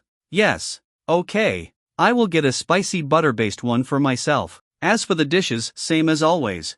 And for drinks. Hold on, sister. Have you forgotten that you have another sibling? Gu Qingyun's face darkened, and she shot another glare at An Fei. If she had not come back, her sister would have been stolen away. Ah, sorry, Xiao Yun. It is just that usually, it is just me and Xiao Fei eating together. Oh, right, do you not also like spicy food? Well, that is true. The three of them continued watching the drama about a sister-brother romance. Less than 10 minutes later, there was a knock at the door. That was fast. And Fei jogged to the entrance to open the door. With a bigger house, not only was there a proper entrance area, but he also had to jog over just to answer the door. Standing outside was a woman dressed as a cat girl in cosplay. She wore a sleek black mask adorned with a pair of fitted cat ears, which swayed slightly as she nodded. Her eyeliner extended into cat-like flicks, and her lips were painted a vivid crimson, seductive and alluring. She was clad in a tight black leather bodysuit that hugged her figure perfectly, accentuating her graceful curves and lithe movements. It was flawless. If not for the shape of her eyes and body revealing her Asian features, An Fei might have thought a real, mysterious, and seductive Catwoman had appeared at his doorstep. Did Aunt Goo hire someone for entertainment? Such a high-quality cosplay. This was insane. It had to be a mistake, right? Hello, may I ask who you are looking for? An Fei swallowed and asked. The woman smiled. You forgot so soon? It is me, little brother. Ha? Lin Wani? The two women in the living room sensed something was off and walked over. The moment Gu Qingge saw who it was, her face changed. An Fei whispered, Aunt Lin, I sent her your exact words, but, Xiao Fei, you do not need to explain. I know what is going on. Gu Qingge subtly pulled An Fei behind her. Gu Qingyun, noticing her sister's reaction, immediately sensed hostility. She said, Are you the food delivery person? If not, we are closing the door. I am a friend of Qingge's. All three turned their gazes toward Gu Qingge. So, you are finally admitting to what you did back then? How can I admit to something I did not do? Lin Wani replied calmly. An Fei was baffled. So, was she faking it yesterday when she cried about missing Aunt Goo? Or did she take his advice and choose a more aggressive approach to force a conversation with her? An Fei shook his head. He did not want to overthink this. If he kept going, his brain might explode. Please leave him. Lin Wani raised her hand, cutting off Gu Qingge mid-sentence. Come here. Listen to what I have to say before deciding whether to kick me out. Otherwise, you will regret it. Gu Qingge hesitated. Lin Wani was too confident, and that made her nervous. She could not afford to take the risk. Fine. I want to see what tricks you are playing this time. Lin Wani covered her mouth and whispered into Gu Qingge's ear. Qingge, you would not want An Fei to know that you stole his first kiss, would you? Gu Qingge's eyes widened, her pupils dilating in shock. How did she know? How had this been exposed? This woman. Be a good girl and listen to me. Not only will I keep your secret, but I will even help you patch up the loophole. After saying this, Lin Wani stepped back and smiled, satisfied with Gu Qingge's reaction, watching her go from initial surprise to shock, then to fear and regret, all in under 20 seconds. It was delightful. And Fei was utterly confused. She wanted to be his aunt, too? Setting that aside, could she at least not wear that damn black leather bodysuit while talking about something serious? Yes, it was incredibly sexy. But it was way too distracting. Gu Qingge clenched her silver teeth, grinding them audibly. That is right, Xiao Fei. From now on, Lin Wani is also your aunt. And Fei nodded silently. Even a fool could tell from Gu Qingge's expression that she was furious, but she was forced to suppress it under Lin Wani's pressure. Little brother, from now on, call me Aunt Lin. Lin Wani ruffled An Fei's hair affectionately. I even prepared a gift for you. It will be delivered soon, and they are all things you like. Then she blinked playfully and gave Gu Qingge a knowing look. Gu Qingge snorted but had no choice but to force herself to say, Aunt Lin is giving you a gift. This time, just accept it and do not refuse. And Fei nodded. Gu Qingge's heart bled. This was unfair. She had spent 3 whole years trying to get Xiao Fei to accept a single gift, yet Lin Wani had only been here for 1 day and had already reaped the rewards of her victory. Thank you, Aunt Lin. Ever since he had accepted gifts from Guchinga, and Faye no longer resisted when people showed kindness to him. The enhancements from the mysterious delivery had given Faye a lot of confidence, so he no longer felt unworthy of high-end items. Such a good boy. Lin Wani picked up some food with her chopsticks and placed it in Faye's bowl. Here, eat more. Gu Qingyun, who had been observing for a while, had finally gotten a good grasp of the situation. Although she did not know what was so special about this pet named Faye, both of these women seemed to adore him and were even competing for his attention. Thinking about it that way, was he a kept man? No, a high-class escort? The top-tier male escort in the industry? A pet duck. Gu Qingyun hurriedly covered her mouth, making sure no one had noticed her odd reaction. Even though she hated this man who had humiliated her and was stealing her sister away, if Lin Wani actually succeeded in taking Faye from them, her sister would probably cry her eyes out. Faye had to leave, but only if she was the one to kick him out. Gu Qingyun's gaze casually swept over Lin Wani's outfit, and an idea struck her. Aunt Lin, are you a cosplay enthusiast? That outfit looks so thick, would it not be uncomfortable to eat in it? Gu Qingyun said softly. Lin Wani wiped the sweat from her forehead and nodded. It really is. This outfit looks good, but it is terrible when it comes to breathability. Gu Qingyun smirked inwardly. Got her. I think you and my sister are about the same size. Why not change into something more comfortable? Do not worry, Aunt Lin. The clothes are all brand new. Then I will take you up on that offer. Gu Qingyun led Lin Wani to a bedroom on the second floor. A few moments later, she came back down the stairs. Lin Wani had changed out of her catgirl outfit and was now wearing a light purple nightgown. The fabric clung to her figure, and the soft curves of her chest were so prominent that it was impossible to look away. Gu Qingyun's expression turned sour as if she had just taken a major blow. When Lin Wani had been in her catgirl outfit, her chest had looked flat. Gu Qingyun had originally planned to use her sister's clothes to humiliate Lin Wani's figure, but she had not expected that Lin Wani had deliberately worn a tight chest wrap to match the cosplay outfit size. This meant she was a dedicated cosplayer, too dedicated, and now Faye had already looked at her at least 3 times. This was a complete backfire. Instead of humiliating Lin Wani, she had ended up helping the enemy. Guchinga had already shot her a stern glare. Sorry, sister. I did not mean to do this. Faye, do you have anything to say? Faye casually raised his glass. Then let us celebrate the move. May all your wishes come true. The group raised their glasses and drank in one go. Throughout the meal, Faye never had to pick up food for himself. Both aunts took turns filling his plate, while Gu Qingyun was completely ignored. Nobody paid attention to her at all. This damned Faye. He has to go. With him here, what place was left for her in this house? Her previous plans were not good enough. They probably would not fool her sister. It seemed she had to make some sacrifices to ensure Faye was completely driven away. Later, she would buy her sister a German Shepherd, smart, loyal, and a perfect companion. At least it would be better than keeping this guy around. The hot pot meal stretched until 2 p.m., and while some were happy, others were miserable. The Gu sisters both sat deep in thought, calculating their respective schemes. Meanwhile, Lin Wani was in absolute bliss. If she could live like this every day, she felt she could extend her lifespan by 50 years. As for Faye, he was simply wondering what to do after dinner. Sitting around and watching TV was boring. He had not bought any multiplayer games for his console. As for chatting, judging by how the dinner conversation went, that would only end with Aunt Goo getting infuriated by Aunt Lin. He needed to ease tensions. If things kept going like this household would fall apart. Suddenly, Faye had an idea for a fun party game. Aunt Goo, Aunt Lin, since we have so many people here, why not play a party game? Gu Qingyun immediately jumped up. Yes. Are we playing Truth or Dare? I vote yes. Guchinga and Lin Wani's faces stiffened. Despite how smug Lin Wani was acting, she and Guchinga were tied together. If one of their secrets got exposed, they would both go down together. I do not really feel like playing that game. Do we have any other options? Guchinga quickly said, glancing at Lin Wani. Lin Wani nodded in agreement. That game is not really for family. It is more suited for friends who are still in the flirting stage. Unsurprisingly, both of them refused. Faye smiled. It is not Truth or Dare. This game is called. You can pump as many times as you want, but you must pump at least once, and the last one to break the limit will be dominated by the one who pumped the most. The 3 women were completely dumbfounded. The game's name sounded insanely suggestive. What was with all this talk about pumping, breaking limits, and being dominated? It sounded way too explicit. This time, everyone except Gu Qingyun agreed.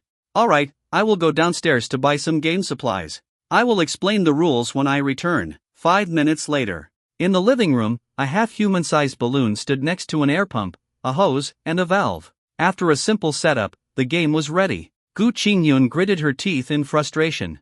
So the pumping sound was just about inflating a balloon? And Faye, you misleading bastard. Now let me explain the rules. And Faye continued, as the name suggests, this is a game where we take turns inflating the balloon. The one who pops it loses, and they have to grant one request to the person who pumped the most air into it. Upon hearing this, all three women's faces lit up. Even though the game's name was ridiculous, the actual gameplay and stakes were pretty exciting. I agree. Before Goo Ching-yoon could finish, Goo Chinga cut her off. Xiaoyun, do you still have laundry to bring in? My washing machine has a dryer. I do not. Wait, I just remembered. You all play, I need to go collect my clothes. Now, only 3 players remained. Who is going first? I will go first. It was Lin Wani who spoke. After a brief moment of thought, she realized that the first person to pump air had a definite advantage. As long as she was not greedy and only pumped a few times, she could maintain first place. The later it got, the higher the chances of the balloon bursting. Goo Chinga said nothing. She simply smiled slightly and stood behind Lin Wani. Alright, then I will go third. With that, and Faye began pumping air into the balloon like a madman. With his enhanced strength and endurance, it took less than 3 minutes for the balloon to grow taller than a person. Lin Wani stretched lazily and then stepped toward the massive balloon in the middle of the living room. But as she got closer, she felt that something was off. The balloon was only a few centimeters shorter than herself. She could even hear it humming slightly, as if it had reached its limit and could explode at any moment. Lin Wani's legs nearly gave out. Who knew a balloon could be this terrifying? She instinctively took a step back and almost collapsed onto the floor. There is an old saying, fear comes from the unknown. Balloons are common, and popping one is not a big deal at most, they startle people. But a giant balloon, as tall as a person, if that thing exploded, what kind of earth-shattering sound would it make? It was unknown, and that made it unimaginably terrifying. I cannot lose. I cannot let Goo Chinga look down on me. Lin Wani tremblingly picked up the air pump and gently, carefully, added one single pump of air into the balloon. Just one? Ha ha ha. Goo Chinga laughed uncontrollably, shaking with amusement. Weren't you acting all tough earlier? Screaming so loudly, so it was all just for show. Lin Wani did not dare to talk back. She tiptoed backward and hid behind In Fei. Goo Chinga walked toward the balloon, muttering, getting scared by a balloon? It is just a little big. And you dare call yourself In Fei's aunt, huh?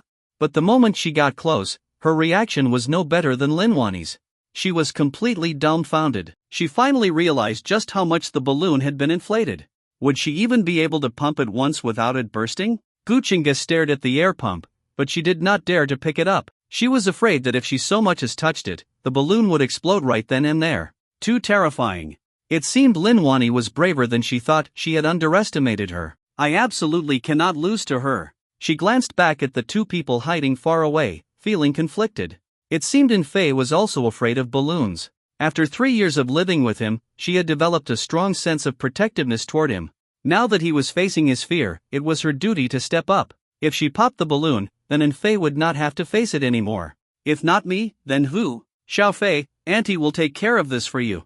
Goo Chinga gritted her teeth, picked up the air pump with righteous determination, and pressed down on the handle. Then he immediately screamed, Xiao Fei, it is your turn. She jumped on tiptoe and sprinted behind In Fei. Sorry, Xiao Fei. Auntie is too useless, boo-hoo. It is all Lin Wani's fault for inflating the balloon this much. Surprisingly, Lin Wani did not mock Goo Chinga. In fact, she even felt admiration. Goo Chinga was brave. That balloon was on the verge of explosion, and yet she had not backed down. Impressive. As expected of Xiao Fei's aunt, a truly remarkable woman. Now it was In Fei's turn. He adjusted his collar and strode toward the balloon with steady steps. Lin Wani and Goo Chinga had already hidden behind the sofa, peeking out with only their eyes. Xiao Fei, do not push yourself. Go slow. Both women were nervous for him. In Fei grabbed the pump handle, took a deep breath, and pumped 10 times in 2 seconds. 10 full pumps. Goo Chinga and Lin Wani were completely stunned. That little bastard. He was a man who had completely abandoned fear. Their eyes shimmered with admiration. For a moment, they even forgot their own terror. And Fei leaned down and gently pulled Lin Wani up from behind the sofa. He smiled at her. Aunt Lin, your turn. And my turn? Lin Wani stared at the balloon, which was now even taller than herself, her legs shaking. Can I surrender? Dream on. Before Enfei could say anything, Guchinga spoke up angrily. If you surrender now, what does that make me? What if I pumped more times than Xiaofei? If you want to give up, you have to promise me one thing first. Lin Wani chuckled bitterly. You really think you pumped more than Xiaofei? Do you hear yourself? Your hands were shaking like maracas. If you pump 3 times in a row, I will admit defeat. Guchinga pouted. That does not matter. Either you admit defeat to me, or you pump at least once. Why should I? If you are scared, then surrender with me. Surrender to me.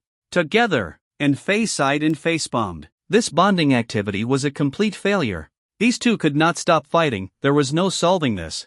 Boom! Ah! The balloon exploded. Confetti and streamers hidden inside burst into the air, raining down like fireworks.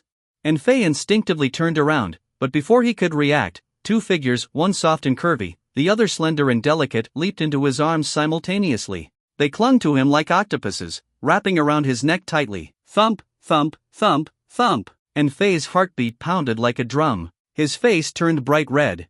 Ladies, can you let go now? If you keep holding on, I am going to suffocate. Only then did Guchinga and Lin Wani come back to their senses. Their chests rose and fell rapidly, still trembling from shock. Aunt Goo, Aunt Lin, I am sorry. I did not think it would scare you this much. Enfei lowered his head apologetically. By now, both women had calmed down. They did not blame Enfei. They had only been startled by the loud bang, nothing serious. Lin Wani's eyes twinkled mischievously. We were terrified. Come here and let us hug you a little longer to calm down. All right. Guchinga wanted to scold Lin Wani for shamelessness, but when she heard there was a hug for her too, she kept quiet. Looking at the colorful confetti scattered across the floor, Lin Wani suddenly remembered. Wait. Guchinga and I pumped once. Xiaofei pumped 10 times, which is the most, but the balloon exploded. Enfei thought about it. That means I owe both of you one favor each. Guchinga and Lin Wani exchanged meaningful glances. For the first time, the hostility between them seemed to fade. Maybe this game was not such a failure after all? Hopefully, their requests would not be too outrageous. After thinking for a while, the 2 women decided to save their requests for later. Enfei found it amusing, he had never known that requests could be stored like this. Half lying in the middle of the sofa, he had one aunt on each side, watching TV together. This time, they were not continuing the unfinished drama from the morning but were watching a movie, yet it was still a sister-brother romance story. Enfei tried several times to check his phone, but both aunts slapped his hands away, forcing him to watch the movie seriously. If he let his mind wander from boredom, he might end up accidentally touching something he should not, which would be embarrassing beyond belief. But once he actually focused on the movie, he realized it was actually pretty interesting. The female lead was 15 years older than the male lead, yet she was still elegant and charming. She worked as a music teacher at his home, and because she had to teach hands-on, they frequently had close contact. Before long, the male lead was completely captivated by her and fell deeply in love. Enfei nodded in approval. Indeed, a lack of boundaries can easily lead to attraction. This scene was very immersive. Later in the movie, the male lead confessed his love, but at first, the female lead refused. However, she was eventually moved by his sincerity, and they secretly began a relationship. But soon, rumors and slander led to intense social pressure, ultimately forcing them to break up. Afterward, the female lead met a man her own age through an arranged date. They started dating, but she soon found herself exhausted by the monotony of daily life. When she finally made up her mind to reunite with the male lead, she discovered that he already had someone new by his side. Enfei shook his head with a wry smile. This plot was ridiculously dramatic. Just as he was about to make a sarcastic comment, he suddenly felt 4 arms tighten around him, hugging him even closer. The 2 aunts, watching this cheesy film, were actually getting nervous and anxious, just like 2 young girls who had yet to grow up. Xiaofei, Guchinga said softly, do you think all men are like him? Not afraid of gossip or rumors. Hearing this, Lin Wani also lifted her head and perked up her ears. Enfei thought for a moment and replied, the opinions of strangers, classmates, or colleagues do not matter to me. But I do care about the opinions of those who love me. I do not think I could ever be completely indifferent to what others think. What about me? Lin Wani rested her head on Enfei's chest, listening to the strong rhythm of his heartbeat. Do you care about my opinion? Get lost. Guchinga shoved Lin Wani's head away, full of disgust. A hug was not enough? Now you are fishing for reassurance too? Guchinga, if you say one more word, do you believe I will start crying right here and now? I will beat the hell out of you. Lin Wani finally left at 5 p.m. Guchinga, meanwhile, had gotten so hooked on movies that she even refused to go for a walk with Fei. She stayed home, browsing home theater recommendations, preparing to buy a professional projector setup to achieve the ultimate at-home cinema experience. Fei walked alone through the unfamiliar streets, casually exploring his new neighborhood. A newly opened store caught his interest. The shop was small, about the size of a bubble tea shop, with an old-school neon sign, giving it a retro-tech aesthetic. Curious, Fei approached the counter. "What do you sell here?" "Hello, sir. This is the latest instant herbal mist, a health supplement that has been selling like crazy lately." The saleswoman took a small box from the shelf and handed it to Fei. "Would you like to try it out?" "Wait, you can try this?" Fei waved his hand and pushed the box back. "I am not buying, just looking." The saleswoman's gaze remained clear as she smiled and said, "That is okay. In fact, I can give this one to you for free. Our store is currently running a promotion, you can test it out freely, and if you like it, you are welcome to buy more later." Fei had actually been trying to dismiss her. Normally, when you tell a store employee, "just looking," they take the hint and stop pushing. But this woman? She was downright bizarre. He had refused, yet she was giving it to him for free? Fei smelled a trap. At best, a promotional giveaway might involve a couple of eggs, and even then, people would line up for miles. But this product was worth hundreds of yuan and they were just giving it away? And not a single customer in line? Free, huh? Just so we are clear, I am not paying a cent, I will not follow your social media, and I will not leave a fake review. Yes, sir. It is completely free. If you do not like it, you can give it to a friend or family member. If it was truly free, then Fei already knew what to do. Instant herbal mist sounded fancy, but it was probably just an electronic vaporizer. Whether or not it actually had health benefits, he could not say. But if it turned into a habit, it was basically a gateway to smoking. He definitely was not going to use it himself. But if they were really giving it away, he could just sell it online. Brand new, unopened, he could easily flip it for 100 yuan on a second-hand platform. Easy money. This was basically picking cash up off the ground. "Fine, I will take it," Fei said, pretending to be reluctant. "Great, sir. Let me pack it up for you." As Fei walked away, the saleswoman suddenly froze. Wait, what had she just done? There was no actual giveaway event. This was a legitimate product worth over 300 yuan. If she gave it away, she would have to pay for it herself. He did not spend a cent, and now she had to compensate the store? Had she lost her mind? Panicked, she rushed after him, but the moment she opened the door, she saw that the box was still on the counter. He had not taken it. The saleswoman put the box back on the shelf and carefully counted the inventory again. Half an hour later, she finally sighed in relief. Back home, Fei was thrilled. He rushed to his room and eagerly took out the box labeled Instant Herbal Mist. He snapped a few photos, wrote a short description, and immediately uploaded it to a second-hand marketplace. All set, he sat back and waited for a buyer. He had checked earlier, the retail price for one unit was 320 yuan. If he listed it for 150 yuan, it would sell instantly. Sure enough, not 5 seconds after posting it, his phone dinged. So fast? But instead of a buyer, it was a platform notification.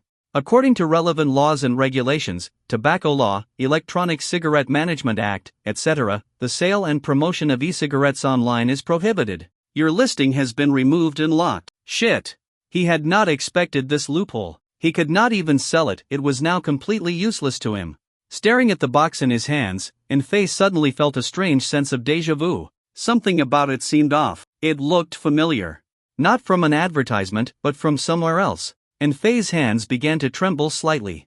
Could it be a delivery from the mysterious package service? Noon break ends, and Lin Xiaoxiao wakes up. Lin Xiaoxiao slowly regained consciousness after her midday nap. Still half asleep, she was suddenly hit by a familiar wave of discomfort. Her shame syndrome had flared up several times before, with each episode shortening in duration. This time, before she could even react, the world spun violently, her vision blurred, then darkened completely until she lost all awareness.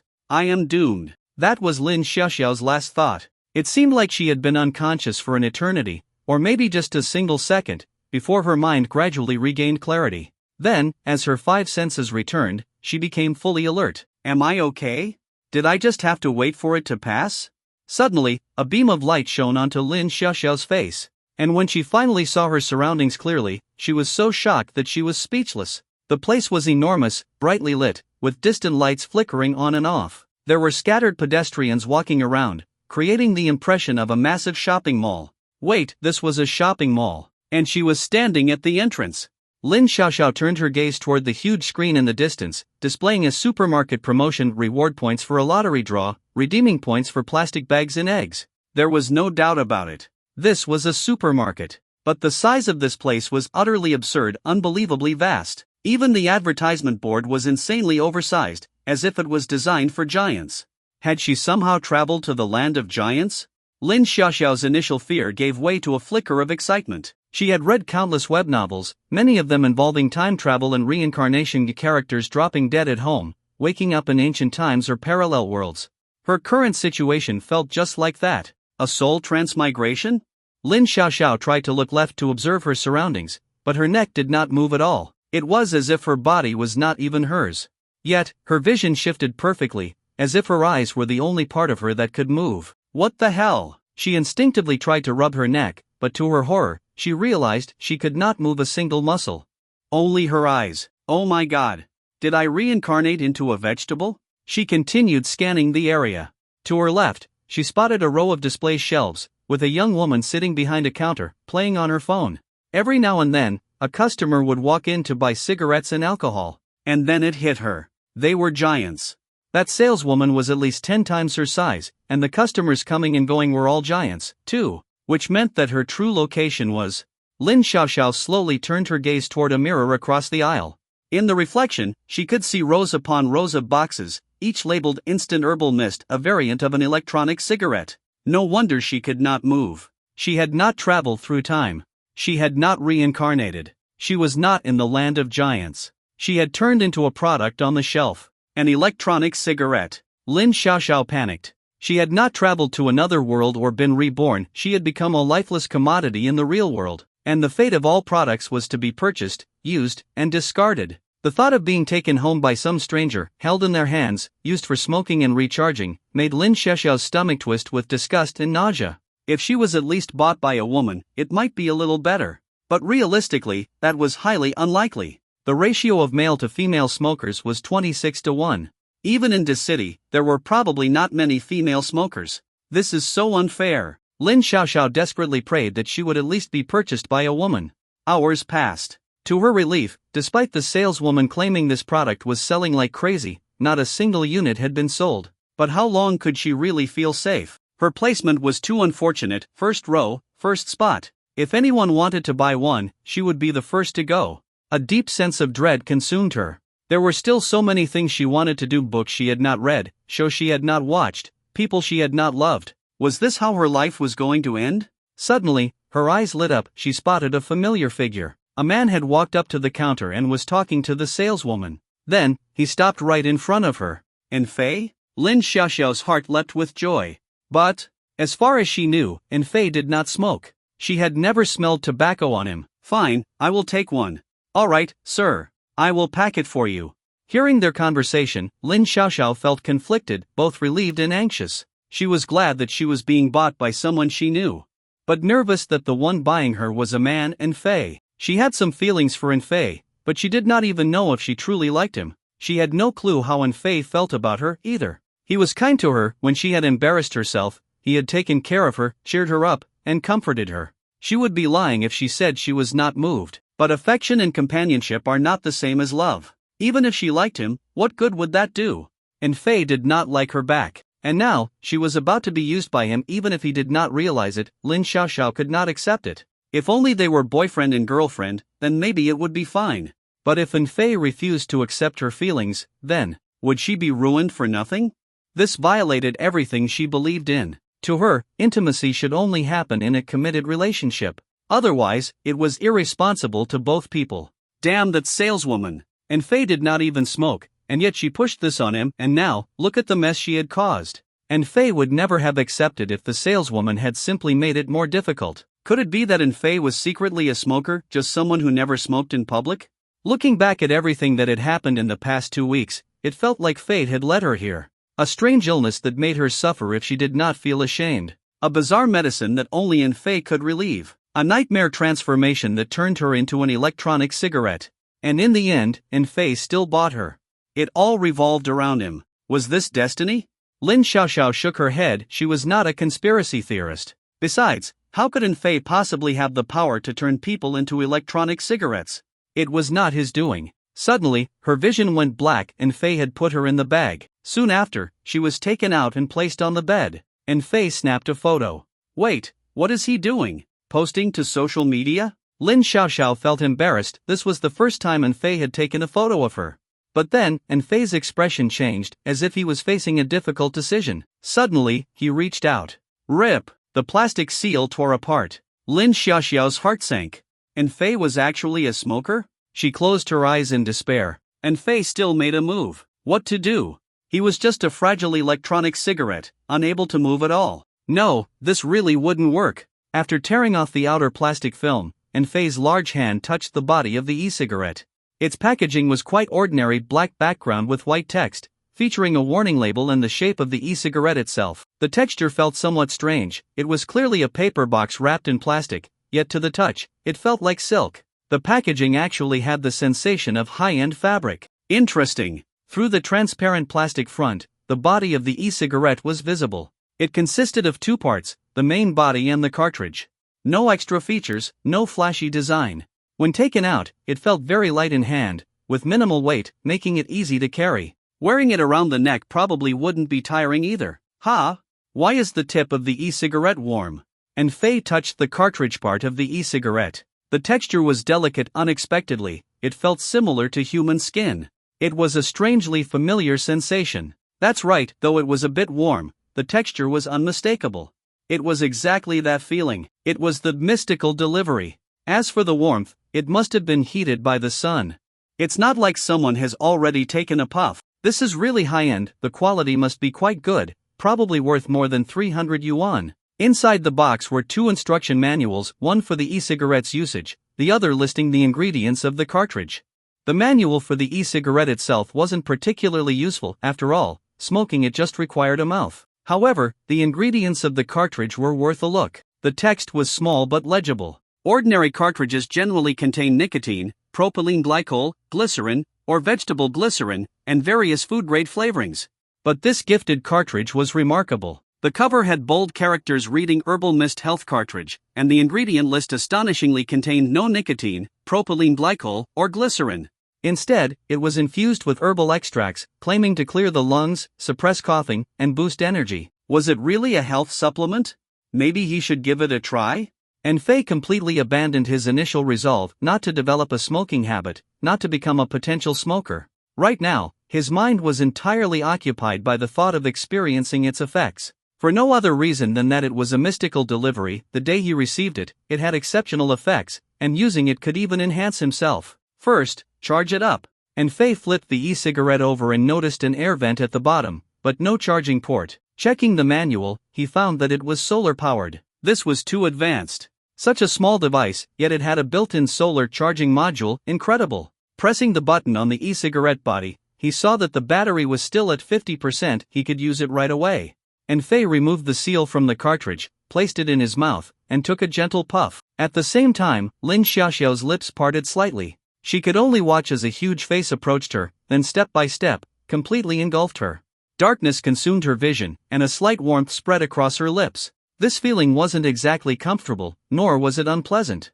It was just a bit oppressive, a bit strange, nothing like the slowed-down, starry magical effects depicted in TV dramas. She also realized that her body's structure had changed. It seemed she no longer needed her mouth or nose to breathe.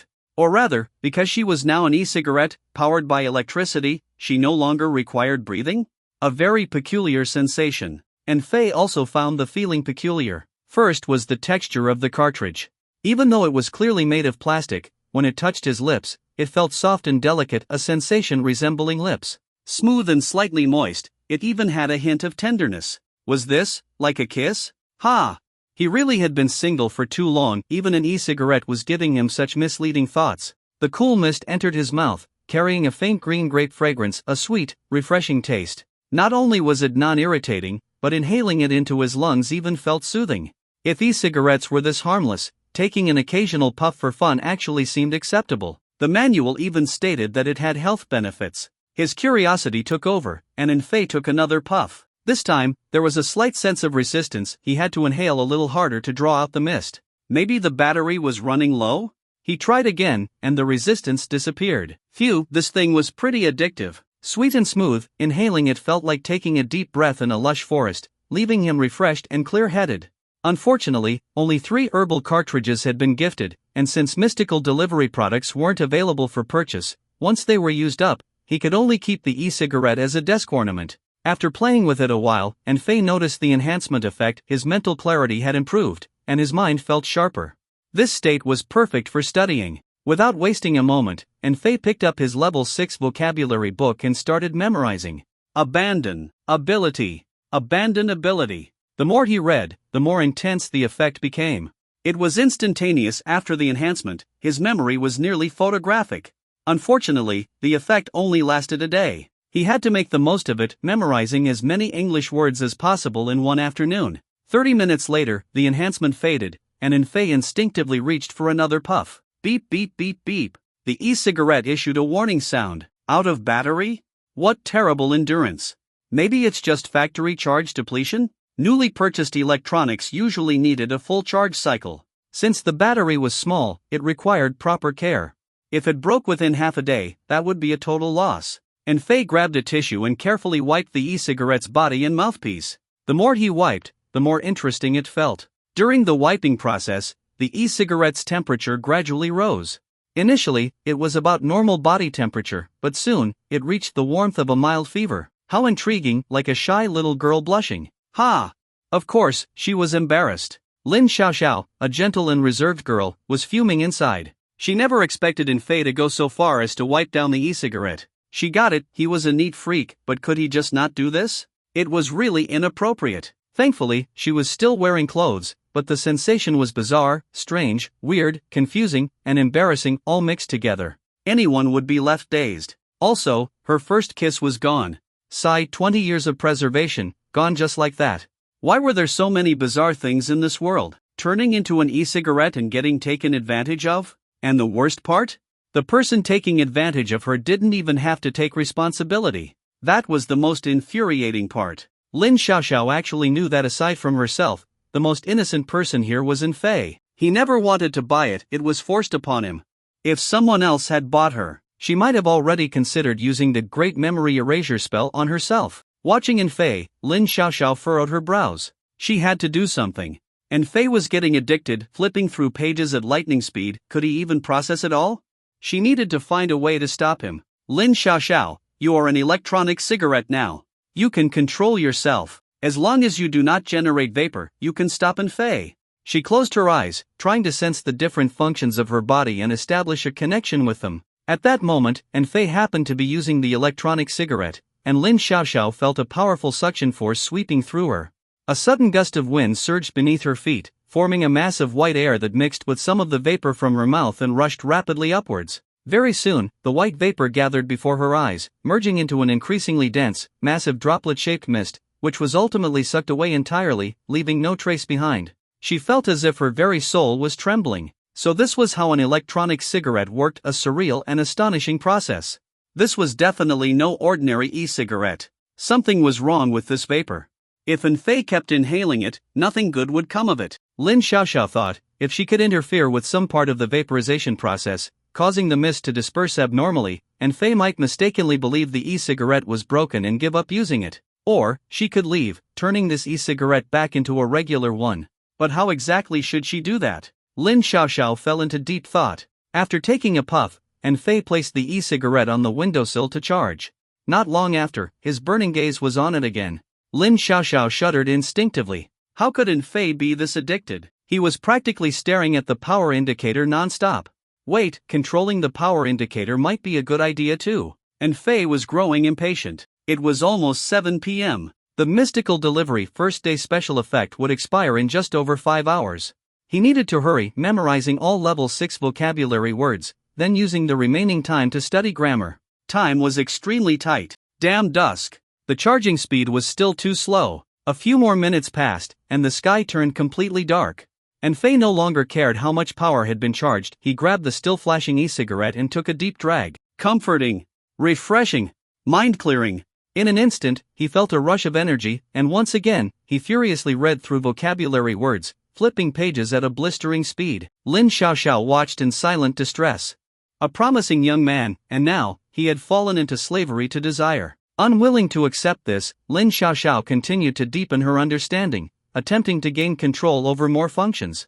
Knock, knock, knock. A sudden knocking on the door. Come in. And Fei did not even look up, seizing every second to read his vocabulary list. Lin Xiaoxiao did not let it distract her. She was still immersed in her introspection, completely unaware that the person who entered was her own Aunt Lin. Young man, studying hard, I see. Lin Wani said softly. Why was she here so late? Aunt Lin? What brings you here? Sigh, it was Chinga. She insisted I come get the key to your place, saying it would be convenient for me to visit in the future. Lin Wani's tone carried a hint of reluctant annoyance. I will not disturb you, I am leaving now. With that, she shut the door and left. Her goal had been achieved. Yes, waiting right outside the door was Gu Chinga. Did you not see that Xiao Fei was studying? And you still disturbed him? Gu Chinga said angrily, arms crossed. Lin Wani replied mockingly in a hushed voice, Shuh, could you keep your voice down? You will disturb the young man. You.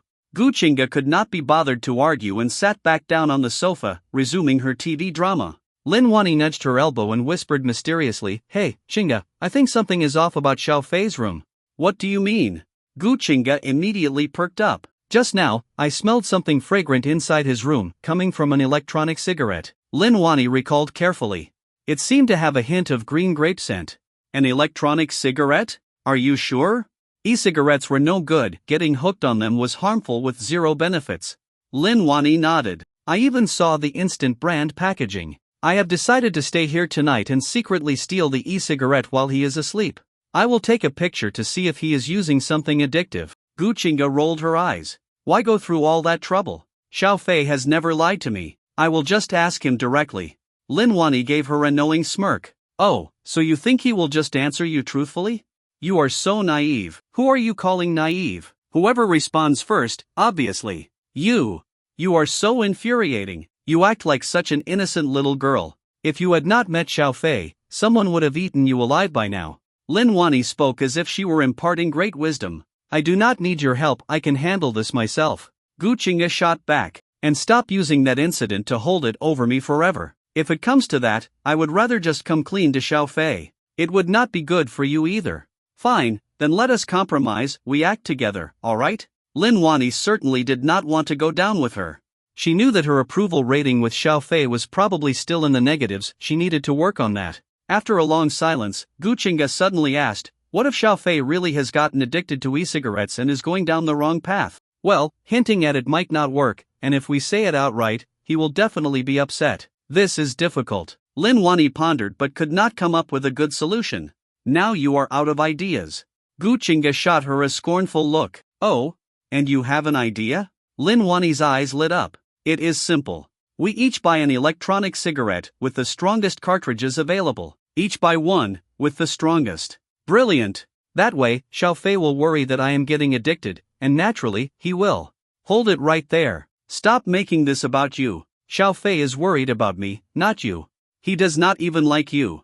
Lin Wani knew that her status as his aunt meant Fei only accepted her on the surface. Deep down, he must have his guard up, considering she had expressed interest in dating him before. But she was not about to let Gu Chinga get the upper hand. Say whatever you like. Since we are buying electronic cigarettes, are we still going to steal his? Of course. We need to buy the same model as his. That way, when he tries to convince us to quit, he will realize that he himself is still smoking. What kind of credibility would he have then? Wow, Chinga, you really thought this through. Xiao Fei is coming out. And Fei looked anxious, as if searching for something. Gu Chinga and Lin Wani exchanged puzzled glances. Was he already having withdrawal symptoms? Aunt Goo, Aunt Lin, do we have a high-power flashlight at home? And Fei's voice was filled with urgency. Yes, I will find one for you. Gu Chinga went to look for the flashlight, while Lin Wani frowned deeply. Why did he need that? Going out? There were streetlights outside, he would not need it. Something unusual was definitely going on. If something seemed off, the best approach was to search it up first. Lin Wani opened a search engine and began looking up related keywords. Soon, a flood of results appeared. Can be used for illumination. Can be used for self-defense. Can be used to Lin Wani's gaze locked onto one particular result: can charge solar-powered devices. The instant series had models that only supported solar charging. This seemed to be the only possible connection. So that was it. And Faye's dependence on e-cigarettes had grown so severe that a device with a full day's battery life was no longer enough for him. He had to be stopped from falling into the e-cigarette trap. Lin Xiaoxiao thought the same. And Faye was now taking deep puffs of the e-cigarette every 10 minutes while studying vocabulary. If Lin Xiaoxiao had been in her human form and in Faye's bedroom, her lips would have been swollen like sausages by now. Damn it! She could only control the power indicator light. She had no way to physically stop Faye. She vaguely heard a woman speaking with him. The voice was strangely familiar. It was probably his Aunt Goo, but Lin Xiaoxiao did not dwell on it. Not long after, Faye left the room. When he returned, he was holding a high-power flashlight. Lin Xiaoxiao took one glance and turned pale with shock. Her face almost turned green. Using that to charge her? Was he planning to stay up all night? 10 minutes later, Faye took another puff from the e-cigarette. While Lin Xiaoxiao felt a wave of embarrassment, she also discovered a new clue. Her mouth, ever since she had become an e-cigarette, had been permanently open. If the vapor was being drawn from within her, then what if she simply held her breath? Would that stop Faye? It was worth a try. 10 more minutes passed. That strong suction force appeared again. Lin Xiaoxiao held her breath, and the surrounding air surged upwards. But this time, no white vapor emerged from her mouth. Had she succeeded? However, before she could celebrate, an even stronger suction force suddenly kicked in. The vapor that had remained inside her was instantly pulled out, and a thick cloud of white mist formed again before being inhaled by Faye. Could this thing be broken? I knew free stuff was never any good. You are the one who is no good. You are the one who is no good. Lin Xiaoxiao's competitive spirit flared up. Thinking is your greatest weapon. Before she knew it, it was already 10 p.m. Lin Xiaoxiao was on the verge of a mental breakdown. She thought, if she were still in human form, her mouth would probably be missing from her face by now. Faye's dependency had far exceeded her imagination. It was absurdly excessive. For the past few hours, Lin Xiaoxiao had been enduring two kinds of torment, either being kissed or being blasted by a high-powered flashlight. It had completely drained her physically and mentally. Finally, Faye grew tired. He yawned and muttered to himself, "Good thing I finished memorizing all the level 6 English words before my brain shut down. Done for the day." Overusing the brain was exhausting, but if one day of effort meant memorizing all level 6 vocabulary and grammar, anyone would be willing to push through fatigue. After taking a shower, Faye returned to bed, completely naked. After thinking for a moment, he placed the e-cigarette on his bedside table. Within 2 minutes, he had fallen into a deep sleep. Lin Xiaoxiao's face turned so red it could drip blood. Just then, the bed started to tremble slightly. Lin Xiaoxiao was puzzled.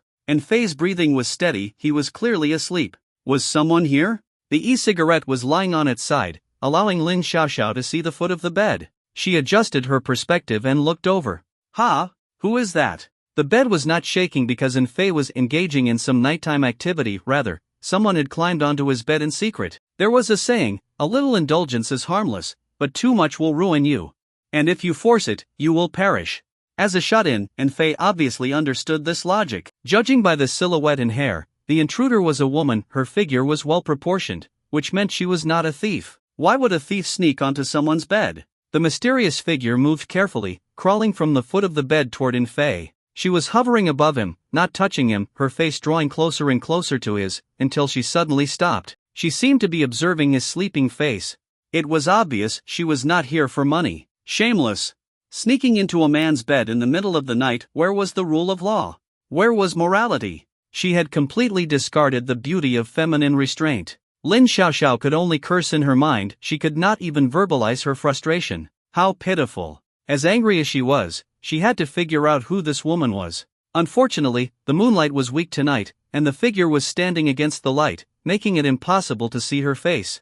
Since Lin Xiaoxiao had not heard any sounds of lockpicking, it was likely that the intruder was a familiar person. Faye had given Aunt Goo a key to the apartment, so if this person also had a key, it made sense.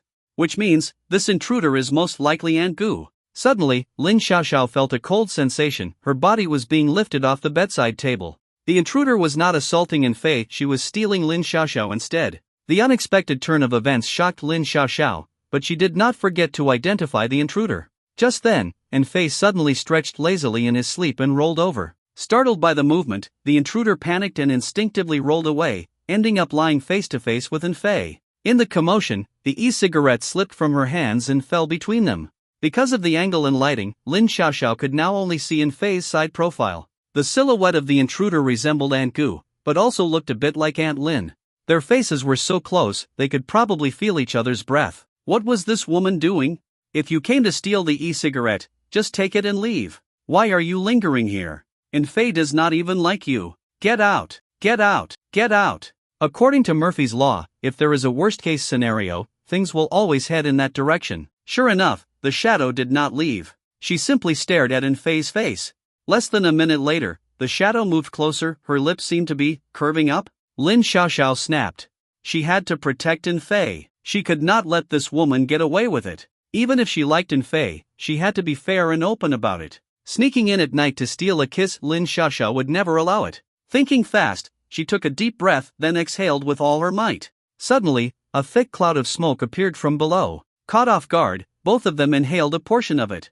Fei's eyelashes twitched, he was about to wake up. The shadow panicked but reacted quickly, slipping off the bed and hiding. Dazed, Fei opened his eyes and looked at the e-cigarette smoke in front of him with some surprise.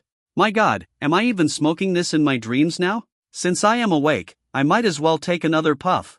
Fei picked up the e-cigarette and inhaled, only to find that nothing came out. He mumbled, could it be out of battery?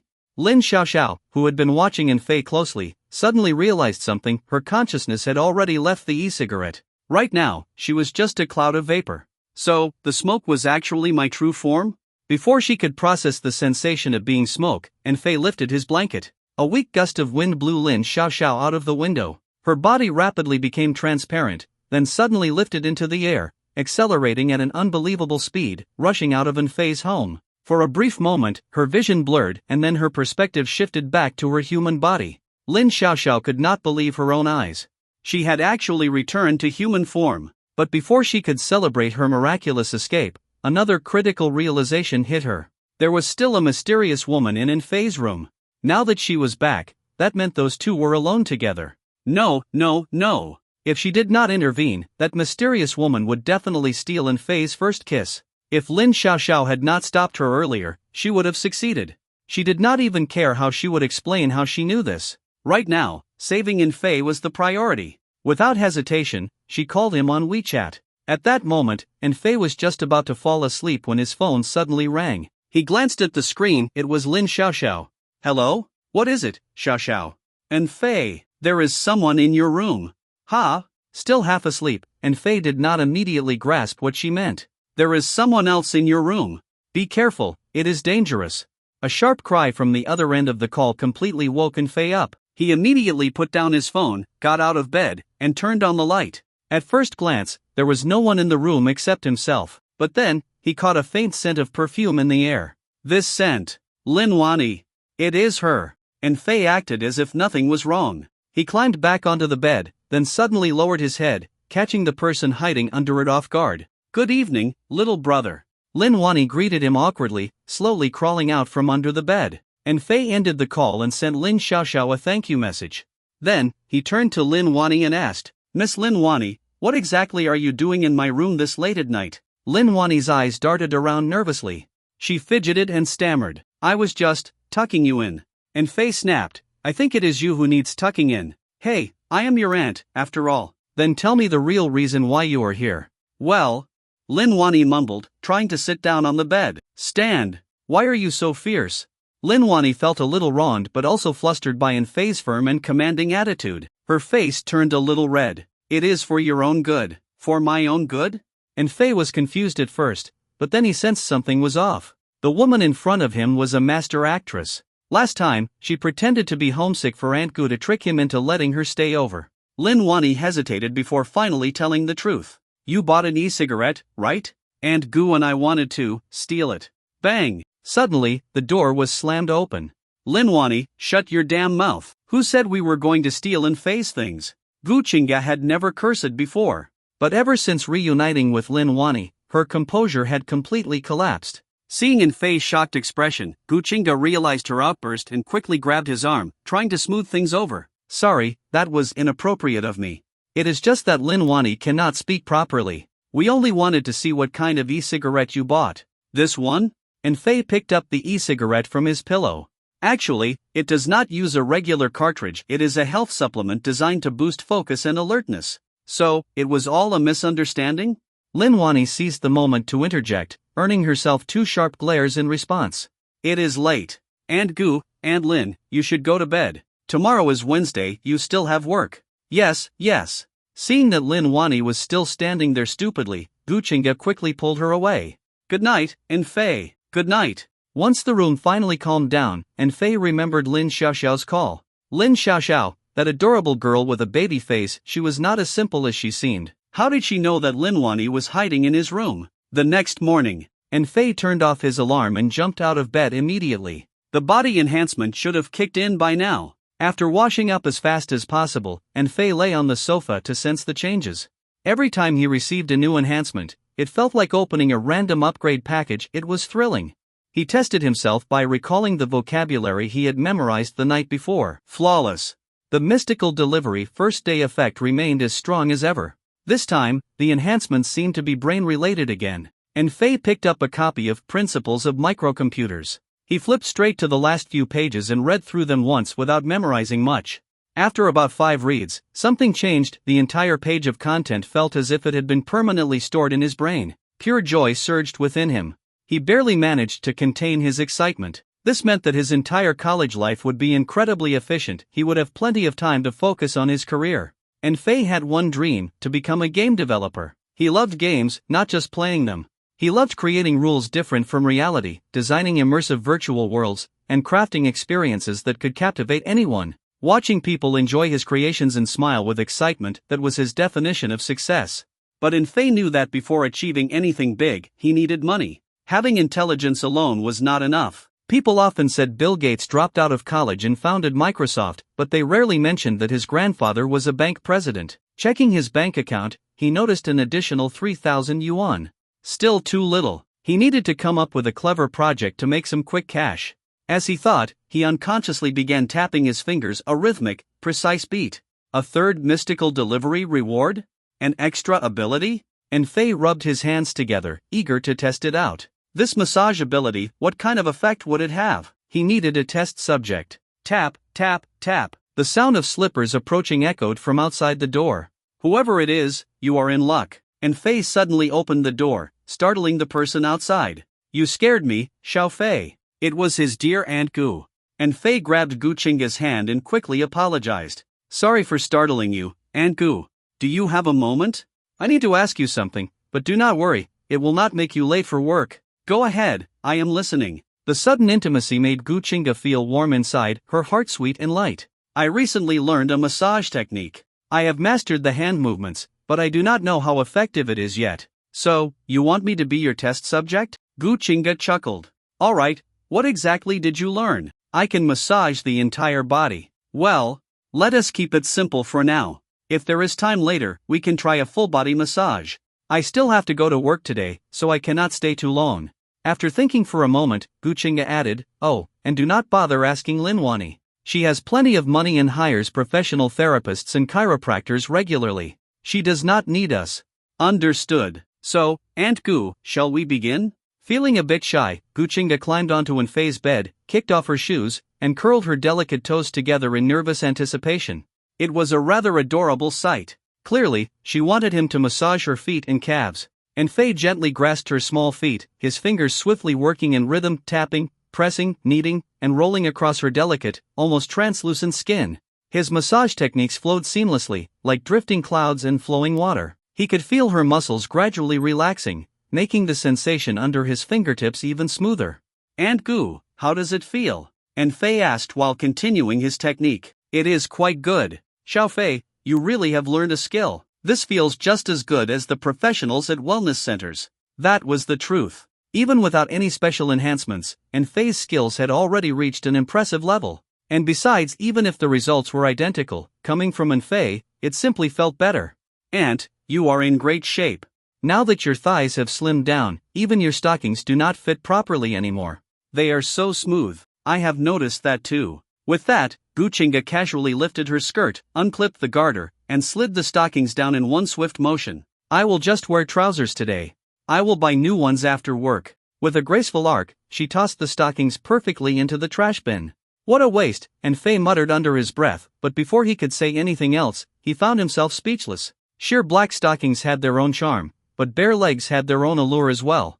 Goo Chinga's flawless skin was her true secret weapon. There was a saying, whiteness adds 3 points to beauty. But Goo Chinga's fair complexion added at least 5. Her smooth, unblemished skin, tinged with a faint pink glow, was something that seemed to exist only in fantasy games and anime. Back at the old house, and Faye had not noticed it as much, but clearly, Aunt Goo had been treating her skin to some high-end care again. Aunt Goo, it is done. Ha! That was fast? Goo Chinga glanced at her watch. 15 minutes had passed, yet it felt like only 2. Do not worry, Aunt Goo. We can do it again whenever you want. I am not going anywhere. Goo Chinga paused for a moment, then gently embraced Faye. Xiao Fei, you are the best. Mwah! A light kiss landed on the corner of his lips. Then, on tiptoes, Goo Chinga ran off. And Faye looked down, his face flushing red, his eyes just so happened to fall on the stockings draped over the trash bin. If this trend continued, or he received a new ability every 3 deliveries, he might actually turn into a superhuman within a year. Suddenly, a voice rang out behind him. That was intense. You even went through a pair of stockings. Lin Wani patted Faye's shoulder and clicked her tongue. Youth really is something else. What are you even talking about?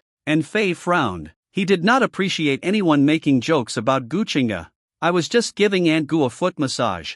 Really? Lin Wani's eyes gleamed mischievously. Then how about giving me one too? Apologies, Aunt Lin. I need to study. His polite tone remained, but his voice was devoid of emotion, neither rejecting nor entertaining the request. Lin Wani instantly realized her mistake. Damn it, she had been too careless with her words. Why did she have to joke about Goo Chinga? Now she had messed things up. It was time to adjust her strategy. The phase of casual teasing and getting noticed was over. Next came the she is actually a good person phase. A villain who repents is always easier to forgive. If she used the psychological trick properly, then with a bit of this and a bit of that. As Lin Wani plotted her next move, she suddenly noticed something strange. Her own heartbeat had sped up. Back in his room, Faye glanced at the calendar. Only a week left until the semester started. That meant his schedule was simple. Study, study, and more damn studying. With an ability that let him memorize anything in 5 reads, not studying would be a complete waste. But before that, he needed to hire someone for his camera project, just a part-time student for a few days. Faye opened his phone, went to the class group chat, and posted a message. Hiring one student for a 3-day part-time job in the city. 2 hours per night, 80 yuan per night. The previously quiet group exploded with chatter, his message instantly buried under a flood of conversations. Although 40 yuan per hour was not bad for student work, in this rich kid-filled class, it seemed pathetic. He should not have expected anything, he barely knew anyone in this group anyway. Just as he was about to post an ad on the university forum, his phone dinged with a message notification. Luo, see you? In an entire year of university, he had never spoken to her. When Luo Siyu first enrolled, she was incredibly low-key. For an entire semester, no one knew about her background, people just saw her as a quiet, beautiful classmate. But after an unexpected revelation about her family, nearly everyone in class flocked to befriend her, hoping that a connection with her would lead to an internship at Luo Group Industries. Reality was harsh, all of them were rejected. After that, no one bothered her anymore. Like Aunt Goo and Aunt Lin, she was not from his world. He tapped on her message, half expecting her to mock his pathetic job ad or even kick him from the group chat. But instead, he saw, Xiaoyu, transferred 4,000 yuan in full. Xiaoyu, I will take the job. That is the payment for 100 hours. Faye, 6. Luo Siyu actually gave me money out of her own pocket? Faye couldn't believe his eyes. Is this the mindset of a wealthy heiress untouched by the mundane world? What an eye-opener today. Faye quickly typed a reply. Luo, you don't need to pay. Xiaoyu, do you look down on this money? Xiaoyu, transferred 4,000 yuan. Faye, President, this is all a misunderstanding. I didn't mean any disrespect. Xiaoyu, then it's settled. I'll meet with you this afternoon. Seeing his balance increase by 8,000 yuan in WeChat Pay, Faye was completely confused. Who was the boss here, him or Luo Siyu? After a morning of studying, Faye had already previewed a tenth of the new semester's material. His efficiency was impressive. He boiled a pack of tomato and egg instant noodles, cracked in 2 free-range eggs, sliced half a pork sausage, just a simple meal to get by. As he was washing the dishes, there was a knock on the door. Coming. and Fei answered nervously as he opened it. Luo Siyu stood outside, expressionless. Her long black-blue hair was tied into a ponytail, and she wore a black-gray dress that contrasted starkly with her snow-white skin. On her feet were glossy, round-toe leather shoes. She looked like a cool, aloof senior straight out of a manga. "Hello, President Luo." And Fei stepped aside and gestured for her to enter. "You are in Fei, correct?" "Hello." Luo Siyu nodded and walked in, sitting on the sofa. She crossed her long legs in front of her and, out of the corner of her eye, noticed Fei lowering his gaze. She frowned immediately. "Where are you looking?" "Huh? Where am I looking?" "At my phone." And Fei quickly raised his head to meet her gaze. This was no ordinary employee, he couldn't afford to be careless. Ahem. Luo Siyu cleared her throat to cover her awkwardness. "Your project is quite good. I've come across it a few times on Douyin. It's pretty interesting. So, the reason I'm here today is because of the project, not because of you. Understand?" And Fei nodded uncertainly. He thought to himself, isn't that obvious? She probably assumed this was some kind of influencer business and that she needed to pay to try it out. Though he thought this, he still said out loud, "I understand. Do you have a labor contract? Is that necessary? It's just a few nights of part-time work. No need for a contract, right? Without a labor contract, how can you order me around? No, I mean, how can you exercise your rights as an employer?" Realizing she had misspoken, Luo Siyu adjusted her tone and continued, "Never mind. I'll have my secretary draft one. We'll formally sign it tomorrow. For today, let's just familiarize ourselves with the project. Alright, this is the cameraman suit I designed. It features." And Fei pointed to the outfit on the coffee table and began explaining its positioning system, zoom functions, shooting capabilities, and cloud uploading features. Luo Siyu listened intently, her brows furrowed in deep thought. She looked highly professional. "So, are you considering selling this project?" "Huh? What a direct and unpredictable way of speaking." After a brief pause, Fei quickly responded, "Yes, yes, yes. President Luo, do you have connections? As long as the price is right, I'm ready to sell anytime. If you trust me, I need this suit first for demonstration purposes." A slight blush flickered across Luo Siyu's cold face. "That means we need to build another one today." And Fei was full of question marks. "If that's the case, why not just pause the business for a few days? Once the deal is done, whether it succeeds or not, you can come back to work." Luo Siyu shook her head and reached into her bag. Seeing this, Fei immediately understood. "Cash, huh?" A gold-colored card landed on the coffee table. And Fei swallowed, feeling a bit thirsty. "This card has 150,000 yuan on it. The password is 923782. That should be enough to buy a cameraman suit, right? So, President Luo, you're saying you'll personally pay for the equipment to work?"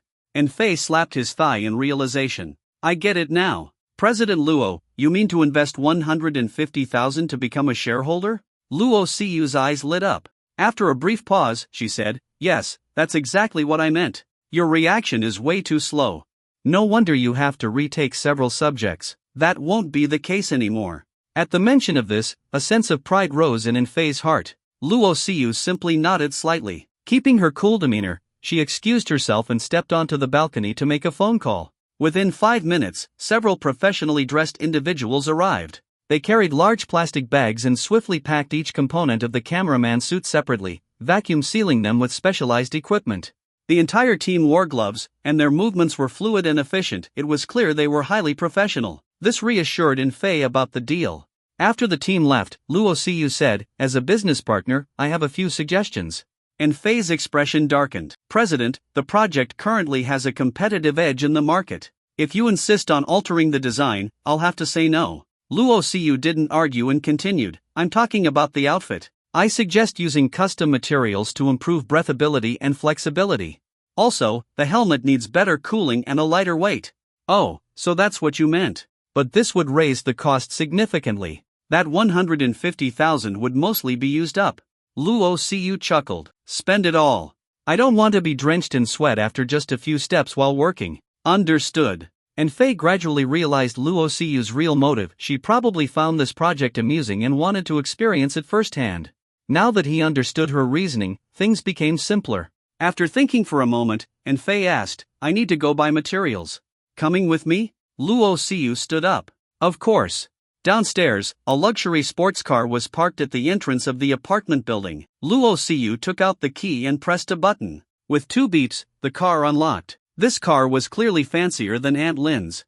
If you like it, you can drive. Luo Siyu tossed the key to Enfei as if it were a piece of trash. I don't know how to drive. Enfei quickly pushed the key back. What a joke! If he so much as scratched this car, even selling himself wouldn't be enough to cover the repair costs. Luo Siyu didn't insist. After they buckled up, she stepped on the gas and sped out of the neighborhood. Deshibata Plaza, 5th floor. This place was like a high-end, supercharged version of a computer mall. If it existed, you could find it here. Having spent years in second-hand markets, Enfei gritted his teeth and maxed out the budget, feeling his heart bleed with every purchase. Luo Siyu raised an eyebrow. Why are you so distressed? It's not even your money. Enfei sighed. It's not about whose money it is. Forget it. You wouldn't understand the world of ordinary people. Luo Siyu shrugged indifferently and walked toward the lounge area. After just one afternoon together, Luo Siyu was in a great mood. She seemed to have discovered Enfei's weakness, greed. If I use this weakness to make him give me orders, overcoming my dependency syndrome will be much easier. Out of Enfei's sight, a sly smile flashed across Luo Siyu's face. When exactly Luo Siyu developed her dependency syndrome is no longer traceable. The only thing she knows now is that whenever an episode occurs, she feels unbearable discomfort. Only Enfei's commands can bring her relief. The first episode happened a few nights ago. Luo Siyu was strolling alone through the night market, enjoying herself when suddenly, her heart started racing. A strong sense of unease washed over her, making her body convulse. She could barely move and felt like she might faint at any moment.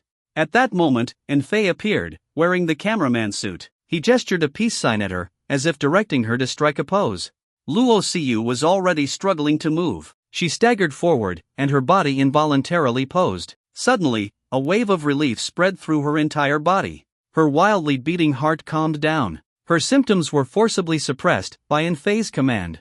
The vibration of her phone pulled Luo Siyu back to reality. She did not shy away from answering in front of Enfei. Pressing the answer button, she heard a childish yet authoritative voice on the other end. Xiaoyu, are you coming home for dinner? Stop bothering me. If you are hungry, just eat first. That is all. She hung up the phone immediately, then turned to Enfei. I will send you my exact measurements later. Once the suit is assembled, message me right away, and I will have someone pick it up. Enfei nodded mechanically. Carrying several large shopping bags, the two soon arrived at Enfei's apartment complex. Once home, Enfei wasted no time. In just over an hour, he completed the new version of the cameraman suit. Based on Luo Siyu's specifications, Enfei designed a version specifically for women. The originally mechanical-looking helmet now featured a subtle, mechanized smile without compromising its original style. On top of the helmet, he even added a small pink hat. After several rounds of testing, all functions worked perfectly. Enfei then sent Luo Siyu a message. She responded instantly with a simple one. Less than a minute later, there was a knock at the door. Sure enough, a group of well-dressed professionals stood outside. After introducing themselves, they collected the cameraman suit and left. Perhaps this is what true efficiency looks like in a wealthy family. For all he knew, there might have been bodyguards lurking in the shadows, watching over them while they were out shopping earlier. In the past, Enfei might have envied Luo Siyu's life, but not anymore. Thanks to the enhancements granted by his system, he could pursue any career, whether as a professional masseur or an athlete. His future was bound for greatness. He possessed something even the richest people could never have. Lin Xiaoxiao, Luo Siyu, even Lin Wani, women who once seemed to belong to a completely different world, were now blurring the lines between their lives and his. A knock on the door. It was Gu Qingge. Xiaofei, are you busy? Without Lin Wani around, Gu Qingge always carried an air of gentle warmth. Not at all, Aunt Goo. I have finished everything. Gu Qingge's face had a slight flush. She held Enfei's large hand and asked, those men who just came to pick up the goods, judging by their uniforms, they looked like they were from the Luo Corporation. Did you go for an interview there? No. Enfei shook his head. A classmate of mine is from Luo Corporation. She took interest in my project and decided to invest. Those men were just picking up the cameraman prototype. Luo Corporation is backing your project? You have met the right people, Xiaofei. Congratulations. Not at all. Aunt Goo, you are my real benefactor. Enfei turned his hand and firmly held Gu Qingge's, speaking with sincerity. Silly Xiaofei, always flattering me. Gu Qingge wrapped her arms around Enfei's neck, indulging in the unique warmth that belonged to her alone. After a long while, her face grew even redder, as if she had made a difficult decision. Resting her head on his shoulder, she whispered softly, It has been a long time since we shared something intimate. Should we do it again? She stood before Enfei in a deep purple silk nightgown, bare-legged without stockings, her delicate feet resting lightly on the floor. From the moment she entered, her allure had only intensified, reaching an almost intoxicating peak. Hearing her whisper beside his ear, Enfei felt his mind go blank. Heat surged from within, and a single uncontrollable thought flooded his consciousness. Kiss her. Without hesitation, Enfei lowered his head and captured Gu Qingga's soft, alluring lips. The dim lighting in the room cast a warm, ambiguous glow. A gentle, flowing melody began to play, turning their kiss into something delicate and poetic. Gu Qingga closed her eyes. Her warm breath brushed against Enfei's face, tickling him in a way that was both soothing and intoxicating. If possible, Enfei wished this kiss could last forever. His hands moved on their own, first encircling Gu Qingga's slender waist, then beginning to explore beyond. Gu Qingga responded instinctively, unaware of anything else, surrendering completely to Enfei's inexperienced yet eager kiss. Clatter! Her phone slipped from her hand and hit the floor, abruptly snapping both of them back to reality. The fire inside Enfei gradually cooled as he opened his eyes. Before him, Gu Qingga had her eyes tightly shut, her long eyelashes trembling slightly. She let out soft murmurs, akin to a purring kitten. Kissing her was one thing, but I swear, I did not mean to touch her like that. Enfei quickly released Gu Qingga and took a step back. The once passionate atmosphere instantly turned awkward. Both of them lowered their heads, avoiding eye contact. Enfei stammered, "Aunt Goo, just now. Actually. Xiaofei, we are family. A little closeness is nothing to be concerned about." Gu Qingga's face was flushed red, but she forced herself to appear calm, using the same excuse as before. "But I went too far." Enfei lowered his head, still feeling guilty. Gu Qingga was just as flustered. She hurriedly reassured him, "I do not even have a boyfriend, so do not overthink it, alright? Besides, Xiaofei, did you not say you would take care of me forever? Where is Aunt Lin? Did she leave?" "She went home. This is not her place, after all." Afraid that Enfei might kiss her again, Gu Qingga quickly changed the subject. "Oh, by the way, the game console and computer Lin Wani bought for you have arrived. I did not want to disturb you earlier. Let us go check them out now." The awkwardness finally eased. When Enfei opened the first-floor storage room, he was stunned. The room was half-filled with gaming equipment. PlayStation, Xbox, Steam Deck, the most high-end custom-built gaming PC, top-tier keyboards, mice, and every gaming peripheral imaginable. Gu Qingga picked up a shoebox-sized package and handed it to Enfei. "This is my gift for you, a housewarming present." Inside were dozens of game cartridges in blue, green, and red cases, representing all three major franchises. Seeing Enfei's excitement, Gu Qingga smiled and playfully teased, "The consoles are not even that expensive. 5 games alone cost more than a console. Aunt Goo, you are the best." Enfei nearly drooled. These were all the blockbuster titles he had always wanted but could never bring himself to buy. Did Aunt Goo secretly check my wish list? Just as he was still reeling from the surprise, Gu Qingga revealed 2 narrow tickets. Movie tickets? Enfei took a closer look. His already wide grin stretched even further. Mist Mountain Hot Spring Resort. Did you enjoy the story, guys? I hope you did. Support this video with a like and a comment. I'd really appreciate it. Thanks for watching and see you next time.